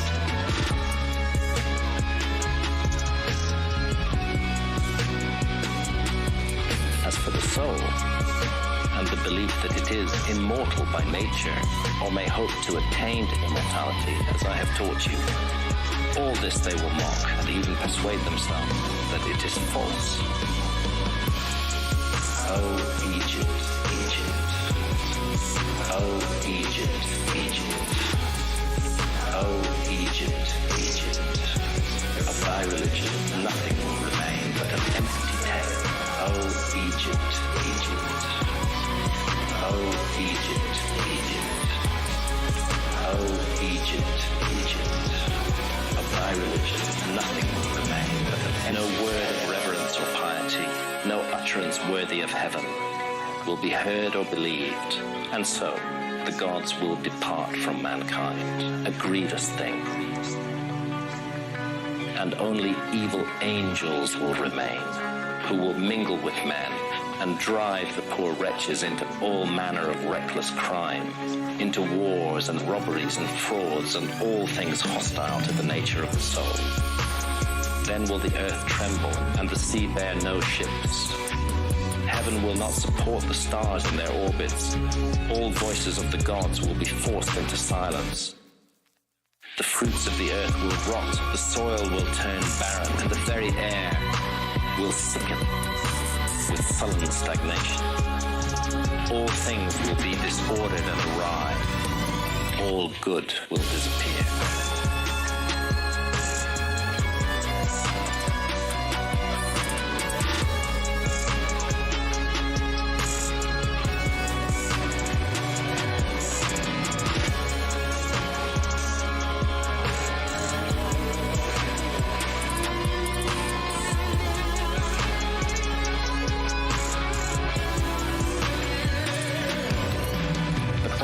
Has befallen Asclepius, then God, the creator of all things, will look on that which has come to pass, and will stop the disorder by the counterforce of his will, which is the good.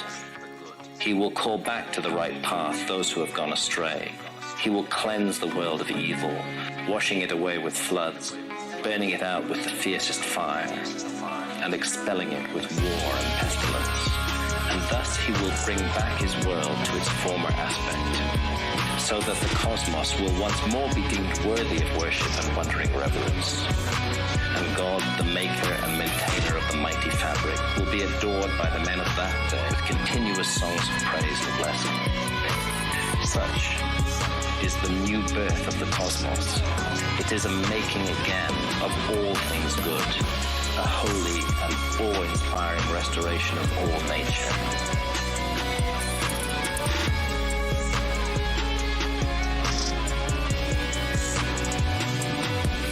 And it is wrought inside the process of time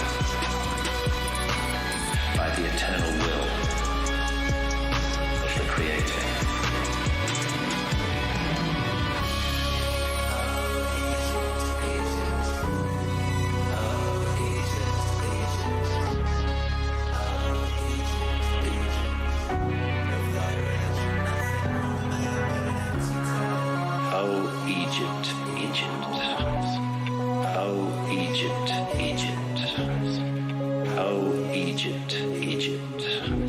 thy religion, nothing will remain but an empty tale.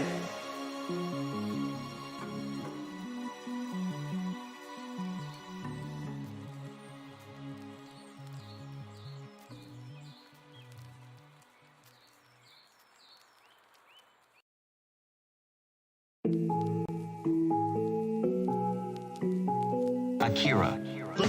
He's got clout. Yeah, my opinion is if somebody wants to stay home, they should stay home. And if somebody doesn't want to stay home, they should not be compelled to stay home. That's my opinion. If somebody doesn't like that, well, that's my opinion. This notion, though, that you can just sort of send checks out to everybody and things will be fine is not true, obviously. Some people have this absurd, view that the economy is like some magic horn of plenty. Like, it just makes stuff, whatever. There's a magic horn of plenty, and the goods and services, they just come from this magic horn of plenty. And then if somebody has more stuff than somebody else, it's because they took more from this magic horn of plenty. Now, let me just break it to you, the fools out there. If you don't make stuff, there's no stuff. If you don't make stuff, there's no stuff. If you don't make stuff, there's no stuff. If you don't make stuff, there's no stuff. If you don't make stuff, there's no stuff. Yeah. So, if you don't make the food, you don't process the food, you don't transport the food, medical treatment, getting your teeth fixed, there's no stuff. I would become detached from reality. You can't just legislate money and solve these things. If you don't make stuff, there is no stuff. If you don't make stuff, there's no stuff. If you don't make stuff, there's no stuff. If you don't make stuff, there's no stuff. If you don't make stuff, there is no stuff.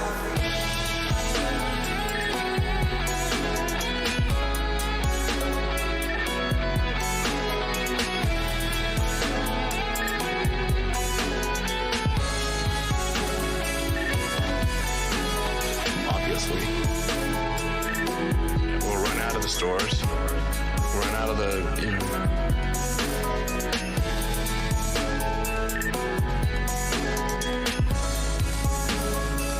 machine just grinds to a halt. If you don't make stuff, there's no stuff. If you don't make stuff, there's no stuff. If you don't make stuff, there's no stuff. If you don't make stuff, there is no stuff.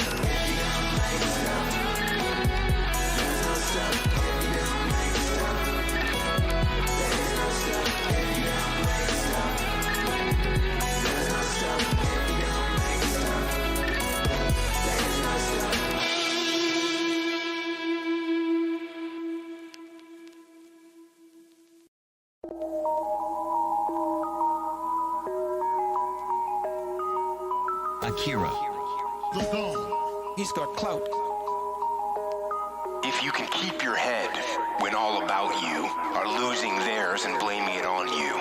If you can trust yourself when all men doubt you, but make allowance for their doubting too. If you can wait and not be tired by waiting, or being lied about, don't deal in lies, or being hated, don't give way to hating, and yet don't look too good nor talk too wise. If you can dream and not make dreams your master, if you can think and not make thoughts your aim, if you can meet triumph and disaster and treat those two imposters just the same, if you can bear to hear the truth you've spoken, twisted by knaves to make a trap for fools, or watch the things you gave your life to broken, and stoop and build them up with worn out tools.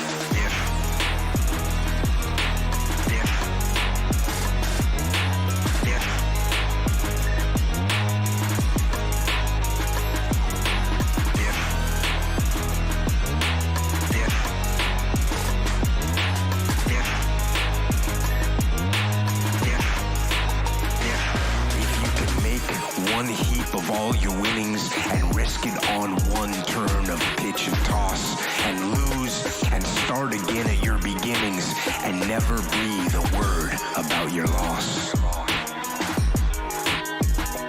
If you can force your heart and nerve and sinew to serve your turn long after they are gone, and so hold on when there is nothing in you except the will which says to them, hold on. Hold on.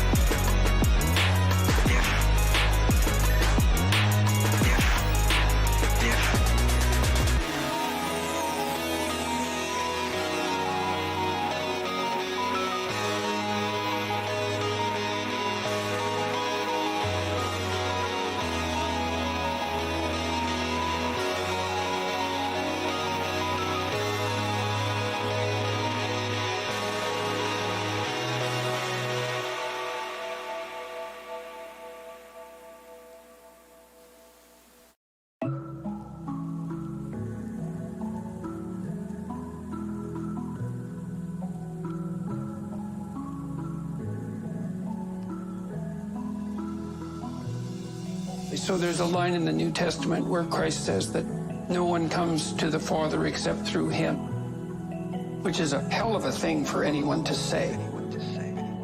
I am the way and the truth and the life. That's another one. Here's the idea. It's as if there's a spirit at the bottom of things that is involved in the bringing to being of everything. People talk about evolution as a random process, but that's not true. The mutations are random, but the selection mechanisms are not random. What are the selection mechanisms? Human females are very sexually selective. That's why you have twice as many female ancestors as male ancestors. So the male failure rate for reproduction is twice that of the female. How is it that males succeed differentially? Females reject. They reject on the basis of what? And the answer is, well, it's something like competence. How is competence defined? Well, men put themselves in hierarchies and they vote on each other's competence. Let's say you decide to follow the best leader in a battle. Well, then you don't die. Like, he might get all the women, but you don't die, so at least you're still in the game. And it might be the same if you're following the greatest hunter. And the greatest hunter wouldn't be the person who was best at bringing down the game. It would be the person who was best at bringing down the game and sharing it and organizing the next hunt and all of that. What that means to some degree is that there's a spirit of masculinity shaping the entire structure of human evolutionary history. That's what that means. It's the spirit of positive masculinity that manifests itself across epochal ages, millions of years perhaps. And it actually has shaped our consciousness. Actually. It's like the essential spirit of all the great men who defined what greatness constituted. That's a spirit. Well, that's a purely biological explanation. Well, that's God. God is the highest value in the hierarchy of values. That's God. God is how we imaginatively and collectively represent the existence and action of consciousness across time. That's God. God is that which selects among men in the eternal hierarchy of men. That's God. God is that which eternally dies and is reborn in the pursuit of higher being and truth. But then there's another possibility too, which is that that's actually reflective of a deeper metaphysical reality that has to do with the nature of consciousness itself.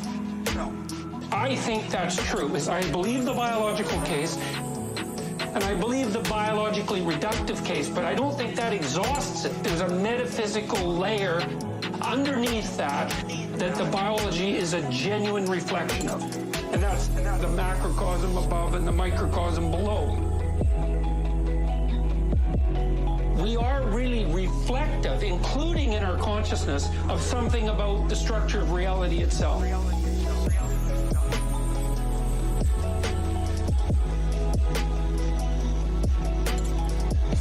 And that might involve whatever it is that God is. Well, that's God. God is the future to which we make sacrifices. That's God. God is the voice of conscience. That's God. God is the source of judgment and mercy and guilt. That's God. God is what calls and what responds in the eternal call to adventure.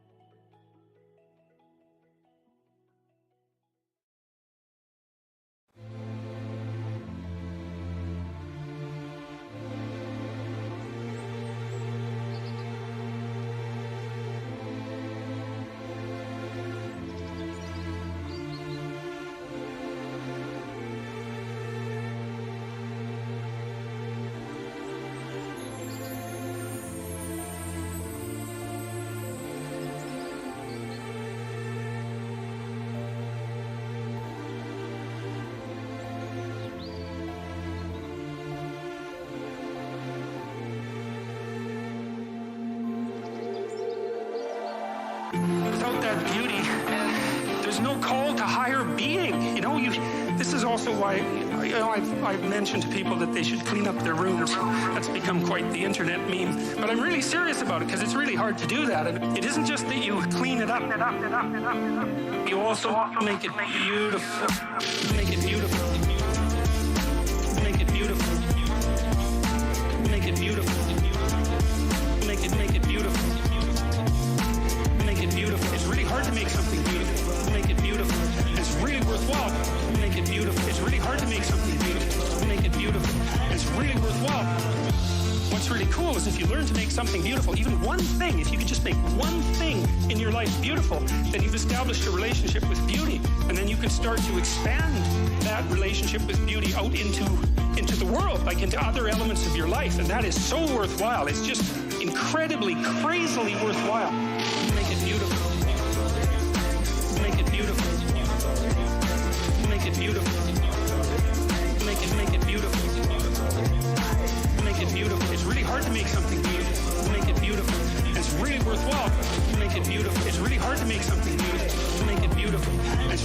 worthwhile. People are terrified of it. People are terrified of color. They paint their walls beige. They're terrified of art. They buy some mass-produced thing because they don't want anybody laughing at them for their lack of taste. And they would get laughed at because they have no taste. But you have to, well, it's right, because what do you know, right? You have to develop it. And so you're going to stumble along and make mistakes to begin with.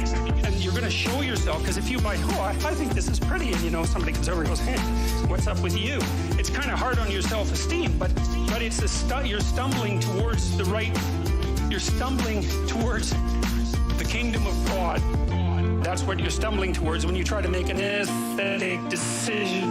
Make it beautiful. Make it beautiful. Make it beautiful. Make it beautiful. Make it beautiful. It's really hard to make something beautiful. Make it beautiful. It's really worthwhile.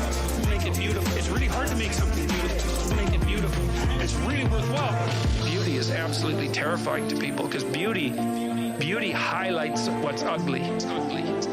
And so if you start to make your room beautiful, then everything around that isn't like that just starts to glow in the worst sense. It's terribly dangerous. That's why people are afraid of beauty, but it's the greatest thing you can do.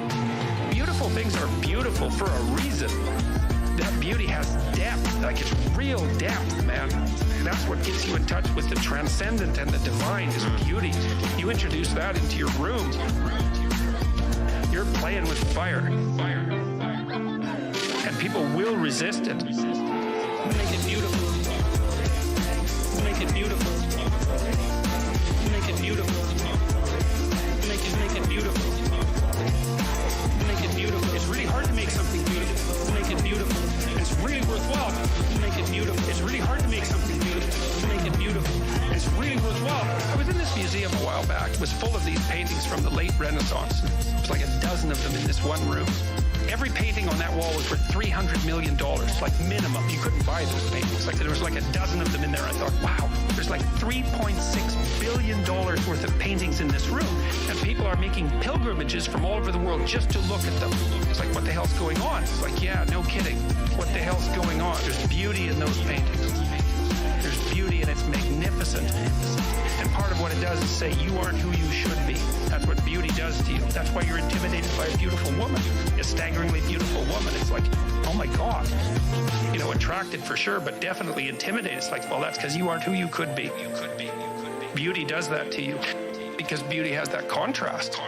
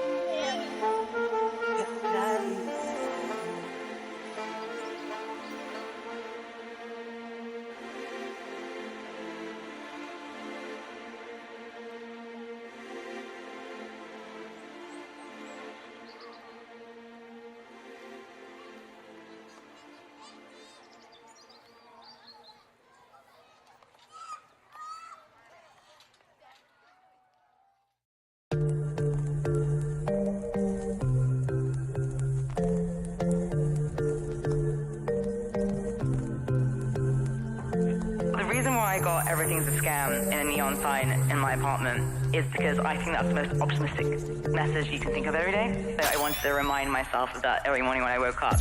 And the reason why I think it's optimistic is that you see all these different problems, right? All these things in the world. And you're like, well, I don't understand that thing. Like, I don't understand. In my case, longevity research and science and hard work. I don't understand any of these things in a deeply technical way. I want to affect them. I want to affect them. A lot of the reasons why people don't go into different fields is they think, well, there's this kind of expert status around this field, which means I can't ever infiltrate it. And the thing that I want to remember every day is that expertise is a scam. Expertise is a scam. It's like a power hierarchy that's been created within an industry to prevent other people from being able to go and get into it. Everything's a scam. Everything's a scam. Everything's a scam. Everything's a scam. Academia is a scam. Venture capital is a scam. Everything's a fucking scam. Right? But if you realize that, then you can do anything. Why I think remembering everything is a scam is important is that it boosts your self-efficacy to remind yourself that if everything's a scam, then if you have high integrity and you want to go solve a problem, it's probably the case that it'll take you pretty far. Take you pretty far. Take you pretty far. More far than trying to play the traditional game, which is a scam. So, to me, everything is a scam is not a negative thing. It's a reminder to just play the game. Any game you want to play, just go play it. It's just a fucking game. You know? Any game you want to play, just go play it. It's just a fucking game. You know? Everything's a scam. Everything's a scam. Everything's a scam. Everything's a scam. Academia is a scam. Venture capital is a scam. Everything's a fucking scam. Right? But if you realize that, then you can do anything. Any game you want to play, just go play it. Any game you want to play, just go play it. Any game you want to play, just go play it. It's just a fucking game. Okay? Any game you want to play, just go play it. Any game you want to play, just go play it. Any game you want to play, just go play it.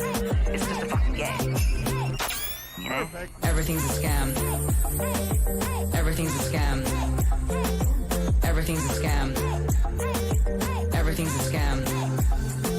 Academia is a scam. Venture capital is a scam. Everything's a fucking scam. Right? But if you realize that, then you can do anything. And you can do anything. You can do anything. You can do anything.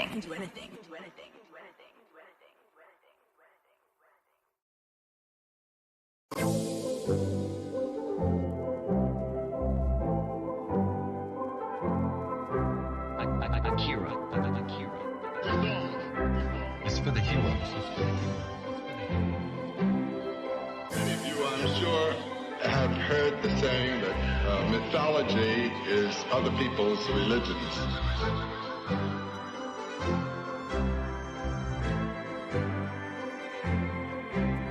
Now I'm going to ask you to put yourself in other people's shoes and have a look at your own as mythology. As mythology. What is this mystery that makes the human species some sign of mystery? What is this mystery that makes the human species some sign of mystery? Nietzsche has said, this is the age of comparison. It works on all levels. And in the realm of what I'm calling mythology, which many people call religions, there are cross-influences operating today that would have been thought impossible 100 years ago. Furthermore, it's good to recall, to remember, that our cultures and our races are very, very late arrivals in the history of the human species. And we already have very interesting evidence of religious or mythological practices in races long antedating ours. For instance, in the high Alps that were discovered in the 20s in very small caves right below the ice level of the glaciers,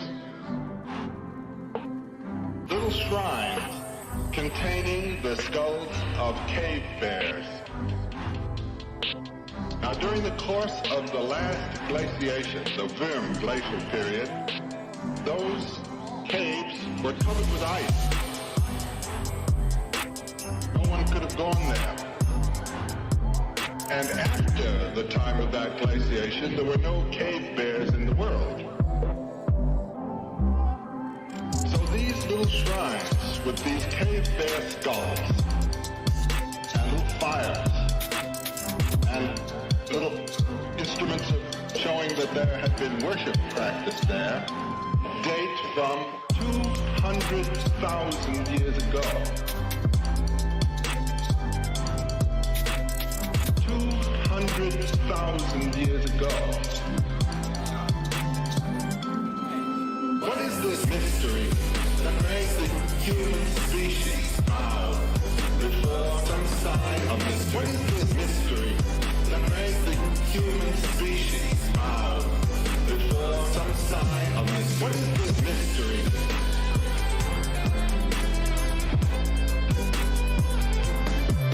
What is this mystery?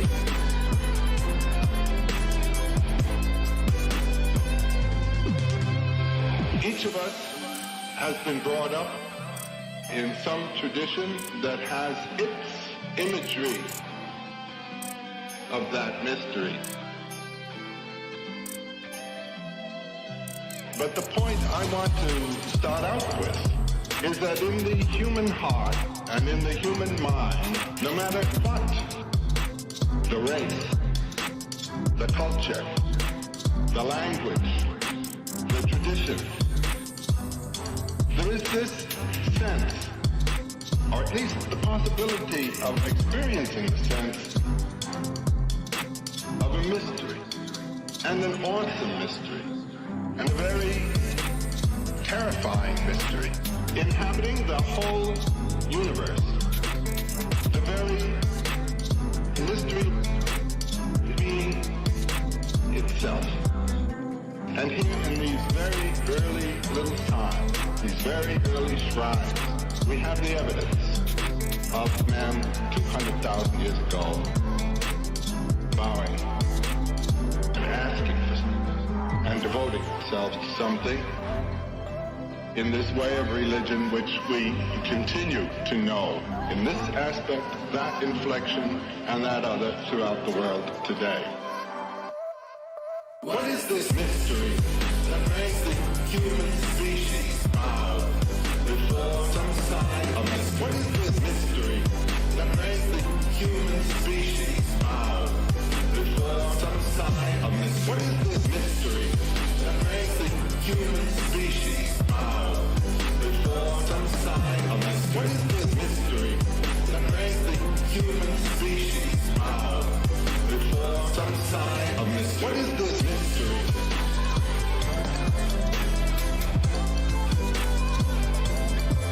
What is this mystery?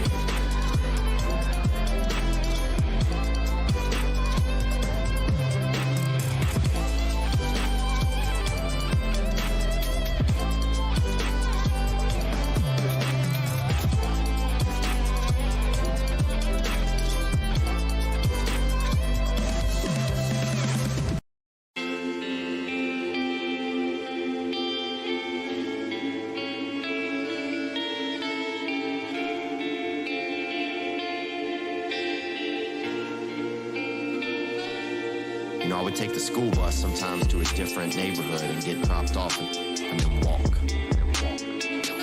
Because I didn't want people to see where I lived.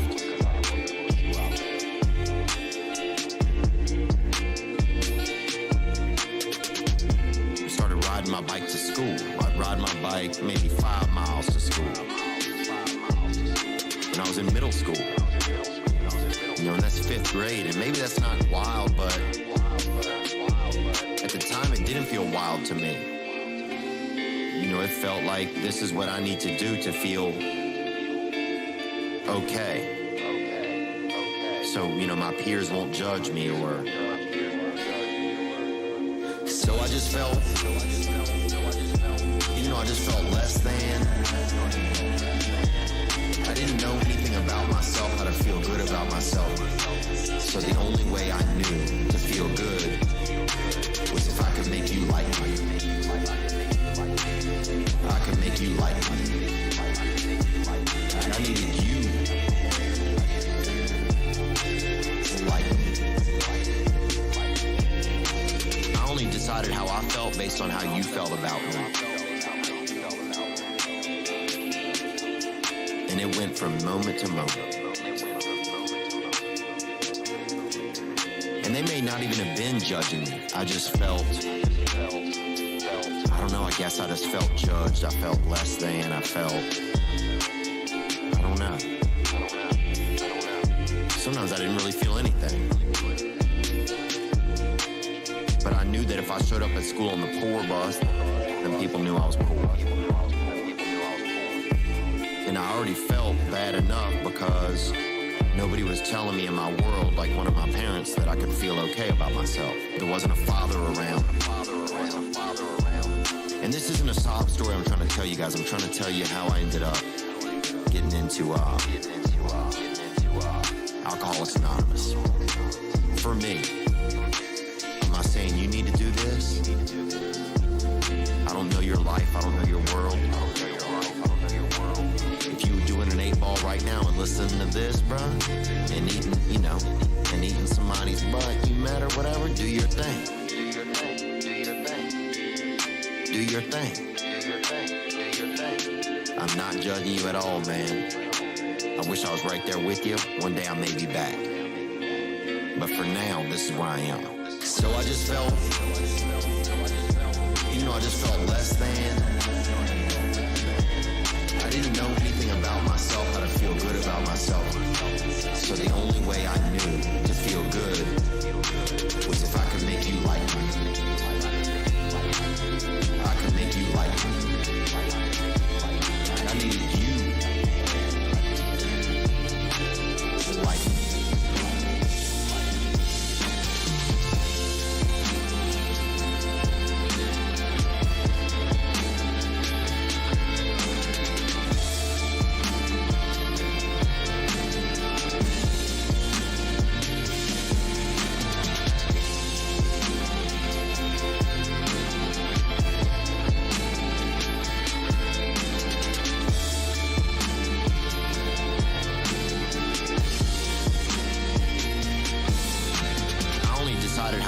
Based on how you felt about me.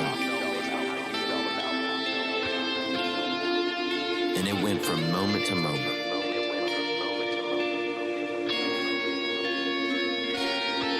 And so I was a storyteller because I wanted my life to be different to other people. And so I told stories. And also I liked making people laugh. Because I knew that if they were laughing, then they were okay with me. They couldn't be hating me and laughing at the same time.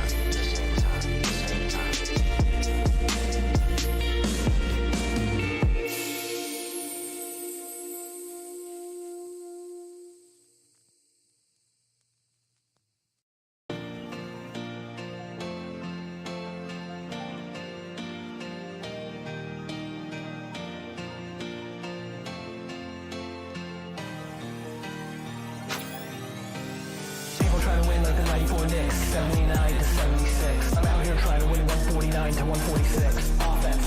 People trying to win like the 94 Knicks, 79 to 76. I'm out here trying to win 149 to 146. Offense. Back in the day, there was a really famous basketball college team, Loyola Marymount. They were winning college basketball games like 147 to 132. They were just run and shoot. They just pushed it. But every time I think about that team, it's how I think about my life and how I think about myself as an entrepreneur. Offense. Because once you stop hearing judgment and you're not actually worried about what people have to say, you can just go fast. You start doing shit.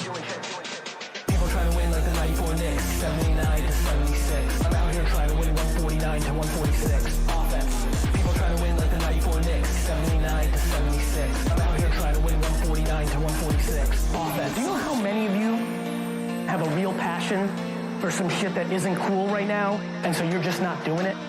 Yet it's exactly the right thing.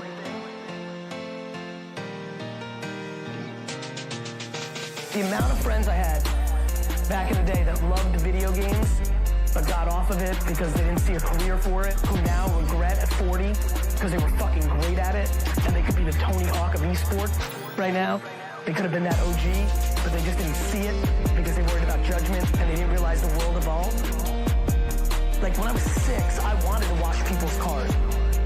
When it snowed and we had snow days here, I was shoveling snow, not making snowmen. If you see what I'm doing in garage sailing around here in Jersey, like, I'm not doing that for show, I fucking love it. See, I got real lucky. The luckiest shit on earth is the thing you love, is the thing that you're best at. People trying to win like the 94 Knicks, 79 to 76. I'm out here trying to win 149 to 146. Offense. People trying to win like the 94 Knicks, 79 to 76. I'm out here trying to win 149 to 146. Offense. People trying to win like the 94 Knicks, 79 to 76. I'm out here trying to win 149 to 146. Offense. People trying to win like the 94 Knicks, 79 to 76. I'm out here trying to win 149 to 146. Offense.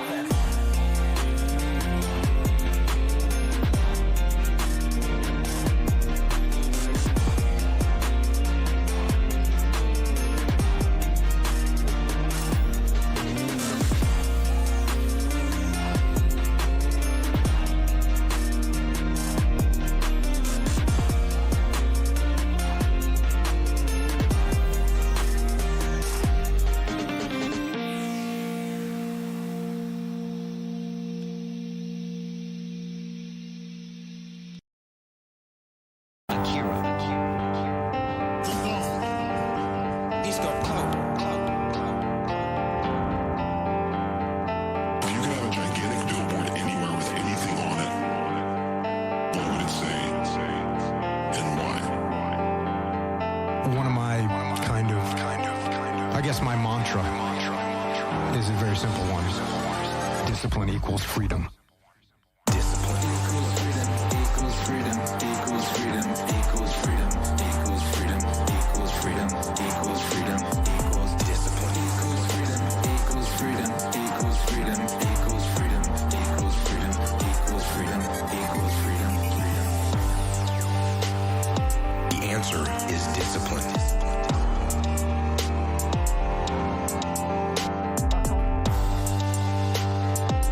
More free time? Follow a more disciplined time management system. You want financial freedom? Implement long-term financial discipline in your life. Do you want to be physically free to move how you want? To be freed from many health issues caused by poor lifestyle choices? Then you have to have the discipline to eat healthy food and consistently work out. We all want freedom. Discipline is the only way to get it. Discipline equals freedom, equals freedom, equals freedom, equals freedom, equals freedom, equals freedom, equals discipline. Equals freedom, equals freedom, equals freedom, equals freedom, equals freedom, equals freedom, equals freedom, equals discipline. Equals freedom, equals freedom, equals freedom, equals freedom, equals freedom, equals freedom, equals discipline. Equals freedom, equals freedom, equals freedom, equals freedom, equals freedom, equals freedom. Discipline starts with waking up early. It really does.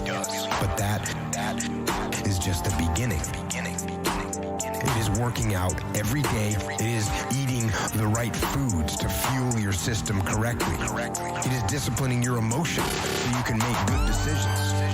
It is about having the discipline to control your ego so it doesn't get out of hand and control you. It is about treating people the way you would want to be treated. It is about doing the tasks you don't want to do, but you know will help you. Discipline is about facing your fears so you can conquer them. Discipline means taking the hard road, the uphill road, to do what is right for you and for others.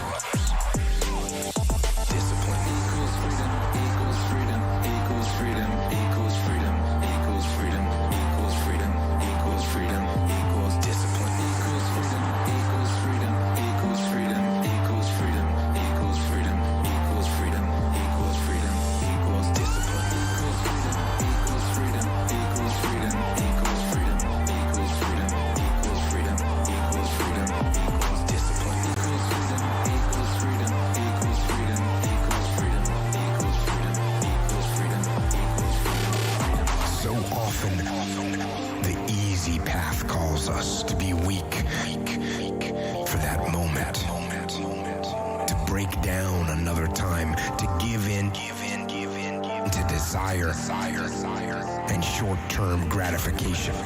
Discipline will not allow that. Discipline calls for strength and fortitude and will. It won't accept weakness. It won't tolerate a breakdown in will. Discipline can seem like your worst enemy, but in reality, it is your best friend.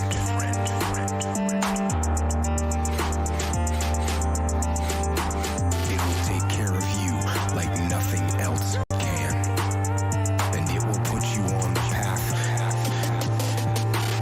to strength and health and intelligence and happiness. And most important, discipline will put you on the path to freedom. Discipline equals freedom, equals freedom, equals freedom, equals freedom, equals freedom, equals freedom, equals discipline, equals freedom, equals freedom, equals freedom, equals freedom, equals freedom, equals freedom, equals freedom, discipline equals freedom, equals freedom, equals freedom, equals freedom, equals freedom, equals freedom, equals freedom, discipline equals freedom, equals freedom, equals freedom, equals freedom, equals freedom, equals freedom, equals freedom, discipline.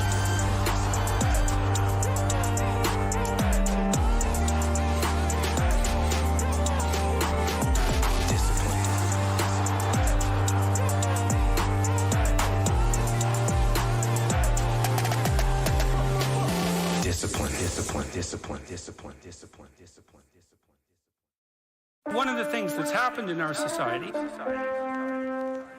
is that we seem to have concluded that strong men are dangerous. And that's partly because we think Western culture is a tyrannical patriarchy, and the only reason you get to the top is because you misuse power. So all the men who are at the top of the hierarchy are all misusing their power, and they're all tyrannical. And all the guys who have the aim and ambition to achieve that are just tyrants in training. That's sort of the basic attitude that we have towards our own culture and towards young men now. Everything about that is pathological and inexcusable and shameful. You know, I used to watch kids skateboard. I liked watching those kids. I liked watching skateboarders do those crazy things. Because they're trying to become competent. They're facing danger. They don't want the damn protective gear. It's like, no.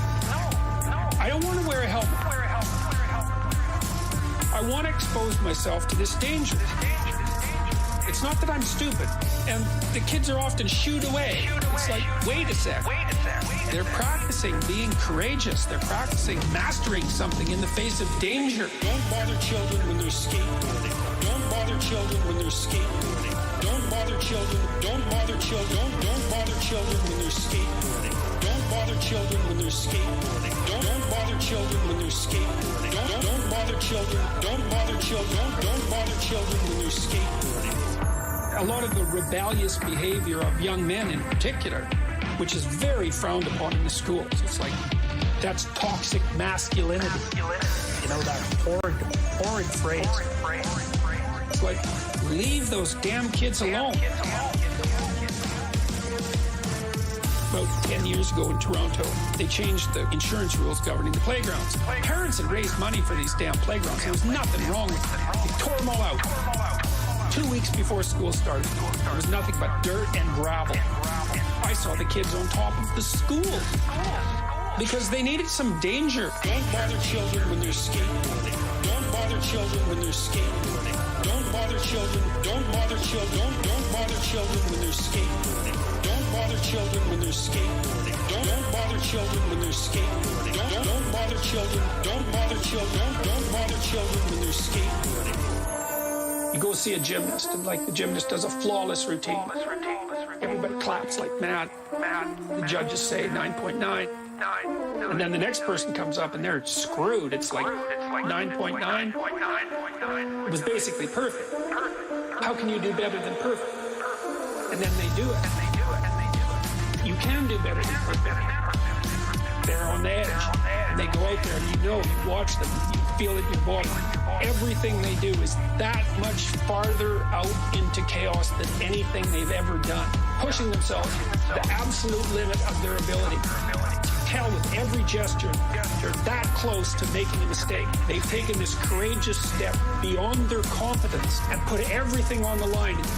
When they land in a way that's unlike perfect. It's perfect plus. And everybody immediately leaps to their feet. And like they get a chill. And so what you've just seen is awe-inspiring. Because you've seen someone courageously move past perfection into the unknown. And not only ennoble themselves more, but to ennoble humanity itself. Up on your feet.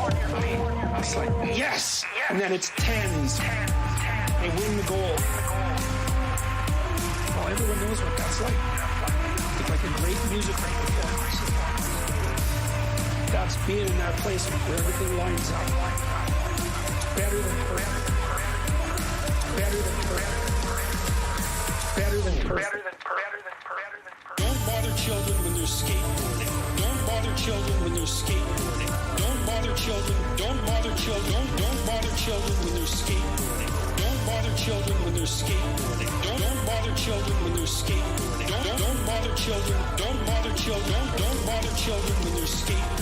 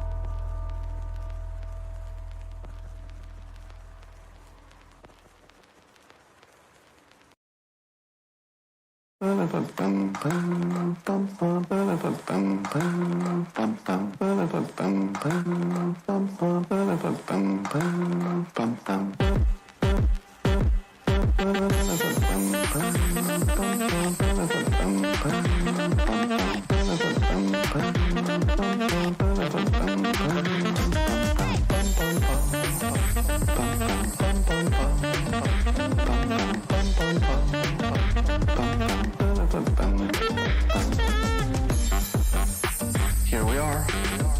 It's the beginning of another great day. A sunny, summer day. It's the best day. For, you know what.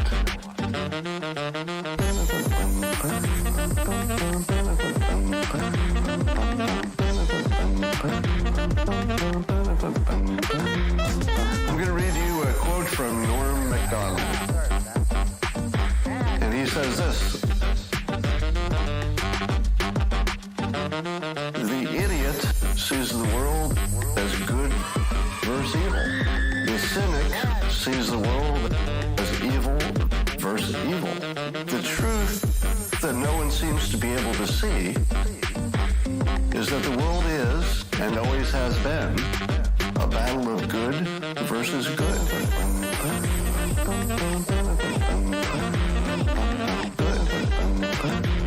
Versus good. Good versus good. Good versus good. Wow. This is actually really profound. This is the situation we find ourselves in. There are not two sides in which one is good and one is evil. There are two sides in which one feels that it is good and it believes, incorrectly, that the other one is evil. But both sides are pretty sure that their version of the world is the good one. Wow. The world is, and always has been, a battle of good versus good. Versus good. Good versus good. Good versus good. Good versus good. know it. Wow. Wow. Wow. Wow. Wow.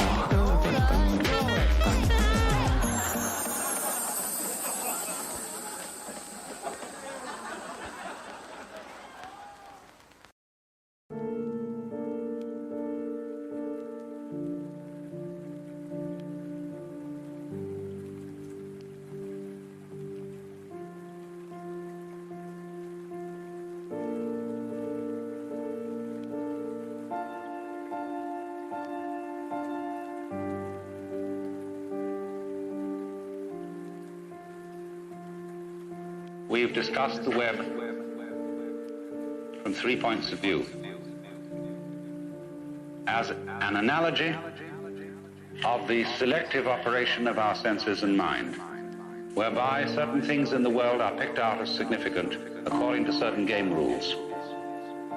The game that we are playing mostly is the survival game. That is to say, the game ought to go on.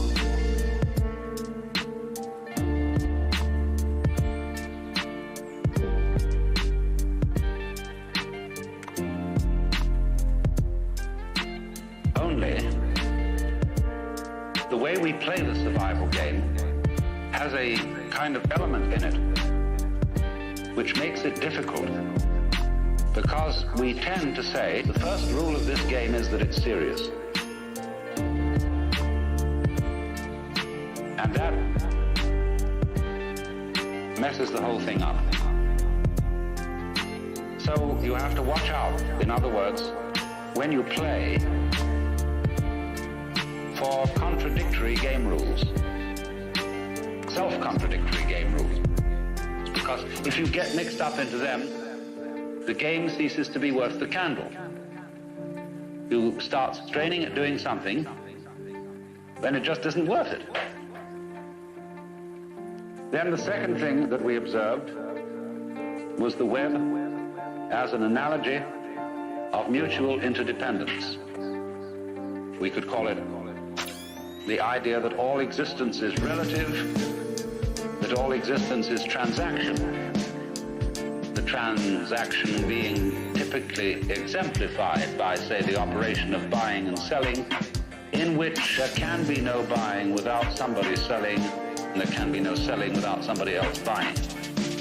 That kind of interdependence, of the inside going together with the outside. What is in you going together with what is outside you is absolutely fundamental to existence.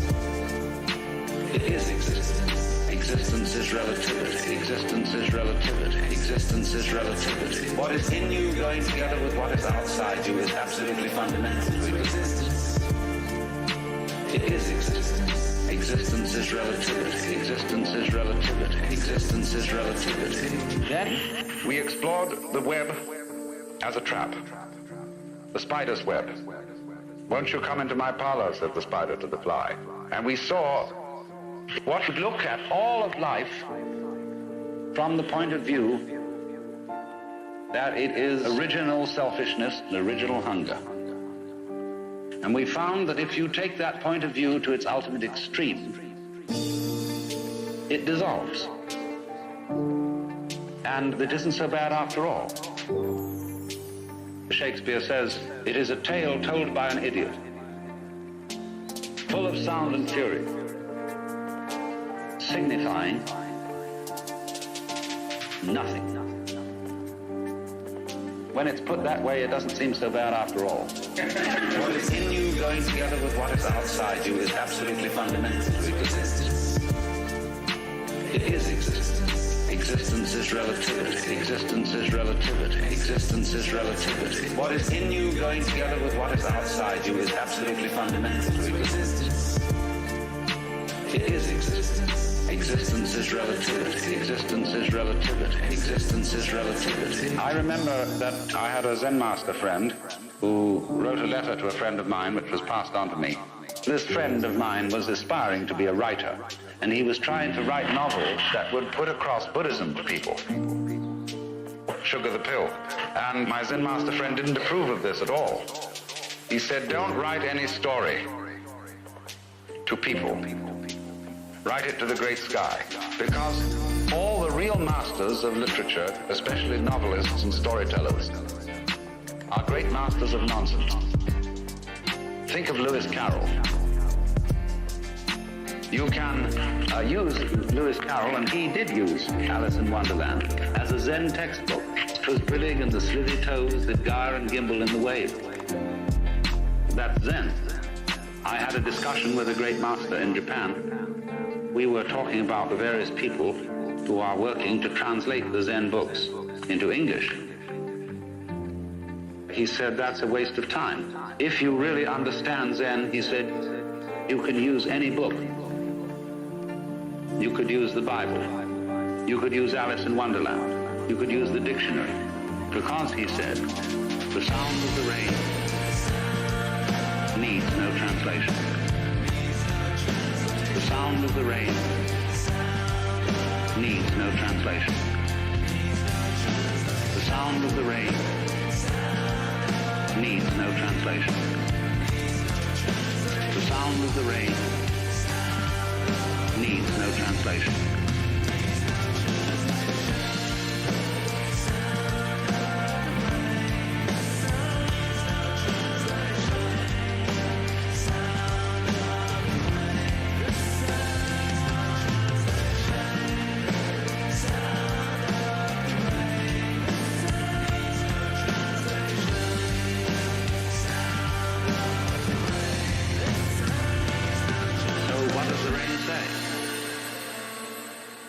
Evening rain.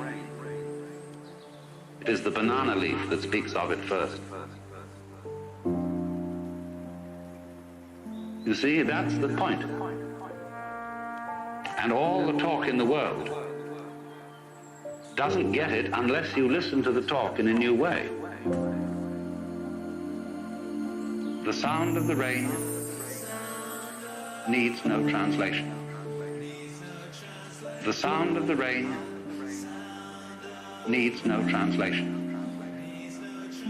The sound of the rain needs no translation. The sound of the rain needs no translation.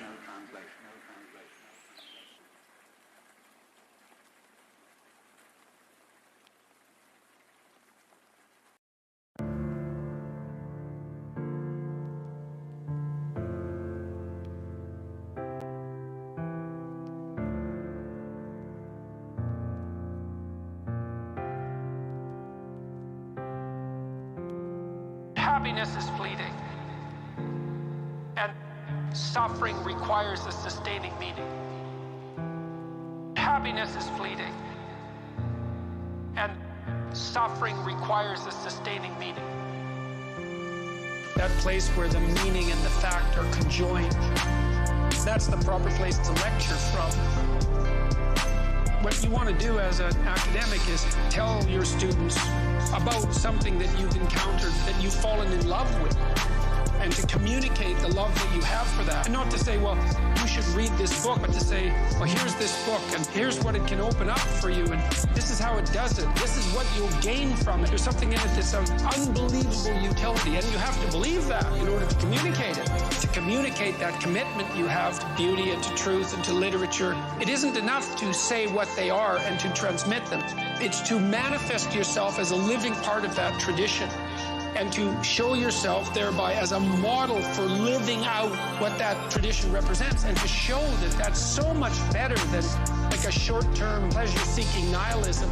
They're not even in the same conceptual universe. And people are far more open to that. They know already. People know, especially when they're hurt. They know that happiness is fleeting, and suffering requires a sustaining meaning. They know happiness is fleeting, and that suffering requires a sustaining meaning. King's Chapel, the people who started it didn't live to see its completion. They were driven by this nobility of transcendent vision, and they produced these enduring forms out of the bloody misery of history. We've erected all this spectacular infrastructure that we're so fortunate to be part of. And none of that gratitude is taught, partly not taught because people have no sense of the absolute catastrophe of history. It's like nasty, brutish, and short. The simplest and most likely social circumstances. Catastrophe punctuated by hell. And to see that not happening in a sustained manner constantly, and to see things improving around us and to be reliable in that manner, and then not to be grateful for that, it's an unbelievable combination of ignorance, ingratitude, and willful blindness. And to not instill that sense in young people, for them to understand that they are standing on the bones of generations of people who suffered to make this possible, despite all their errors, and have brought this forward. Happiness is fleeting, and suffering requires a sustaining meaning. They know happiness is fleeting, and that suffering requires a sustaining meaning. We could concentrate on building the future instead of criticizing the past. You start in the world, if you have some wisdom and some humility, by taking the potential that lies dormant in front of you and interacting with it in the logos-like manner, with truth and with love, and by transforming that potential into whatever you can create out of it that's good. It won't be small if you do that. You can transform your whole household by transforming your room. You can transform your whole neighborhood by transforming your house. Like, these things spread very, very rapidly, and that is right there in front of you. People think they're impoverished, that they don't have any opportunity, and the opportunity is hidden from them by their unwillingness to take the steps that are necessary to put what they could put in front of them in order, and to produce the beauty instead of the ugliness where they could do that. And I don't think there is anything more powerful than that. That works. Happiness is fleeting, and suffering requires a sustaining meaning. They know happiness is fleeting, and that suffering requires a sustaining meaning. Happiness is fleeting, and suffering requires a sustaining meaning. They know happiness is fleeting, and that suffering requires a sustaining meaning.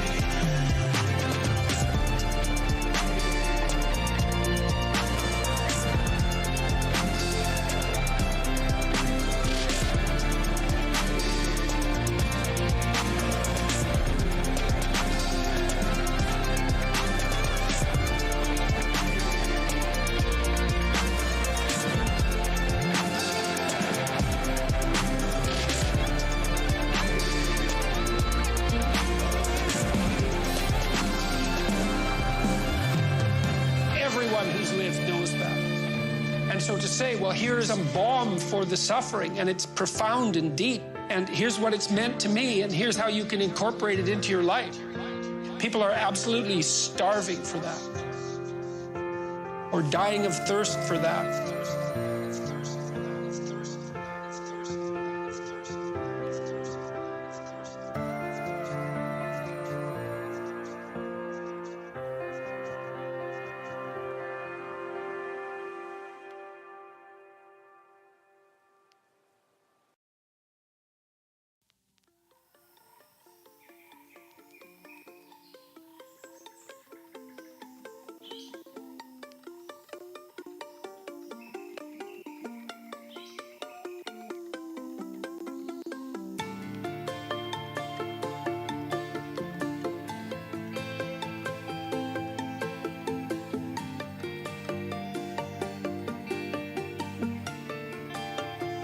After 6 million years of boredom, the evolutionary ascent of our species from the last common ancestor with the chimpanzee, something extraordinary happened to us less than 100,000 years ago, which, by the way, is long after we'd become anatomically modern. It was a kind of emergence into consciousness. We became fully symbolic creatures. Fully symbolic creatures. And we became fully symbolic creatures. Fully symbolic creatures. And this great change is being defined as the single most important step forward in the evolution of human behavior, is intimately associated with the emergence of the great and transcendent rock and cave art all around the world.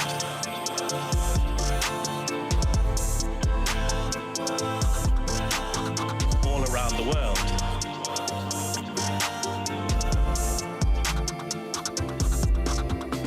Over the last 30 years, researchers have suggested an intriguing and radical possibility, which is that this emergence into consciousness was triggered by our ancestors' encounters with visionary plants. We became fully symbolic creatures.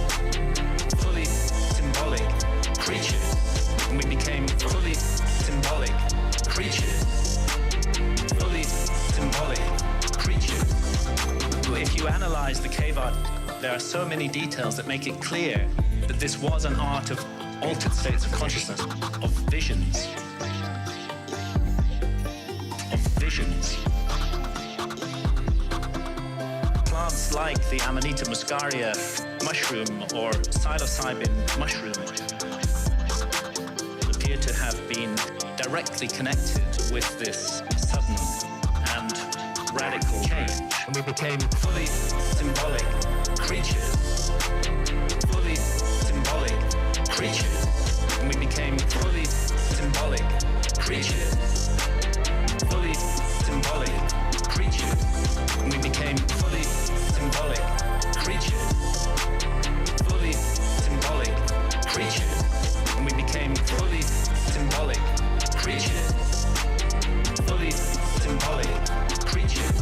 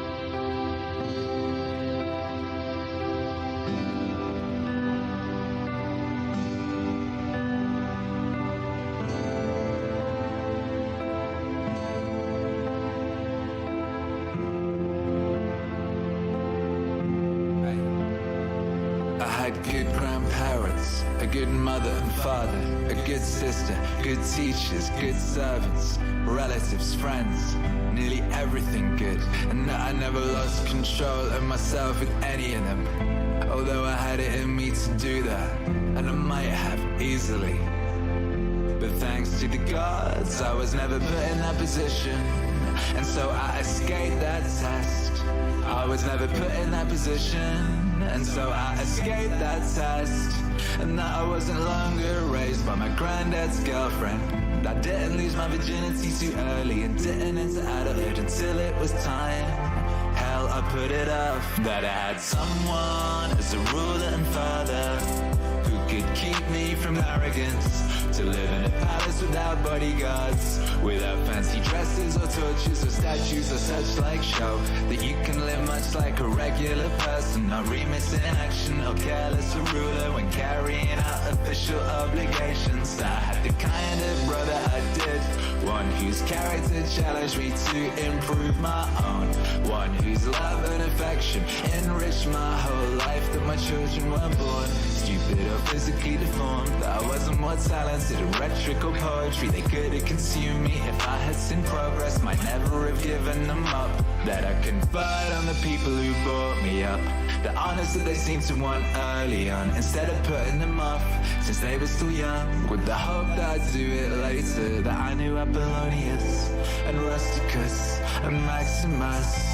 that I was shown clearly and often what it would be like to live as nature requires. Thanks to the gods, they did all they could through the gifts, the help, the inspiration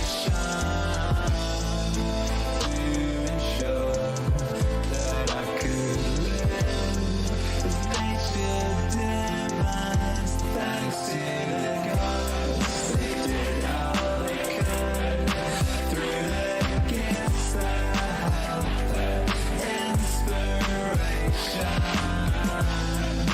to ensure that I could live as nature demands.